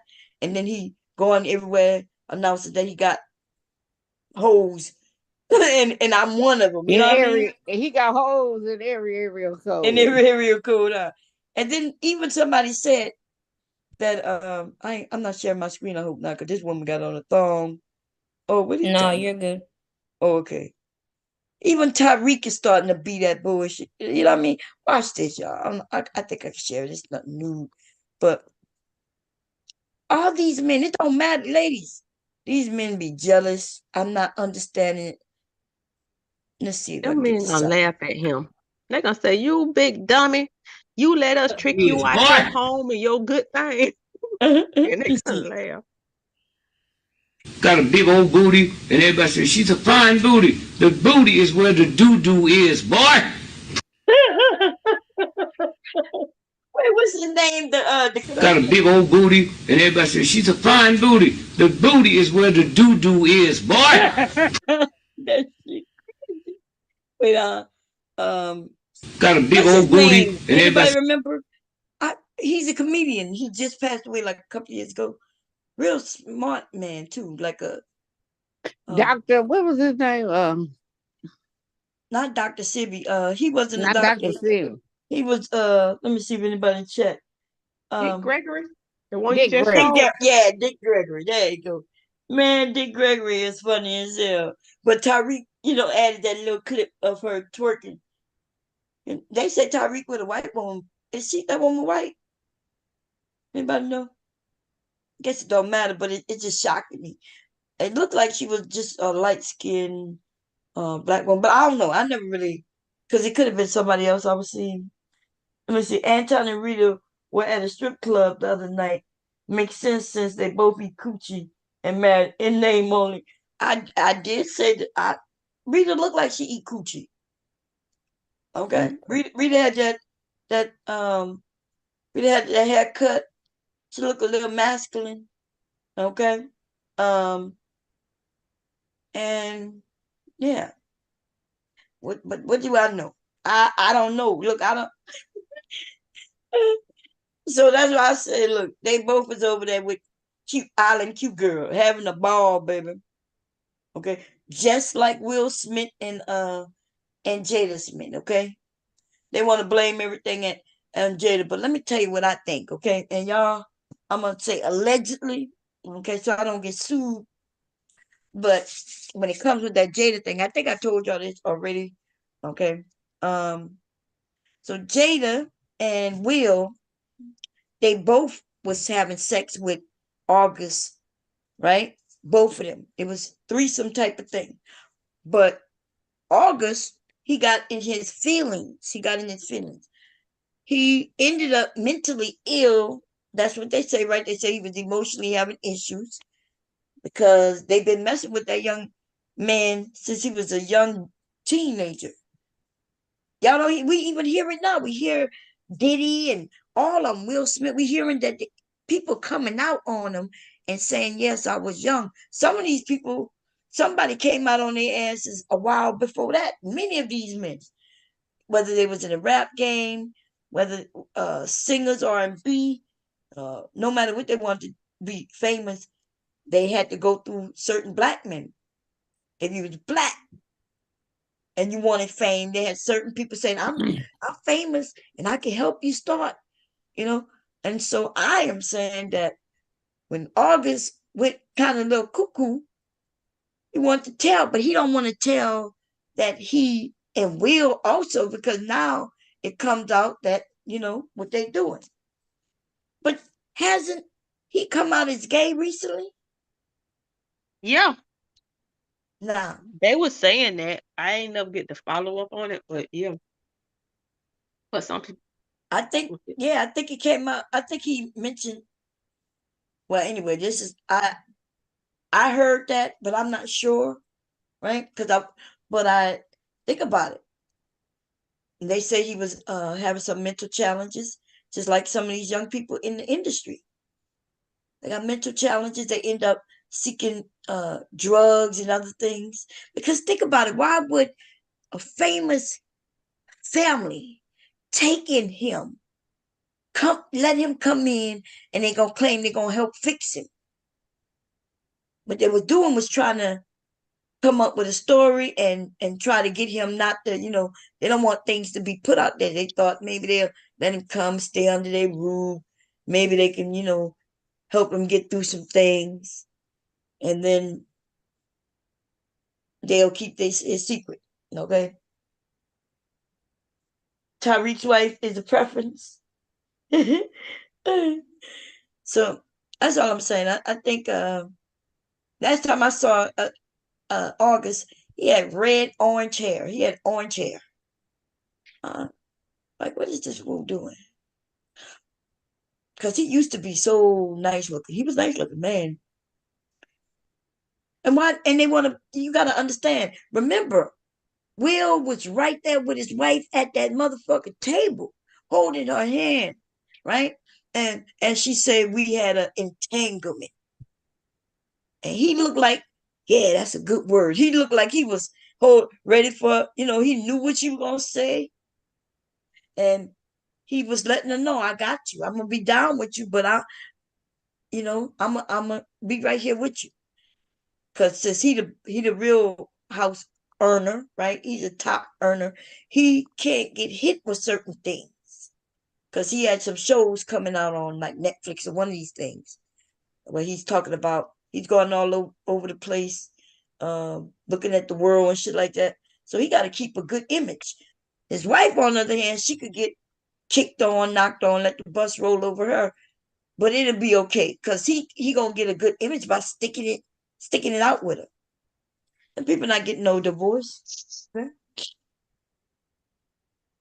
I ain't gonna lie. As a wife, if my hubby was the top earner and I knew some shit about to come out, we would have a discussion and I'll be like, okay, I'll take the hit. Just understand. It's gonna cost you, okay? It's gonna cost you. If they got an understanding, Yes. unless you decide, she want a different thing, she wants something more, or but if it worked for them, who are we? Exactly. And they on here always trying to throw out on the bus, because that's what I was asking them earlier. Like, what did Jada do? What did Jada do? Like, and then they talking about Jada did this, and then they kept using the word that she's a predator, and I'm like, Jada is not a predator. And then they started, which the young people now start saying, well, if he was ill, and she knew it, and she had sex with him, and I'm thinking, what? Now, if she knew that he was mentally ill, and that because him being mentally ill is the only way she can have sex with him, that would make sense. Like as if, like, let's say I like Will Smith. I'm gonna use him. I like Will Smith and I want to have sex with him, but I cannot have sex with him. I don't even know how to get him to look my way. But then I find out that Will Smith is sick and I have the antidote. I'm acting like I'm his nurse and I'm like, oh, I got the antidote over here. And then I get him to come to my facility. And then while he's sick, damn near delusional, he's so sick, and I go in there and I have sex with him, that is when I would be called a predator. But that young man being in that house, chilling, doing whatever they do over there, and they end up having sex. Huh? How old was he? 24. When they started. If I'm correct, he was friends. Yeah, because their son was young, but he was older. He's older than Jade. So I thought he was around 24, but I could be wrong. I don't know. Should I look that shit up? Is it that important? Let's look. Let's see. Let's see how old Augustine is. August. Let's see. He's 31. So, and this just happened a couple of years ago.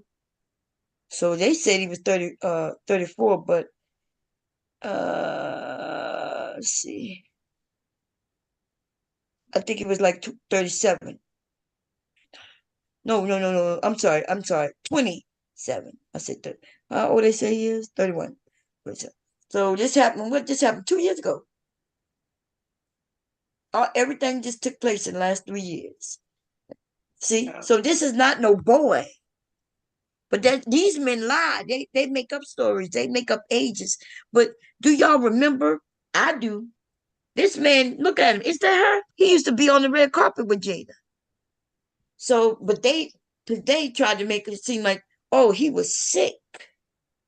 I would hope that, because they had the allegation before that Jada allowed and will allow, I want to say it was Willow, to be in bed with a much older, I want to say white guy. I can't remember.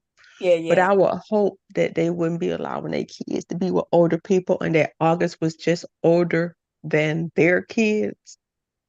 Mm-hmm.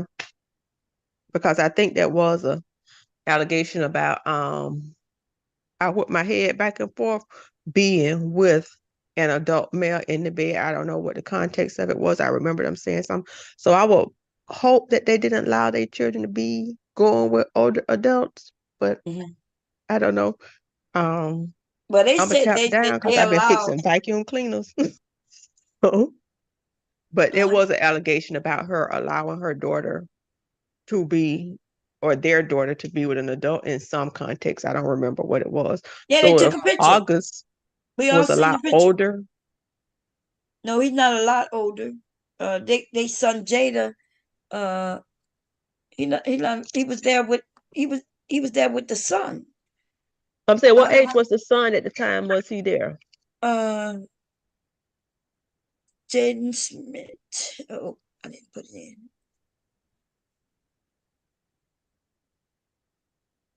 He's 25, so he's like 5 years older than him. And I know he was emancipated, which to me, we're still the same age chronologically. But yeah, I don't know how my math ain't mathing right now, but I would not be want my younger kid to be hanging, my minor kid to be hanging out with an adult. But I don't know what the ages were then, and I can't do the math right now.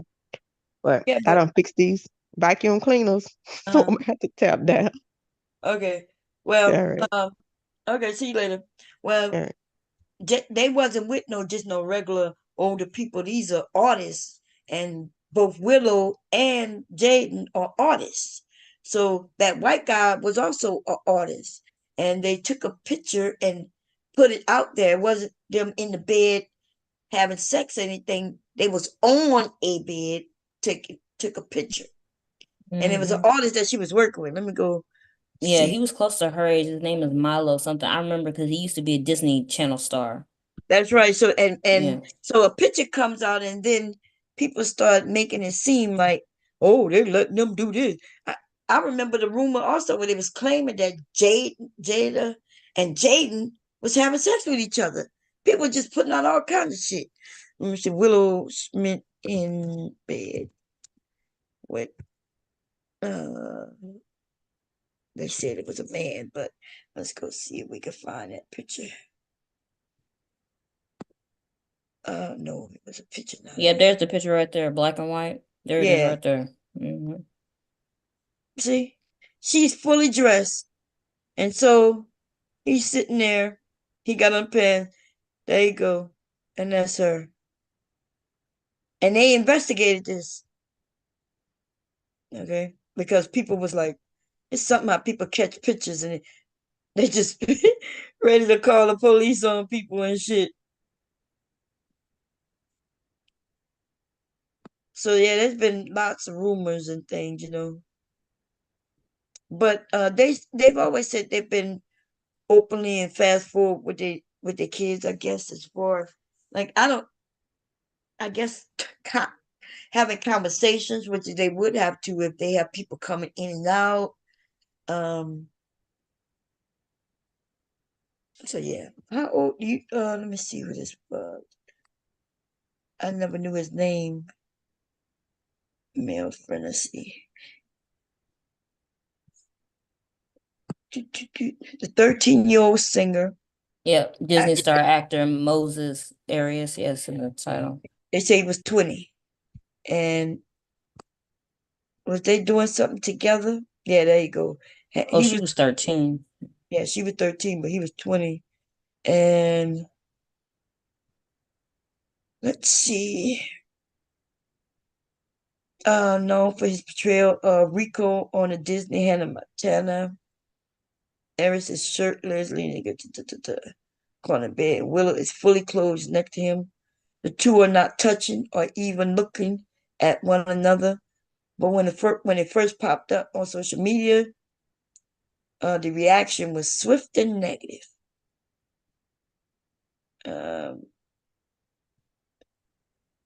Was it a innocent moment shared between friends? Yeah. So, y'all remember just like this year, well, last year, should I say, when what is his name? What's that? Kim Kardashian, right? Kim Kardashian had her daughters over there with that grown ass woman. What her name? Ice Spice. Ice Spice.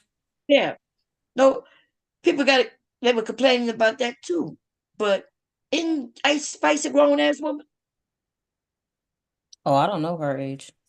Yeah, I think she grown. I think she like in her early 20s. I might be wrong, but I could have sworn. She looked like she's 24. She looked young, but she's 24. And so they brought her over with her kids, who are little kids, right? They like, what, 9, 10? I don't even know how old them goddamn kids is. I don't give a shit. Anyway, so just like they like Ice Spice. Ice Spice was just about to drop an album, whatever the hell. I never hear nothing she ever sung, I don't think. But anyway, and it's the same thing with Willow. Like, these people are famous, and if Willow, like, what his name, on the show Hannah Montana, well, they'd be like, oh yeah, my daughter really like you, want to come over, and he pops up, and they sitting there, and they just, oh, let's take a picture together, and they took the picture together. Okay, damn, I know she was 24. And that's a cute picture. They had one though where she looked so fucked up, man. I think it's this one. Oh, what the hell? She looked like an alien or something. Why do they do that to themselves? Yeah, I wasn't gonna say nothing, but yep. I mean, yeah, she looked like an alien to me, but it could be me. Look, y'all make No, up. it ain't just you. I Oh, see it too. but see, don't she look different here? She look natural here. She look, Yeah, she look like a person. yeah, she look, and then she look like an alien. She look like E.T. E.T. You One look of like them an got alien come impersonated her for the night. God damn. She's cute though. Yeah, she's a cute young woman. Man, they got a lot of young little rappers and things come out. I don't know. Is she a rapper? Mm-hmm. Yes. Let me see what she got out. If I know anything, let me see. Oh no, I need that. Sorry, I took off the wrong thing. Let's see. Let's see what kind of. Why they got Korean there? Let's see. Ice Spice. Much never. Oh, she got something with Nicki Minaj. Okay. Is it good? The one with Nicki Minaj? She was like Only one Barbie. I've heard is Barbie World. Is it good? I might. Nikki's verses are hers. No. Let me see ya. Hi, Barbie. Hi, Barbie. All of the Barbies is pretty. Damn. All of the Barbies is bad. It girls, and we ain't playing tag. Rad, but he spank me when I get bad. I'm in LA, Rodeo Drive. We know Nicki's gonna be good. Whose song is it? Is Nicki's or is it both of them? Let me see. So he wanna play in a playhouse. They gon' say now. I'm watching these bitches. I'm rubbing. You know who she remind me of just now when she did that baddie? What's her name? That one when she turned 18, she started doing porn and made all that goddamn money. Oh, that girl said catch me outside, yeah. Mm-hmm. The way she did her name, it's like they're getting these girls who have a They certain copying each other. Mm-hmm. Yes. And I don't know if that's so good, but let me show y'all something that was real. But they did that back in the day, though. They tried to. They did that. They tried to do that with Pink. They tried to do that with Katy Perry, trying to make them the next Britney or whoever. Yeah, they do that all the time. Yeah, but they couldn't look alike though. Back they couldn't look alike though. Unless it was a younger version, you know what I mean? Like that's why they only have one Beyonce. Remember, instead of them having Beyonce and a few other singers who were just as good, they were like, "Oh no, you're too much like Beyonce." So a lot of people. The only reason Ciara continued on is because Ciara danced. Yeah, because Ciara was in her own lane. Yeah, Ciara wouldn't have made it either. Because she danced so much, she was more of a dancer than a singer. That's how she made it. Right, she can sing and dance, and then they had her boys. You can see how Ciara was more like a boy. Yeah, she was a tomboy at first. Yeah, which was like another Aaliyah, another Aaliyah. Yeah, it's like that. So, but now, oh man, let me show y'all something I saw. It was fire. I was like, God damn, it was women cipher. I'm not sure if y'all ever look at the ciphers. Rap ciphers. Uh-oh. We're gonna look at this one, okay? I might get a strike, might not. This shit was fire. Is this yeah. We're gonna do a fair use. Hey, these women are good, baby.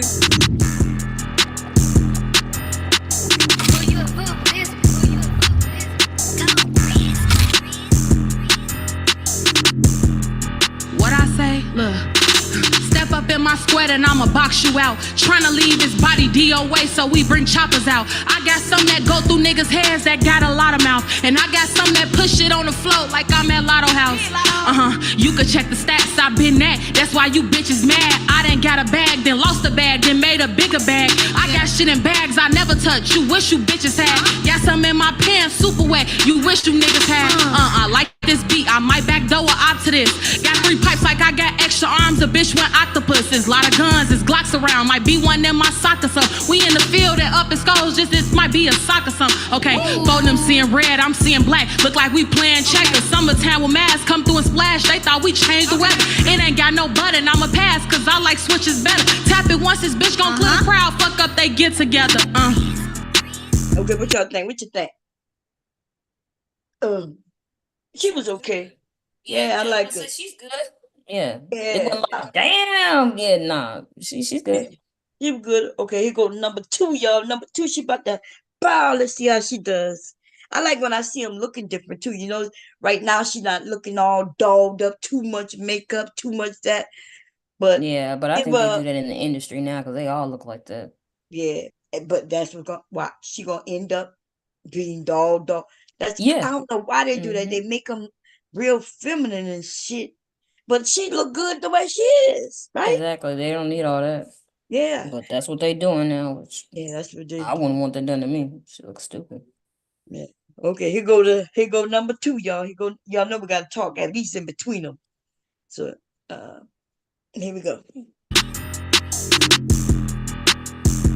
Big girl. I'm in the new bag. These bitches too mad cause they can't keep up. Direct deposit, I can't do cash without a Brinks truck.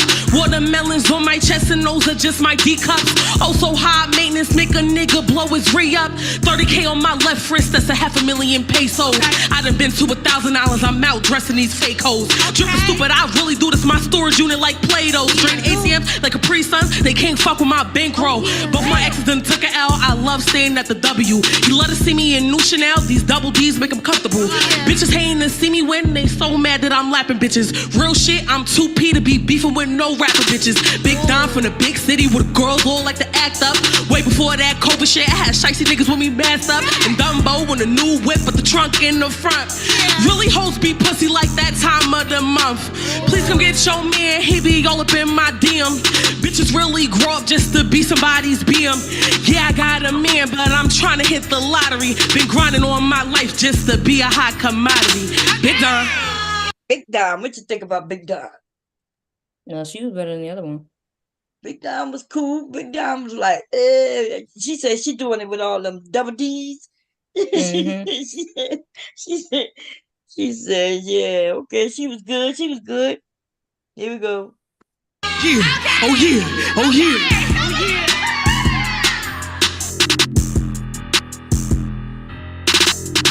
Ever since I hit a mill, my head got hella big. I've been on you bitches' heads like a synthetic wig. I raised the bar and raised you bitches. I got hella kids.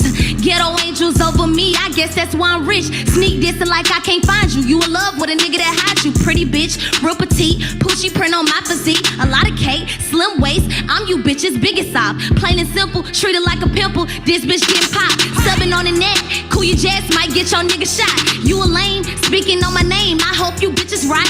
Real bitch that's on and off the ground. I'm what you hoes not. Out the mud, I came up from the bottom. I'm on you hoes top. Walk a bitch down like stairs. Now I'm up bitch like air. New G-Wagon all white. Might have to nickname it Karen. Hang hoes always come in pairs. Flow got hustle like Terrence. You keep fucking broke niggas. Damn hoe, ain't you embarrassed? Yeah, you should be embarrassed. Yeah, she was good, but she kept missing the beat. She kept missing the beat, the flow. Yeah, the rhyme was good, but the flow wasn't. Yeah, but her rhyming was good. Yeah, her rhyming was good. Yeah, it was good. It was the best so far. But she said that I'm on your bitch's head like a synthetic wig. I was like, Wig. okay. She said, "Ain't you bitches embarrassed?" Ain't you bitches embarrassed? I know that's right. Yeah, Okay. that's what I like about female rappers because they be either talking about themselves or like other women or something. They really don't be ragging on somebody else. And they definitely don't be talking about weed that much, Men. like Yeah. drugs and Yeah. yeah. So yeah, they coming. I like it. I like it. Here we go. I'm Millie shit, bitch. Okay, my BD still at the house, he cooking. Hoes can't come out the house, I'm looking. You better cover up your nigga eyes, cause if he look, I took him. Bitch, if I send that flight, go book it.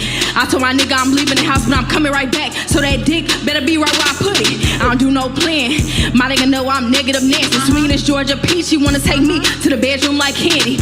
Then after that, I wanna go home to Texas just like Sandy. He sucked me like a straw in a cup, that's why I call him Stanley. Hoes on the outside looking in, yeah, peep it Tom. Sometimes I be forgetting that I'm a rapper. I be trying to keep my calm. I be trying to keep my cool, go dumb like I went to sleep in school. Damn, he got a vacuum for a mouth. That nigga could clean my pool. Hoes, copycats, monkey see, monkey do. I see why you hate me, bitch. Look at me, then look at you. Yeah, if I let you live, bitch, lucky you. I let him eat it, now his homeboy is acting hungry too. Ew, I'm going bar for boy. He said I let him eat it. Now his homeboys are hungry too. Okay, she not done. God damn. Okay, here we go. Bitch, that mean I'm bar hopping. Ayy, I go from car to car. Hell nah, I'm not car shopping. Ayy, first they support you, then they hate you when you start popping. Had to go flood my wrist. I said, fuck them little ass smartwatches. If you nosy, I'm the type to take your nose off. Rip me out the plastic, nigga, come and take these clothes off. He gets super fucking nasty. Coleslaw, he been eating me for hours. Bitch, I damn near dozed off. Walked in this bitch and got the poppin' shit. I just had my baby, now I'm back, it wasn't stopping shit. Niggas only good for telling lies and dropping dick. Nigga try to play me, then I'm home like his mama did, on God. Exactly like his mama did. I'm talking about exactly like his mama did. Oh, here comes. I think she. No. So far, she's so far, yeah. Okay, we already know who she about to kill it right now. Oh, of course, it's Lotto. That's Lotto. Man, she was. I remember when she was, Mulatto. No, she was what she was at first. Yeah, Mulatto. Yeah, that's right. And then she dropped it and said Lotto. Mm-hmm. No. She was something else before Lotto. Miss Lotto. She was Wait. Okay, she didn't have three names. Lotto is her third name. When she first came, she was on the what's the name? The Rap Game. Did you see Rap it? Game. Mm-hmm. What was it? Miss Mulatto. Was it? What was it? First one was Mulatto, and then I think it was Miss Mulatto, and then it was like Lotto. Lotto. Okay. Yeah, that's about right. Okay, here we go. The hate ain't working as you can see. Bitches blow me, I'm still hot. And my niggas so damn rich, I could probably quit my job. Bitch, I do this in my sleep. I think these bitches must forgot. I've been putting boots on hoes, so how a bitch gon' take my spot? Niggas like to call me Nunu, pretty bitch from ATL. Is it pussy, is it voodoo, or just cause I'm fine as hell? Man, I been jumped off the porch. These hoes can't even get off the shelf. Difference is without a nigga, I would still have every whip, every house, every chain, every bag, everything. Always niggas on my body, never bitches on my brain. Hope be real like Tyler Perry, living in that house of pain. I can't relate, my man don't cheat and take care of everything, huh? Yeah, he talked to me through wires like he Kanye West, huh? Damn, this girl on fire, I ain't fucking Swiss, huh? Do y'all ever shit? Bitches always pissed, I had lambs before I did that song with Mimi, bitch. Half these hoes can't even rap, me and mine like Christmas Eve. He can't wait to open box, like this shit under the tree. That's why you don't see your babe, cause she know she got the call. Can't fuck with me, bitches spade, I'm drinking this father. Back up on my bullshit, this a rodeo. Bust the Jubilee for Juliet, be my Romeo. Me and Brooke like Venus and Serena. We be serving hoes and all these NBA niggas want her like she Durkio. Somebody in chat said Big Lotto. Why you call it Big? So it was Miss Mulatto. That's what it was. Miss Mulatto. Then she changed it to what the other ones you said? No, it's Lotto, but it was Miss Mulatto. It used to be mulatto. She was saying like she was mulatto. Her and her dad. Yeah. So then it was Miss Mulatto. Then it went to Lil Mulatto, right?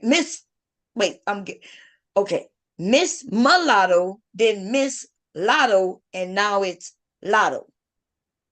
I think that's what it was. Let me look it up. I know it was mulatto at first though. It was mulatto at first, but they're right. I looked it up. It's Lotto or Big Lotto. Yeah, that was right. Okay. Let's see. Man, she was good. She's the first. I think she's the first winner on there. She was just a little girl. I think the first female winner, if I'm not mistaken. No, she's the first winner. Period. Oh, she's the first winner. Period. Okay. Yeah, she was on the first one, and let me see. I could find it on Wikipedia. So she won the first one. I forgot who won the second one. She was the first season. But they had some good kids on there. I can't even lie. Them kids. They had one guy. Oh yeah, the first season. Yeah, it was good. Yeah. So it says that she's been Lotto, Big Lotto, and Mulatto. Okay. Miss Mulatto. Okay, they said the rap game in 2016 when she was known as Miss Mulatto and won the show's first season, but rejected the record deal offered as a result of winning the game. Yeah, she didn't take the deal.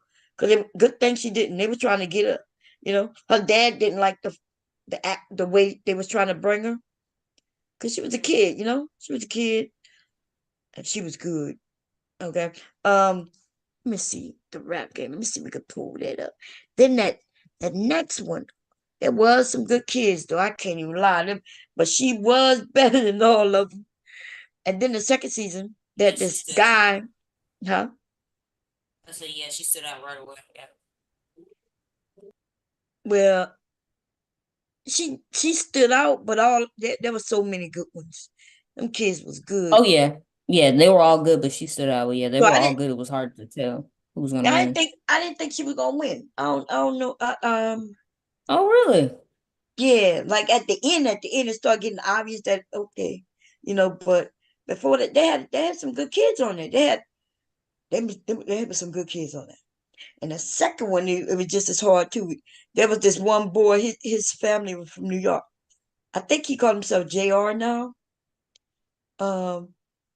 And his mom was there with him, and he was just good at writing, and freestyling. That's what they found out because he was in a ring and he told somebody he'll hit him over the head with a bottle of piss. They couldn't cuss because they were young. That shit was so good. I'm not sure if he won. I'm not sure if he won. Because like I said, they had Nova. They had Nova. She won. I remember Nova. That's a girl too. And let me see if we got oh no. Nova won. But they had this many seasons? I only saw one. Let me see. I saw 2. I don't remember any motherfucking season. I don't remember no 5 seasons. Shit, I'm about to go back and look and find them. Like after the first 2, that's what they said. Oh, okay, yeah. Like it wasn't as good. Oh, must be because I only saw 1 and 2, and then I didn't even know the other ones came on. They had some good. Who won the second one? J.I. Prince. Yeah, this little boy right here, baby, was bad. Oh my god. Was he season 1 or 2? I think he called himself J.I. now. He got some songs out. I think he put an album out. Like I think he did. Let me see what this is. Him and his mom, man. That little boy. He on tour. He sure is. That little boy was. Yeah, look at him. He all over the world. Oh yeah, he on a world tour because he in Glasgow, Manchester, Dublin. Oh, okay. I wonder if he took the deal. Because they could take deals and they may not be famous here in the U.S., But they get can be famous in famous. another country or countries, and yeah, Yeah. they'll know their name. But he does have I did hear a few of his things here in the US. Let me see. I am J.I. Let me see if I can find what's his album name. If I can find that, then we can see.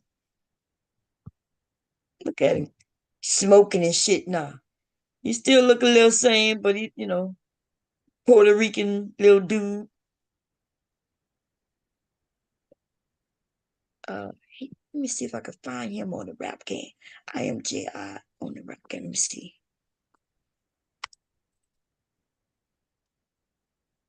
Rap game.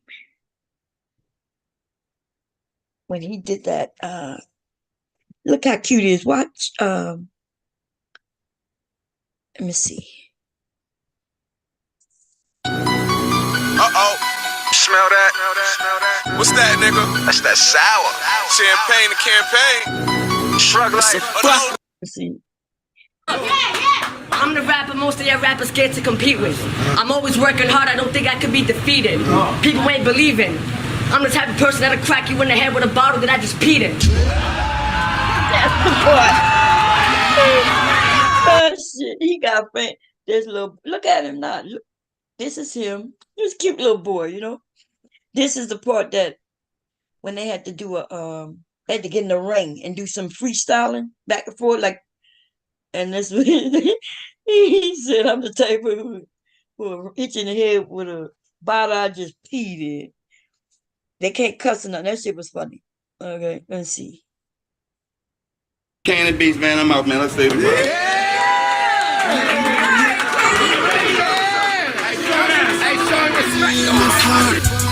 Switching hella gas, money in my pocket. I'm straight from Brooklyn, New York.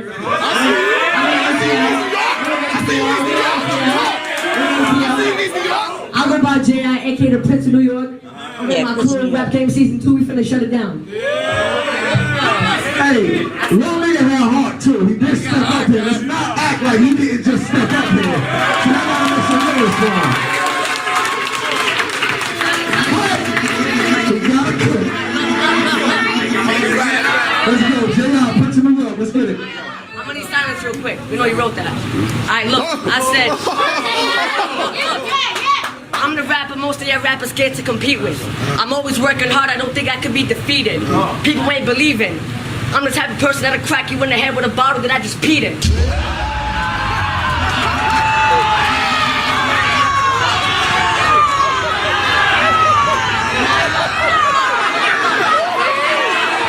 Anyway, he was cute. He was a cute little boy, That shit was funny. Let me see. Did anybody else in the rap game? I didn't know they did 5 seasons of the rap game. Yeah, damn. I'm about to go catch up. Look at little Lotto, man. She was so young back then.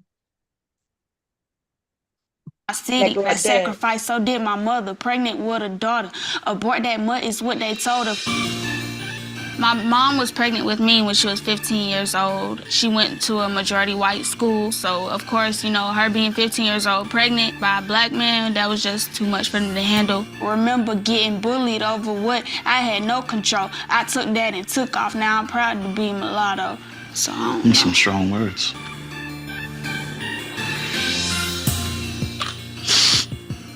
So many people doubted me. So many people doubt you. Oh, she's not gonna be able to do this. She's a mutt. Oh, she can't do this. And then, being in the industry, it just turned up the pressure like times 10. I'm mulatto 50-50 Yeah, that's her. So I've been watching her since she was little. Man, and I saw in that goddamn video she got right now, though. There ain't nobody playing. Lotto, man. Let me see. Is it Put It On the Floor? Man. Lotto was killing it. She got and then she ended up doing what the industry make her do. You know what I mean? Like getting the butt and the body. I don't think she needed all that when you got the talent, because she got that southern accent. But these men, I'm not understanding. If I was a man, I would be like, Bitches acting like they running shit they really ran through. I spend that 500 before I ever trap you. They thought I was gonna fall off. I hate to bring you bad news. Through so many rats, a bitch can't even see the. This part right here. Look, and they call it bad. These men call it bad instead of watching. From Atlanta to LA. Anyway, them women having fun. Okay, she got Carly B in here with her. And I ain't gonna lie, Carly B's verse is subpar at best. I don't know what it is about Carly B. I'm not saying that it's bad. It's childish. You know what I mean? She always saying the same thing. She reuses her verses. She just mix it around a little bit. She always talk about sucking dick, right? She always talk, about her man, which is cool. But she always saying the same thing. Like, there's no substance. Might be why there's no new album. Okay. But she did this thing right here. She got Meg Thee Stallion in it. Bang, bang, bang, bang, bang, bang, bang, Nigga, eat this ass like a plum. Like, eat this ass. She always talking about eating ass. This pussy tight like a nun. She always talking about her vagina. Better chew it up like it's gum. Then wipe your mouth when you done. I'm hot like Nevada. Okay. It's always the same. Like, she can't talk about, at least Nikki got different personalities. Nikki could talk about any fucking. Nikki started talking about being a Chinese woman with her hair in the bun. You know what I mean?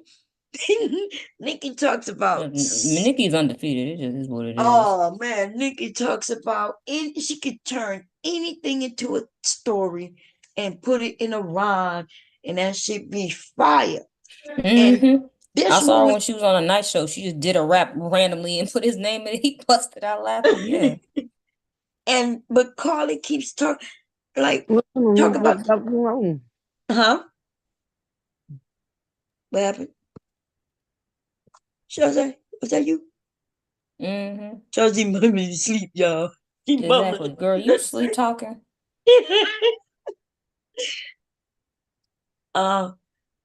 Carly, man.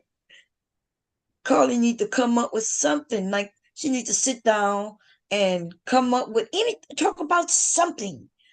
Something besides her ass being ate, sucking on somebody, and twerking. Right? Because everybody, like Megan Thee Stallion, got lots of songs about different things. Yes, she always talk about, being a woman, and of course we talk about our sexual powers and all that, body being right and all that. But even in that, there's a story within it. Mm-hmm. She says it for like a verse, like a verse, and then she goes on to something else. Yeah. Yes, like we've heard Megan Thee Stallion talk about so many, even talking about when she got shot, or how people treated her wrong. How she felt like how she graduated college, she was in school. Mm-hmm. And her chorus be something fire that everybody could follow along. That's what make it commercial, which make it sell. But she's talking about something. I'm just waiting for Carly to talk about something. How long she gonna be able to talk about the same thing? Because they got, even though she is young, just like Mulatto, though. How old Carly is? She's not 30, is she?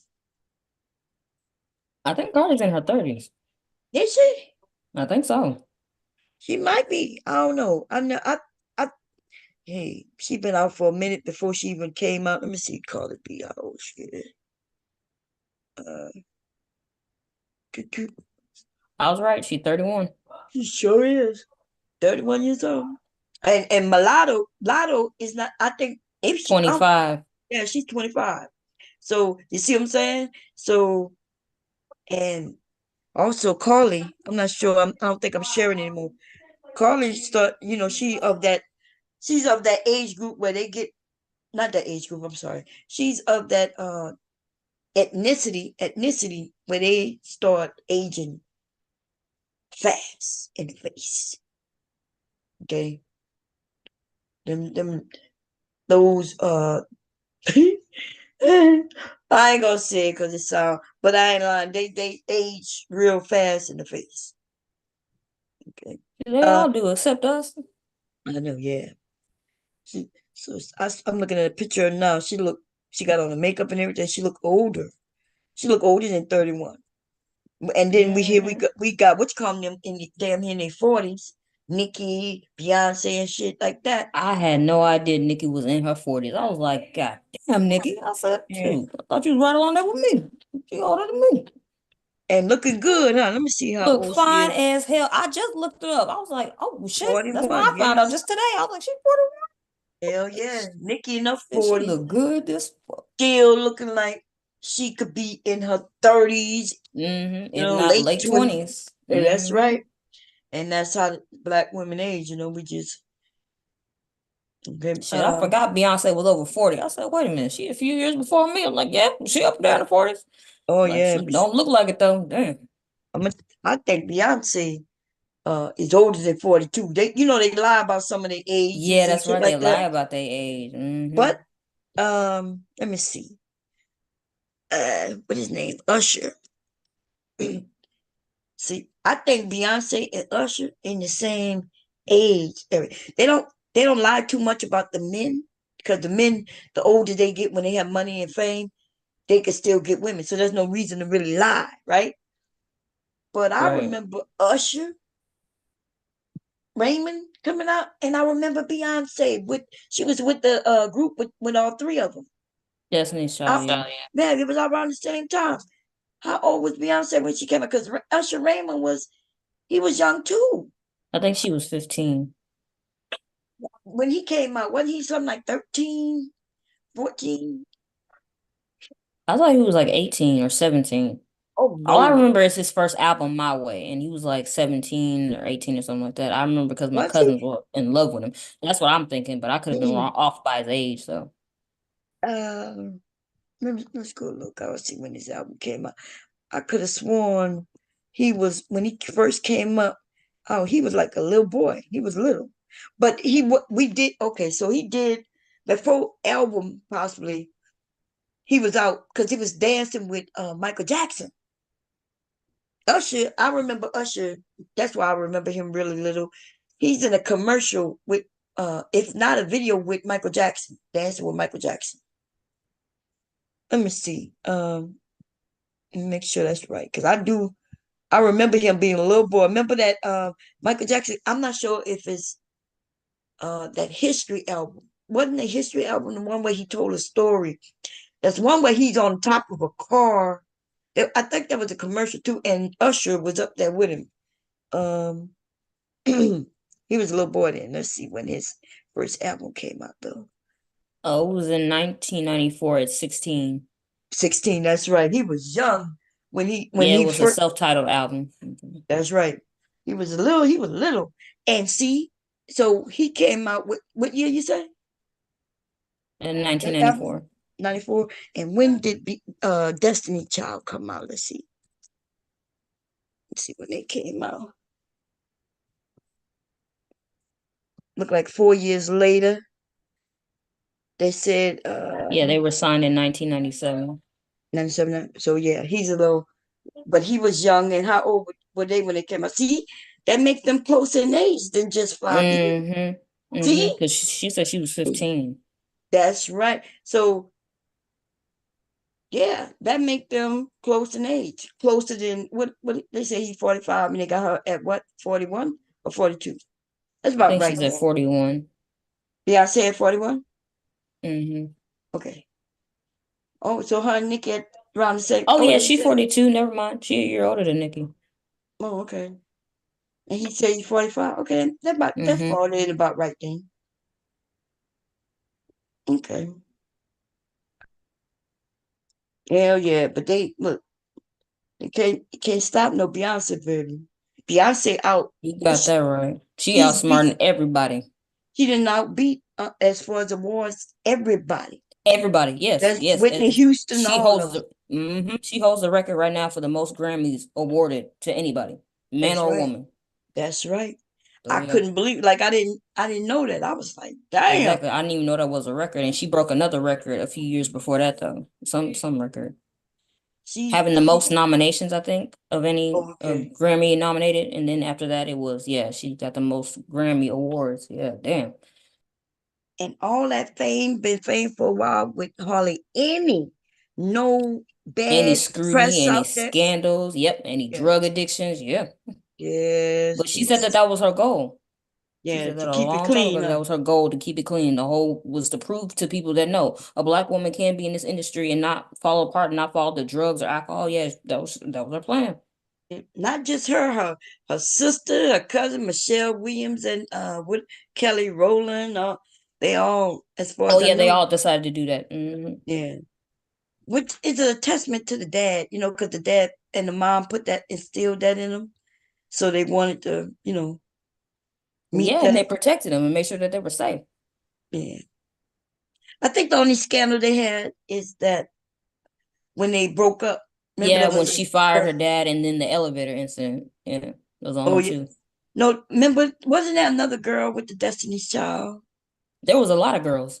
Oh, was it? God damn. A whole lot. I didn't know that until I forgot what the hell I was doing. When I'm not sure for you, because you was out there, having fun, actually hunting and shit. But for those of us that was stuck in the house, we had nothing but TV. So I forgot what I was doing. I just randomly clicked on that, and then they had a lot of girls. Kelly and Michelle were like the fourth or fifth set. Yeah, like it was a lot of girls. Look like they got look like 6.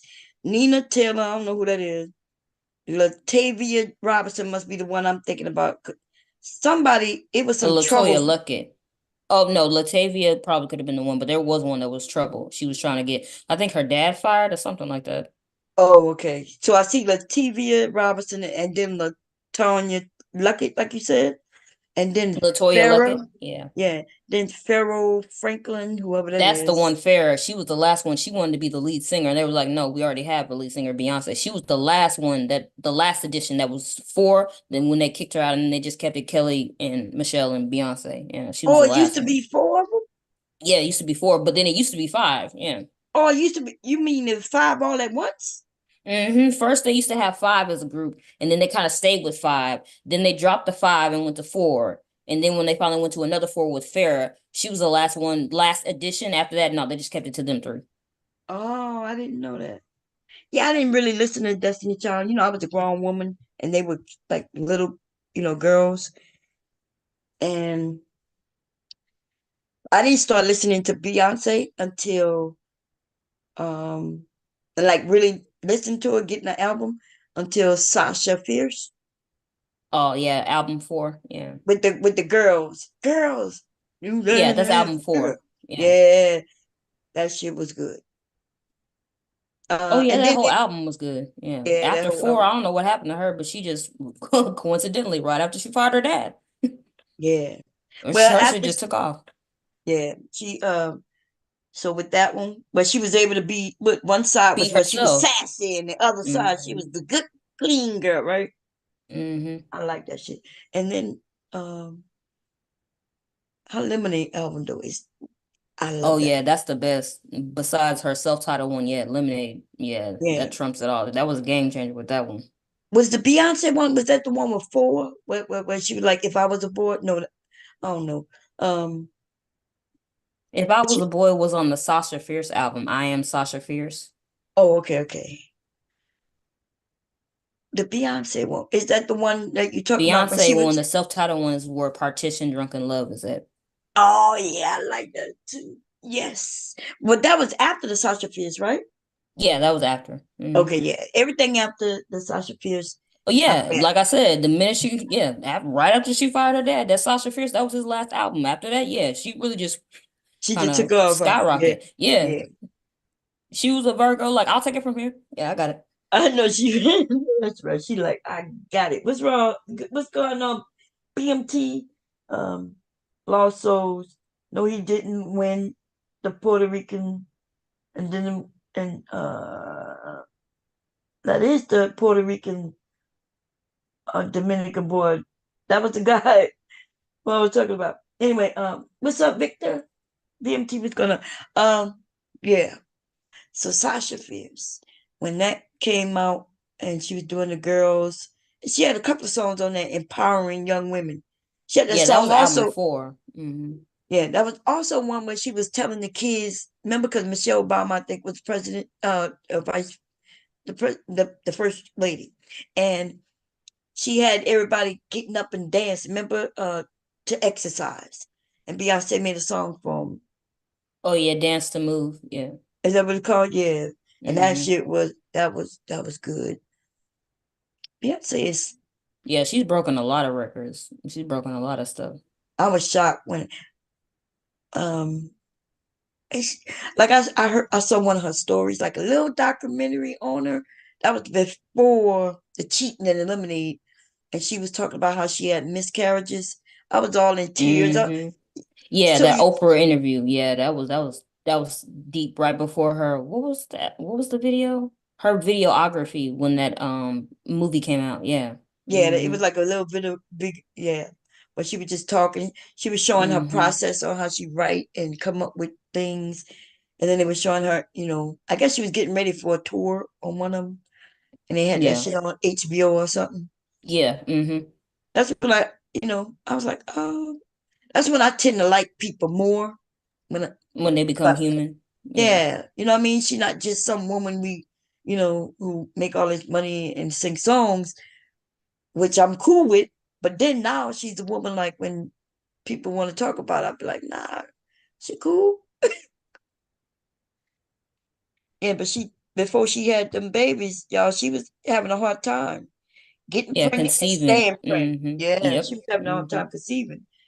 And Yeah, and then song Countdown, you hear it because she said, "I'm trying to make us," and she keep rubbing her stomach like, "Oh, she's trying to get pregnant." Yeah. oh, really?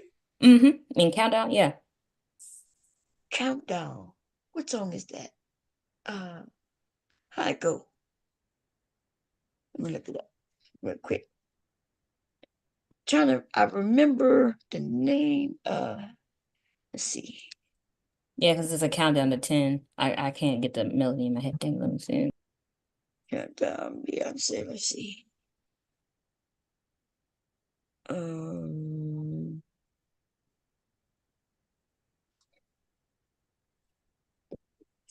See, we want the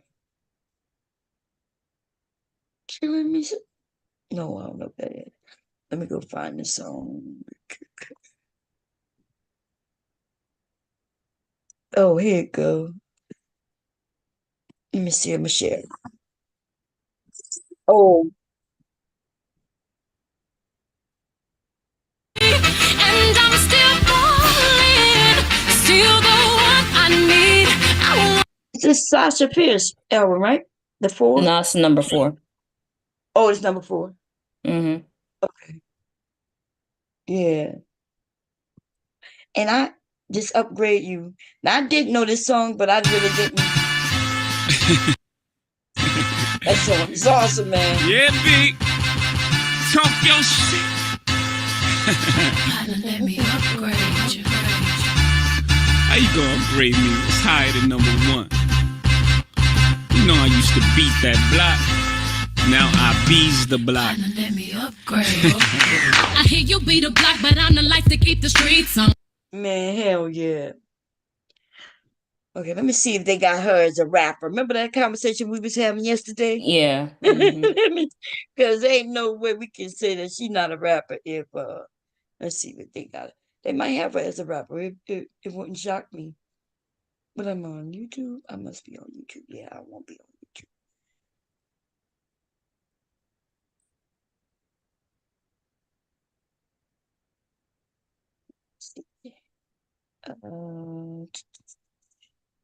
Singer, songwriter, and businesswoman. They need to put rapper on this shit, okay? So, because she sounds just like what you call them as far as I'm concerned. They dubbed her as Queen Bey. She born in 81. Damn, she's older than my sister. The They got that Carters. right though. She was a vocalist. I will say that. Her That range is is. ridiculous. Remember, somebody tried to claim that she couldn't sing. I was like, who said that? Bullshit. Was You that never seen Melody? her sing on Broadway? Shit. Or that Oscar opening that she did in 2009. Shit. Was that Mew or Mella who said that she ain't have no range? I was like, what? Have you That's not heard Halo or 1+1 or 1+. Sandcastles? Oh my God. Oh, look, 1+1 Hello, she hit them high ass notes and hold them. Yeah, she's a vocalist. I used to hear people say that long time ago. They used to claim that she couldn't sing, but she has many songs. I do understand why they think that if they don't listen to those songs, but those songs Exactly. And she are be doing stuff a lot of times a cappella, or she just be going off and doing runs in the song that wasn't even there before. I'm like, come on now. Yes. She wanted to prove people. She's like, oh, you saying I can't do this? Okay. And she go all the way up there. She okay. Wait, somebody actually.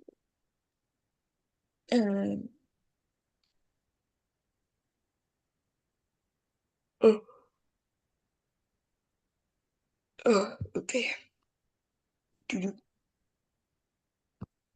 Man. Oh, I don't know who that was. I gotta stop sharing when I start. I'm telling you, look, that girl page came back up. Cause when I shut the computer down, like I don't shut it down, I just close it. And then when I open it back up, it asks me, do I want to bring my tabs back up? Like, do I want them to recover the tabs? And normally I just hit yes, but I'll be forgetting what is in the tabs. Yes, you see how fast I had to take that video down yesterday? I wasn't even in here. I was in another place apart from my house, and I came back and I was like, wait a minute. I'm like, Bob, you screamed. You sure did. You said it. So and all the rest of them up here just sitting up here. I'm like, oh, hello. You said it so nice and calm. You like, Bob, you sharing your screen. I said, oh shit. Gotta go. Oh man. Yeah. That's what got me in trouble many times. Sharing the screen, never know what's up there. I had to hurry up.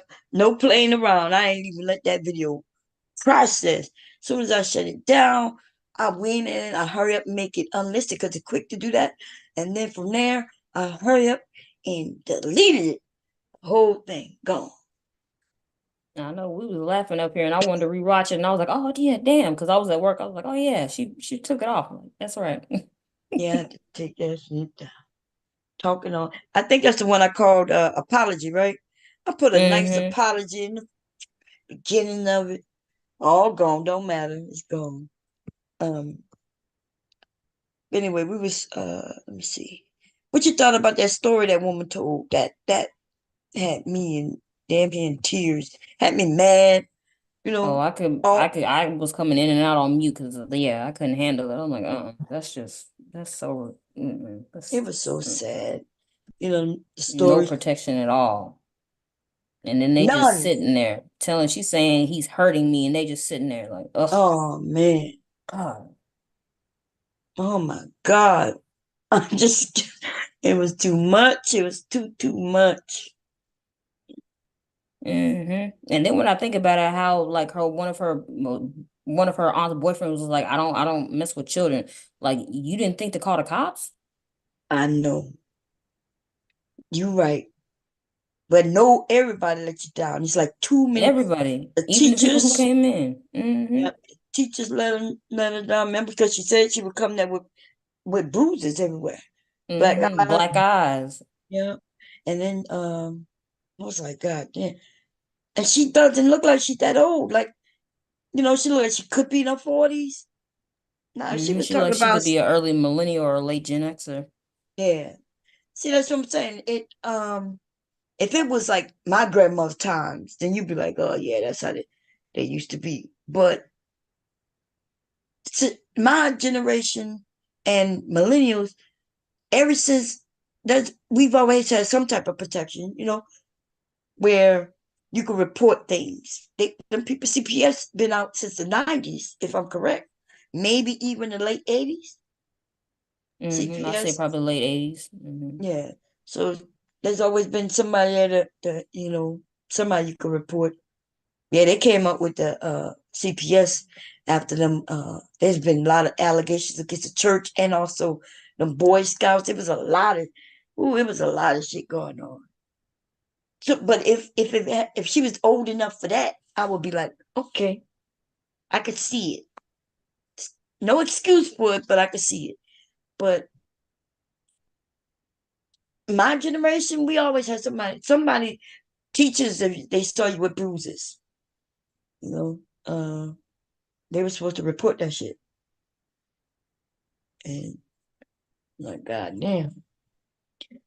Yeah, you think, but there was looking up that stuff when you find out there's so many reports back in the 80s that were just kids were being unchecked on, even when they did report it to CPS, still being unchecked on. Yeah, man. There's a lot of kids fall through the cracks still today. Mm-hmm. To this day, they say they still got cases, too much of a caseload that they can't even handle. Yeah, they just found the. Oh, go ahead. I was saying, like, one social worker's got like 100 cases. Like, that's fucking ridiculous.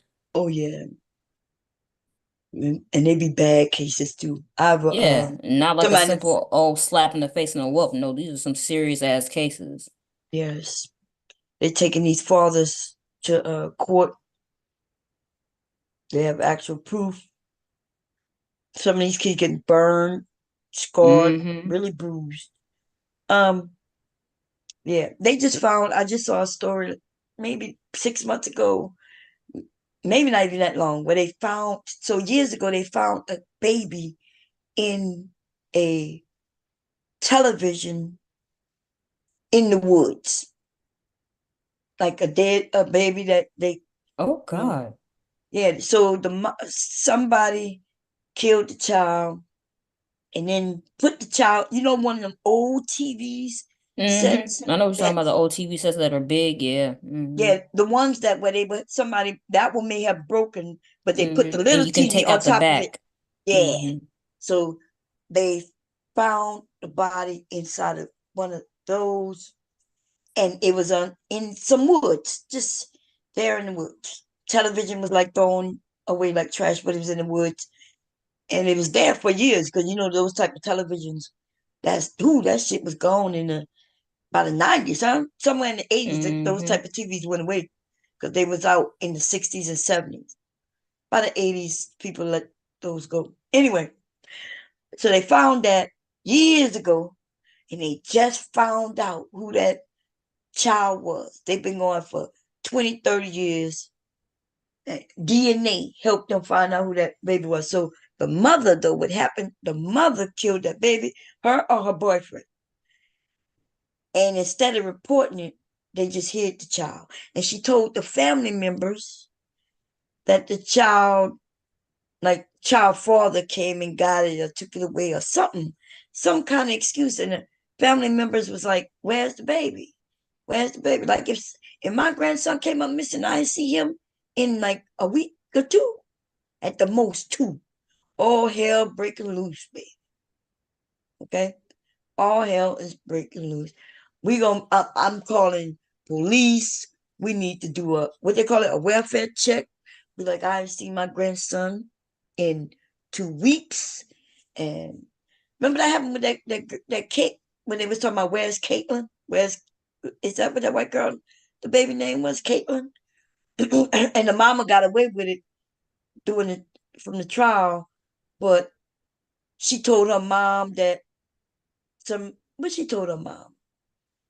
She told her mom somebody took the baby or something, like she claimed that the person who was watching the baby took the baby or something. Took the baby. Yeah, they got kidnapped. Something, yeah. And remember they put her on trial recently, like in the last year or two. And she got away. And so now they got a show on Netflix or Hulu, one of them, where they put her in the house. They trying to get it. They really trying to get a confession from her. I think that's why they did that shit. Almost like what they did OJ. Had OJ write a book talking about if I did it. And they said, well, why don't you write a book and tell us if you had did it, wink, wink, how would you have done it? And his dumb ass wrote a book. And I would have wrote that book, how I did it, one sentence. I didn't do it. Look, he did say he didn't do it, but they used what he put in that book. They couldn't get him because he got found not guilty, but them white people They tried to gonna get him in his civil ass. court. Oh yeah, they tried. Oh yeah, real they hard. did get him in civil court because of that book. They said, see, you right about that. Yes, they did. Yeah, I looked up that case because I don't know what was happening. It started to buzz somewhere around, I think before COVID, and I was just curious because I'd always heard about the case, and I was like, oh, they got his ass in civil court. Oh, like, oh damn. Yes, they got his ass. That's crazy, man. Oh, let me give you this link right here because this black lady judge, she was going in on this guy because he wouldn't. I forgot it was his child support, or he wouldn't see his child, and apparently like his grandma was taking up for him, and she went in on him. Wait, what happened? I put a link in the back chat. This black woman, she's the judge, and it's like one of those court support hearings. Oh And yeah. she's going in on the guy because his grandma was pretty much coddling him. Oh, okay. Let me grab it real quick. We can share that before I'm gonna be shutting it down soon. This one. I look at them courts. Look like you looking at. I be looking at them court shows all the time. I be saying I'm gonna go through them again, but because I like George Board and man, they got that mean one. That mean one who she's so mean. She black too. I was about to say which one, the woman or the man? No, yeah, she mean. Oh, she mean. She be like, she not playing with nobody. Nobody. She's like, I was talking. Anyway, here, let me share the screen for this. Wait, how long is it? Okay, it's not that long. 15 minutes. Fair use, y'all, before we get here. The hell is all my screen? I was thinking about putting that on a hat. I think that's cute. Let me see. Where did it go? Yeah, here you go, right here. Here we go. So, Your Honor, so what Mr. King wanted to share with the court was that he's been kind of proactive. So he said that he's completed some defensive driving courses, some anger management courses and things like that. But we understand that the court's main concern is the alcohol. So if there is perhaps any sort of monitoring that Mr. King can have while he's out of jail, or perhaps testing, he would be agreeable to something like that. But we just don't feel like him being in jail. I personally, I don't believe that he's going to be a danger. He's got the support of his grandmother, who's here in court with us today. And like I said, he's gainfully employed, and he does have a child, and he does have a lot to lose, and he understands that, especially having been in here. Ms. Hahn, it's not necessarily that I think he's going to be a danger per se. The concern that I have is that he's gotten 2 subsequent charges, one of which definitely involves alcohol, since he got a DUI. And so all of these things coming into play, you can present all of this to me as the reason why I shouldn't put you in the jail, but none of that kept you from getting 2 subsequent charges after a DUI. I don't understand what's going on. Like, now I'm supposed to feel bad. Oh, he's got a 2-year-old. Well, that was your choice. Nobody told you go out there and you got pending charges and your life is probably not stable and you out here having babies. I'm not a proponent of just willy-nilly having children and then using them to try and play on the court's heartstrings, because I feel like children deserve the absolute best that we can give them. And when we just out here having them and then trying to figure it out on the back end, I'm not a proponent of that. And I see your grandmama sitting back there with her hands over her face, praying for you and everything. And I think that's a good thing. But I think that you need to take some personal responsibility. You're 25, you've chosen to have a child and become a parent, but you also have committed, allegedly, you have three different pending cases, not charges. You got 1, 2, 3, 4, 5, 6 pending charges before the court, and over the course of 2 years. And so I don't understand why I should now let you out again and risk you getting another charge. Because if you stay in jail, you'll come up next on the trial calendar. We can go ahead and try these cases and get them done. We can try them back to back to back. So, one second, Your Honor. Yes, ma'am. If I could just say one last thing on behalf of Mr. King. Your Honor, obviously we still would like for him to be released, but you know, I know that Your Honor is concerned about alcohol. Mr. King hasn't had any infractions involving alcohol or any issues with alcohol, at least since April of 2022. So it's going on almost 2 years. August of 2022. Well, I think the last case involving alcohol, Your Honor, was the one ending in 0297 is my understanding. You gonna tell me he was stone cold sober when he went over there to the same person from the April incident? All right, I'm gonna let you have that one. Thank you, Your Honor. But so, Your Honor, Mr. King and his grandmother was also kind of chiming in as well. Let me know that there aren't any concerns, at least we don't believe that there are any concerns that the court should have about alcohol. He's kind of been on the straight and narrow for over the last year, and so we would like the opportunity for him to get out of jail and kind of fight these charges from the outside, because he does maintain with me that he's not guilty on all of the cases, and that's kind of what I was trying to explain to him as to why we won't go into the details of that here today as to what happened in each of those cases, but without doing that, he does want the court to release him.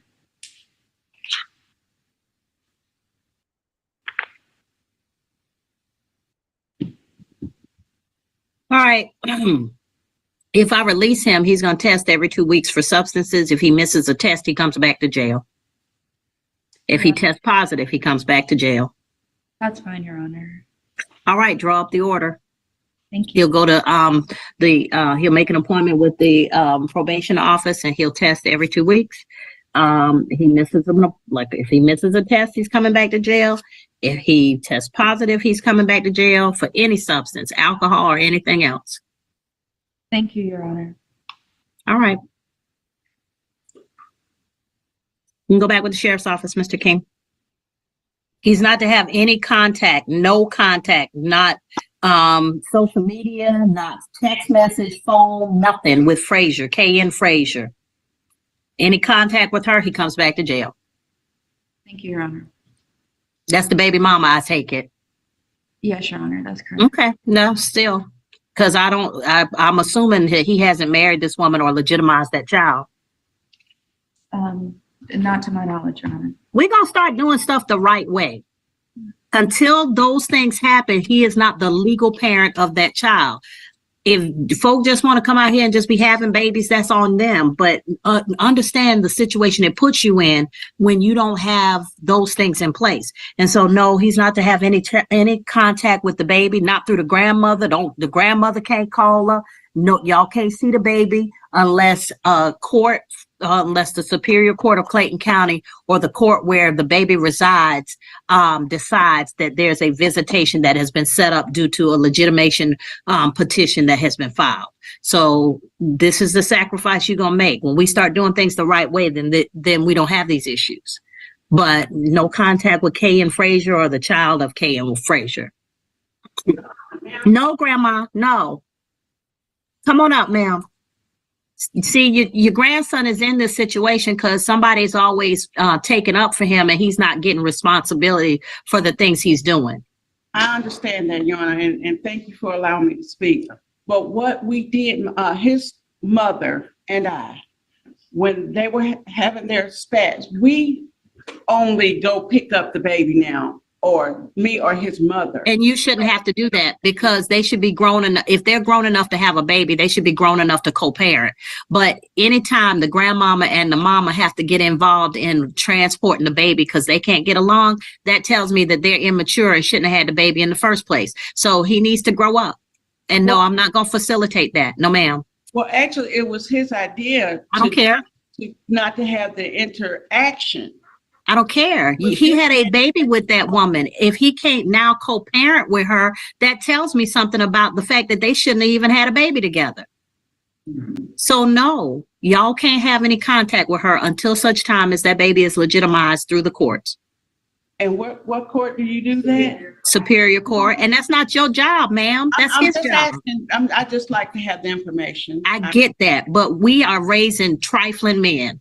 We're doing so much for them that we're not raising men. We're raising little boys that some other woman is going to be burdened with taking care of. Even when if he gets back with K.M. Frazier, she going to have to do everything for him because you and his mama are coddling him. There was a time in this country where once you left your parents' house, you were responsible and you had to make your way and be responsible. Every successful person I know, including myself, you get from your parents instructions when you finish high school. Hey, I don't know what you're going to do. College, military, work, but you can't live here. And we are so busy coddling. I know he has a place now, but we're so busy coddling, especially young men. We seem to be wanting to raise women to be responsible. You got to go out and get a job. You got to do this. You got to do that. But parents continue to coddle these young men. And so they end up not being responsible for themselves or anybody else. He's a parent now, so he's grown. So anything that happens on his behalf or his child's behalf, he has to handle it. Y'all need to stop stepping in. I respect what you just said, but in the case no buts. He stepped in and is taking care of her daughter that is 4. So and my family and everybody that knows him respects him as a good father. So I cannot let it be said that he's not a good parent. I didn't say he wasn't a good parent. I said they weren't mature enough to co-parent. I recognize that, but I do want it to be on record that he is. No, I didn't say he wasn't a good parent, and there is a path to him being able to parent his child. I told you what it is. But what I'm saying to you is you and his mama can't live his life for him. And as long as y'all are doing for him, then he won't be able to do for himself. Thank you for that, Your Honor. I'm just saying, you recognize what I'm saying. When you left your parents' house, how old were you? 18. And did they say you never went back, did you? Never went back. Okay, this man is 25, and I'm gonna tell you what my grandmother said. My grandmother raised 13 children, and you know what she said? She said, I have never had to stand bond for any of them. But you know what she also said? If you do something, don't call me. She's right. I raised you to be responsible. I raised you to do the things that you should know how to do. And so of her 13 children, none of them had to stand in a courtroom or call come get them or call my grandfather to come get them because I've raised you. So now you're on your own to be responsible the way I taught you to be. And we have gotten so far away from that. We got kids now telling their parents off, taking their parents' vehicles, hitting and interacting with their parents in such negative ways. But at a minimum, we're not raising children to be responsible. At 18, your parents said, that's it. And you went out and you made your way. And you look reasonably successful. Now, I don't know you, but you don't look like you're struggling. And what I'm telling you is until you let somebody get out there and do what they need to do, and you looking at me in this role, but I'm gonna tell you right now, when I went to college, my parents was like, okay, you made it into college. All those student loans, I had to pay. When I went to law school, I had to pay. I was working 2 jobs in college and going to school, 2 jobs and going to school. There have been other times in my life when I worked 2 jobs and gone to school. So what I'm saying to you is he can do if y'all step out of the way and make him do it. but don't keep coddling him and we gonna facilitate seeing the baby and we gonna make sure because y'all can't co-parent because y'all fighting each other that we gonna make it easy to go back and forth. Go to court. He can go to court, set up a visitation schedule and get a superior court judge to determine how this is gonna happen. But in all things, he's gonna be a parent for the rest of his life. So if he can't get it right now at the beginning when it's easy, it's not gonna get any easier. It's not. And with all due respect, Your Honor, I don't condone. I didn't help you get into a mess. I can't help you get out, but I do support. Okay, that's what she fucked up right there. She said, I can't help you get out the mess, but I support. And you support them when they're in a mess. You know what I mean? Like, there should be no support. And so she look, if she, man, I got to, but the men online, even though they say the same thing, they say women need to stop coddling the men, right? The problem is the men who saying that are the men who got coddled.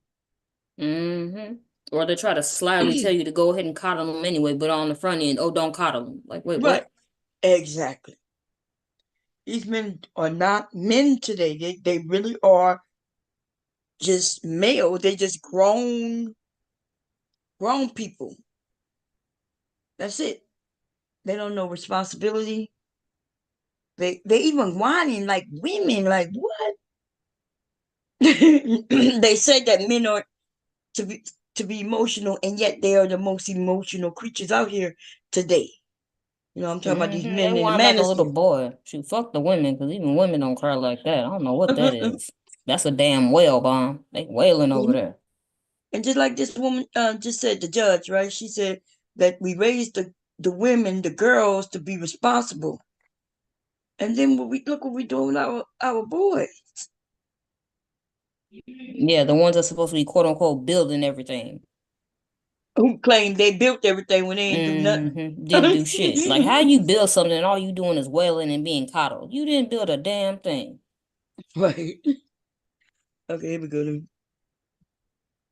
Helping you through it. That's the way I look at it with my kids and my grandkids.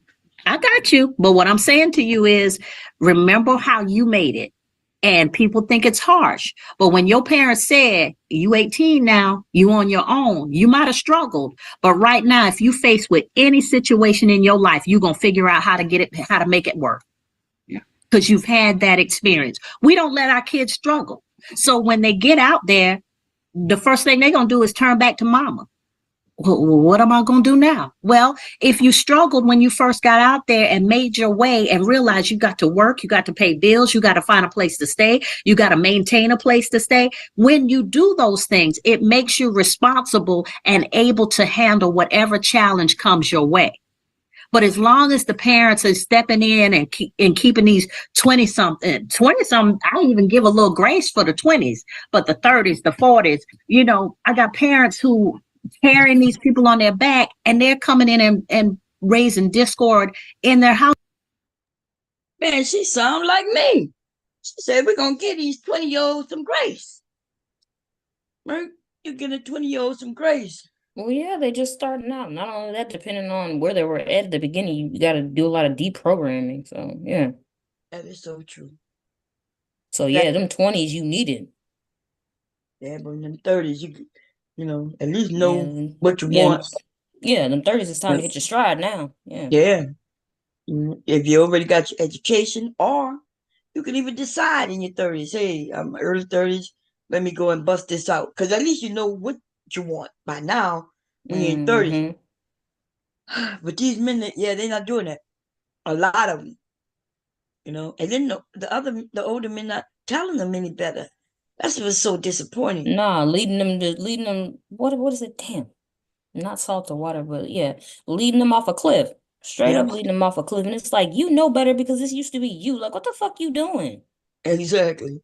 You don't notice that so we either got the older men who didn't do well and they're shitting on the black men, the young one. They're telling them lies that they know are lies. Or we even have the ones who got a little success. Yeah, and they Also, got their shit. fucking nose stuck up in the air while they shitting on people. Like, what the fuck? Like, you made it out and you just gonna shit on people? You don't want to tell them how to do it? Right. Okay. Just want to keep lying to them. Even look, some Yeah. of them married and then giving the wrong information. I don't And know the why they ones do that that. got their head on straight, they be saying exactly what we say. The same damn thing. And it's Right. like, we can't be lying if the men who got their head on straight and what we were saying, we're all saying the same damn thing. Exactly. Shoot, and you can hear them in their voice. They sound successful. They sound happy. They sound at peace. I'm like, y'all don't hear nothing in the back of his voice? I'm like, okay, be stupid if you want to. He giving you the answers right there. Like that easy money. I hear it in the back of his voice. He calm, he relaxed, he at peace, he having fun. I was like, yeah, because he gets it. Yeah. Okay, here we go. Households. We have got to stop coddling these young men. He went out there, he had a baby. So if he's chosen to give up his 20s and his carefree lifestyle to be a parent, then he's got to do what it takes to do it right. And if that means going to court and legitimizing this child, getting the money up to do what he needs to do, then he needs to do that. But nobody's telling him to go out here and just have babies without thinking about the consequences of what that means. So what? Is the birth certificate not legitimate? No, ma'am. I can't tell you because I don't do that kind of law. But what I can tell you is generally, no, you don't. Signing the birth certificate does not legitimize a child. It may be biologically acknowledged as his child, but under the law, no, not until they were married at the time of the child's birth or within a certain period of time after the child's birth, or they go through the legitimation process in the superior court where the child resides. Okay. So I'm just saying, and I understand you and my. So you see what that woman, what the judge just told her? She probably didn't know because it wasn't. I like didn't know that either. Yeah, but these men fought for this. But what they don't know, they fought for something. Now they got to pay for it. So now, unless you married to a woman, you got to go and get this baby legitimized. Now you're gonna pay for that DNA test. You're gonna pay for the paperwork, all of that, in order for you to get it before a court and legitimize. And that's in. I don't think it's in all states, but it may be. Okay. Yeah. Just by them putting their name on the birth. Remember, the men was claiming that the women were making them put their names on the birth certificate. Yeah, and then they find out they may not be the daddy. And so I don't know why them men all didn't know that. Like we always heard, mama's babies, papa's babies. I was about to say, isn't that where that saying came from? Mama's baby, papa's baby. Way before I was put here, you know what I mean? They Me were saying too. that. Shoot. And so if that's true, just because they was with her and they went and put her name on, and then later when they break up, then they find out that they're not the, because now they care. Some of the men, some of the women, do that too, right? She'd be like, "Wait, you're not the dad." Like I've seen some of these court shows where the woman, she decided to let him know you're not the dad because she don't want to let him have the, visitation. And then, so then they got to legitimize. And then they got to go and legitimize the child to prove that they're the father. Yeah. Ain't that some shit? You try to get your ass out of something and then you back your ass up in something way worse. I know that's right. Oh man, I was looking at the white woman. She be like, "Well, he's not the dad anyway." But then she did tell him though. It wasn't like he was shocked because she told him when she was pregnant that, "Hey, I'm not sure he may not be the dad." Yes. So you got to understand, if a woman says that to you and you decide to sign the birth certificate anyway, that's you taking responsibility for a child. But then everything falls apart when they break up or when something go wrong. Then somebody want to back out the deal, whether it's her or him. And so the men who claim that they couldn't get nothing done and it ain't fair, they don't know what the hell they talk about. Because lots of things have changed in the last 15 years. Oh yeah. Lots of laws on their behalf, or so they think anyway. It's always a backhanded slap with the stuff that they try to pull. Yeah, and then they And stupid because then they'll claim, I want that money back. I paid child support, I want that money back. And the courts tell them no. Like the courts tell them you should have did this portion early on, and then you wouldn't have went through none of this. They're not gonna make make her pay you nothing back. And that's what this judge is saying. Hey, you gotta be adult. And you get it in the dirt, you'll handle your business. You'll make sure everything is right. Your paperwork is right. You're gonna make sure everything is right. But if your mama got to do it for you, then you might not know. Like when I said about my son in that sandwich. But his mama, he didn't ask me to do it. He didn't want to do it. He was just like, I ain't gonna worry about it. You know what I mean? But he ain't worried about it. And it is just like $8, $9. I don't know how much a sandwich is, but anyway, here we go. You want to say something before I finish it? I think we're at the end of it anyway. Oh yeah, you have to end of it like a few seconds. Okay, here we go. Let's see. Mama want to help him and y'all want to see the baby, y'all might have to take some time, but y'all can't contact this woman on his behalf. So we miss Christmas. I still have her stuff. Okay, the baby will get it. The baby don't know it's Christmas. It's 2-year old. She'll get it when she gets it. Thank you. All right. You heard what she said. She right too. She said the baby 2 years old. She ain't gonna know. She sure not. That's the truth. Look, we be going all out for the babies and shit. They young. They don't remember none of that shit. I was talking to my kid, one of my sons the other day, and I was telling him all the different style bunk beds they had when they were young. I was like, you don't remember when you had? He was like, no, we just had one set. I said, dude, I said, y'all done had 2 sets of bunk beds that you should remember, because I know they like 12, right? They were like 12 when I ended up getting the second bed set. And they were memorable type of bunk beds, because one of the bunk beds had a desk and a dresser attached to it, and you had to walk up the stairs to get to the top. Yep. And it was wood, right? Yep. Wooden panel, yep. Yeah, and then the second set that I got them, it was steel, and at the bottom was a futon bed. It turns into a couch, and then you pull it out, and it turns into a bed with the twin at the top, And I was like, you don't remember? And then he was like, oh yeah, I do remember those. But they were 12, and I had to talk them into remember that shit. That too, they ain't remembering nothing. I show my kids that picture, they don't even be knowing if it's him or his brother, because they look like twins when they were little. Because I used to dress them alike. I dressed them alike until they got old enough where they did. I know that they dressed in the same outfit and people used to ask me, are they twins? And I was like, oh no.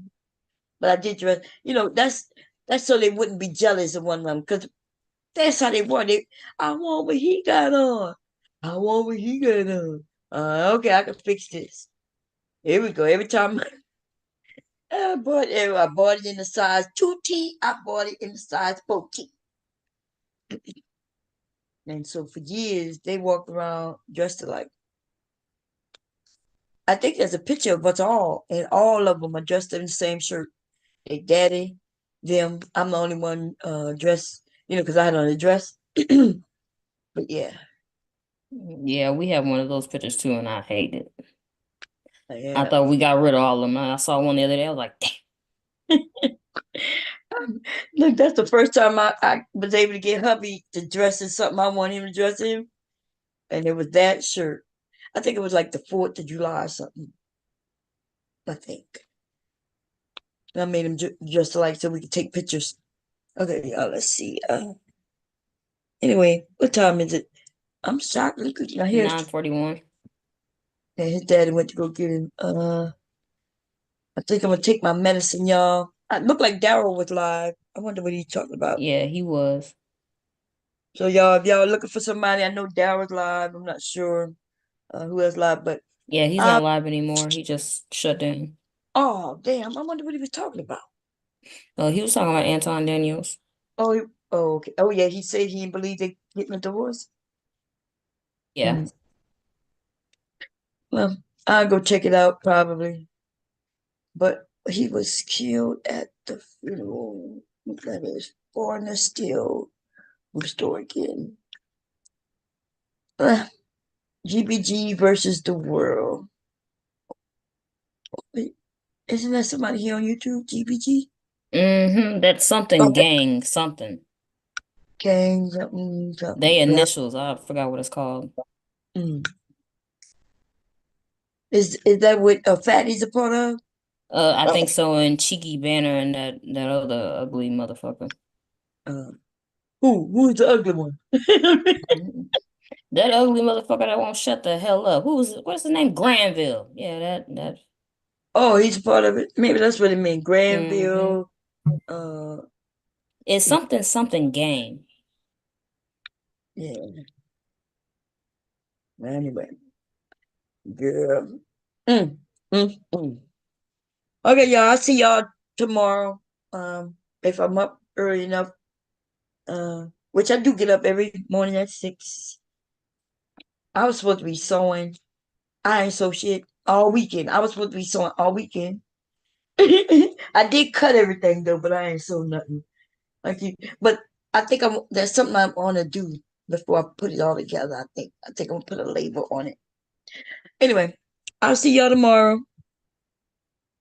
Bye, everybody. All right. Bye, Bye, Karen. everybody. Bye, Mom. Bye, Sharday.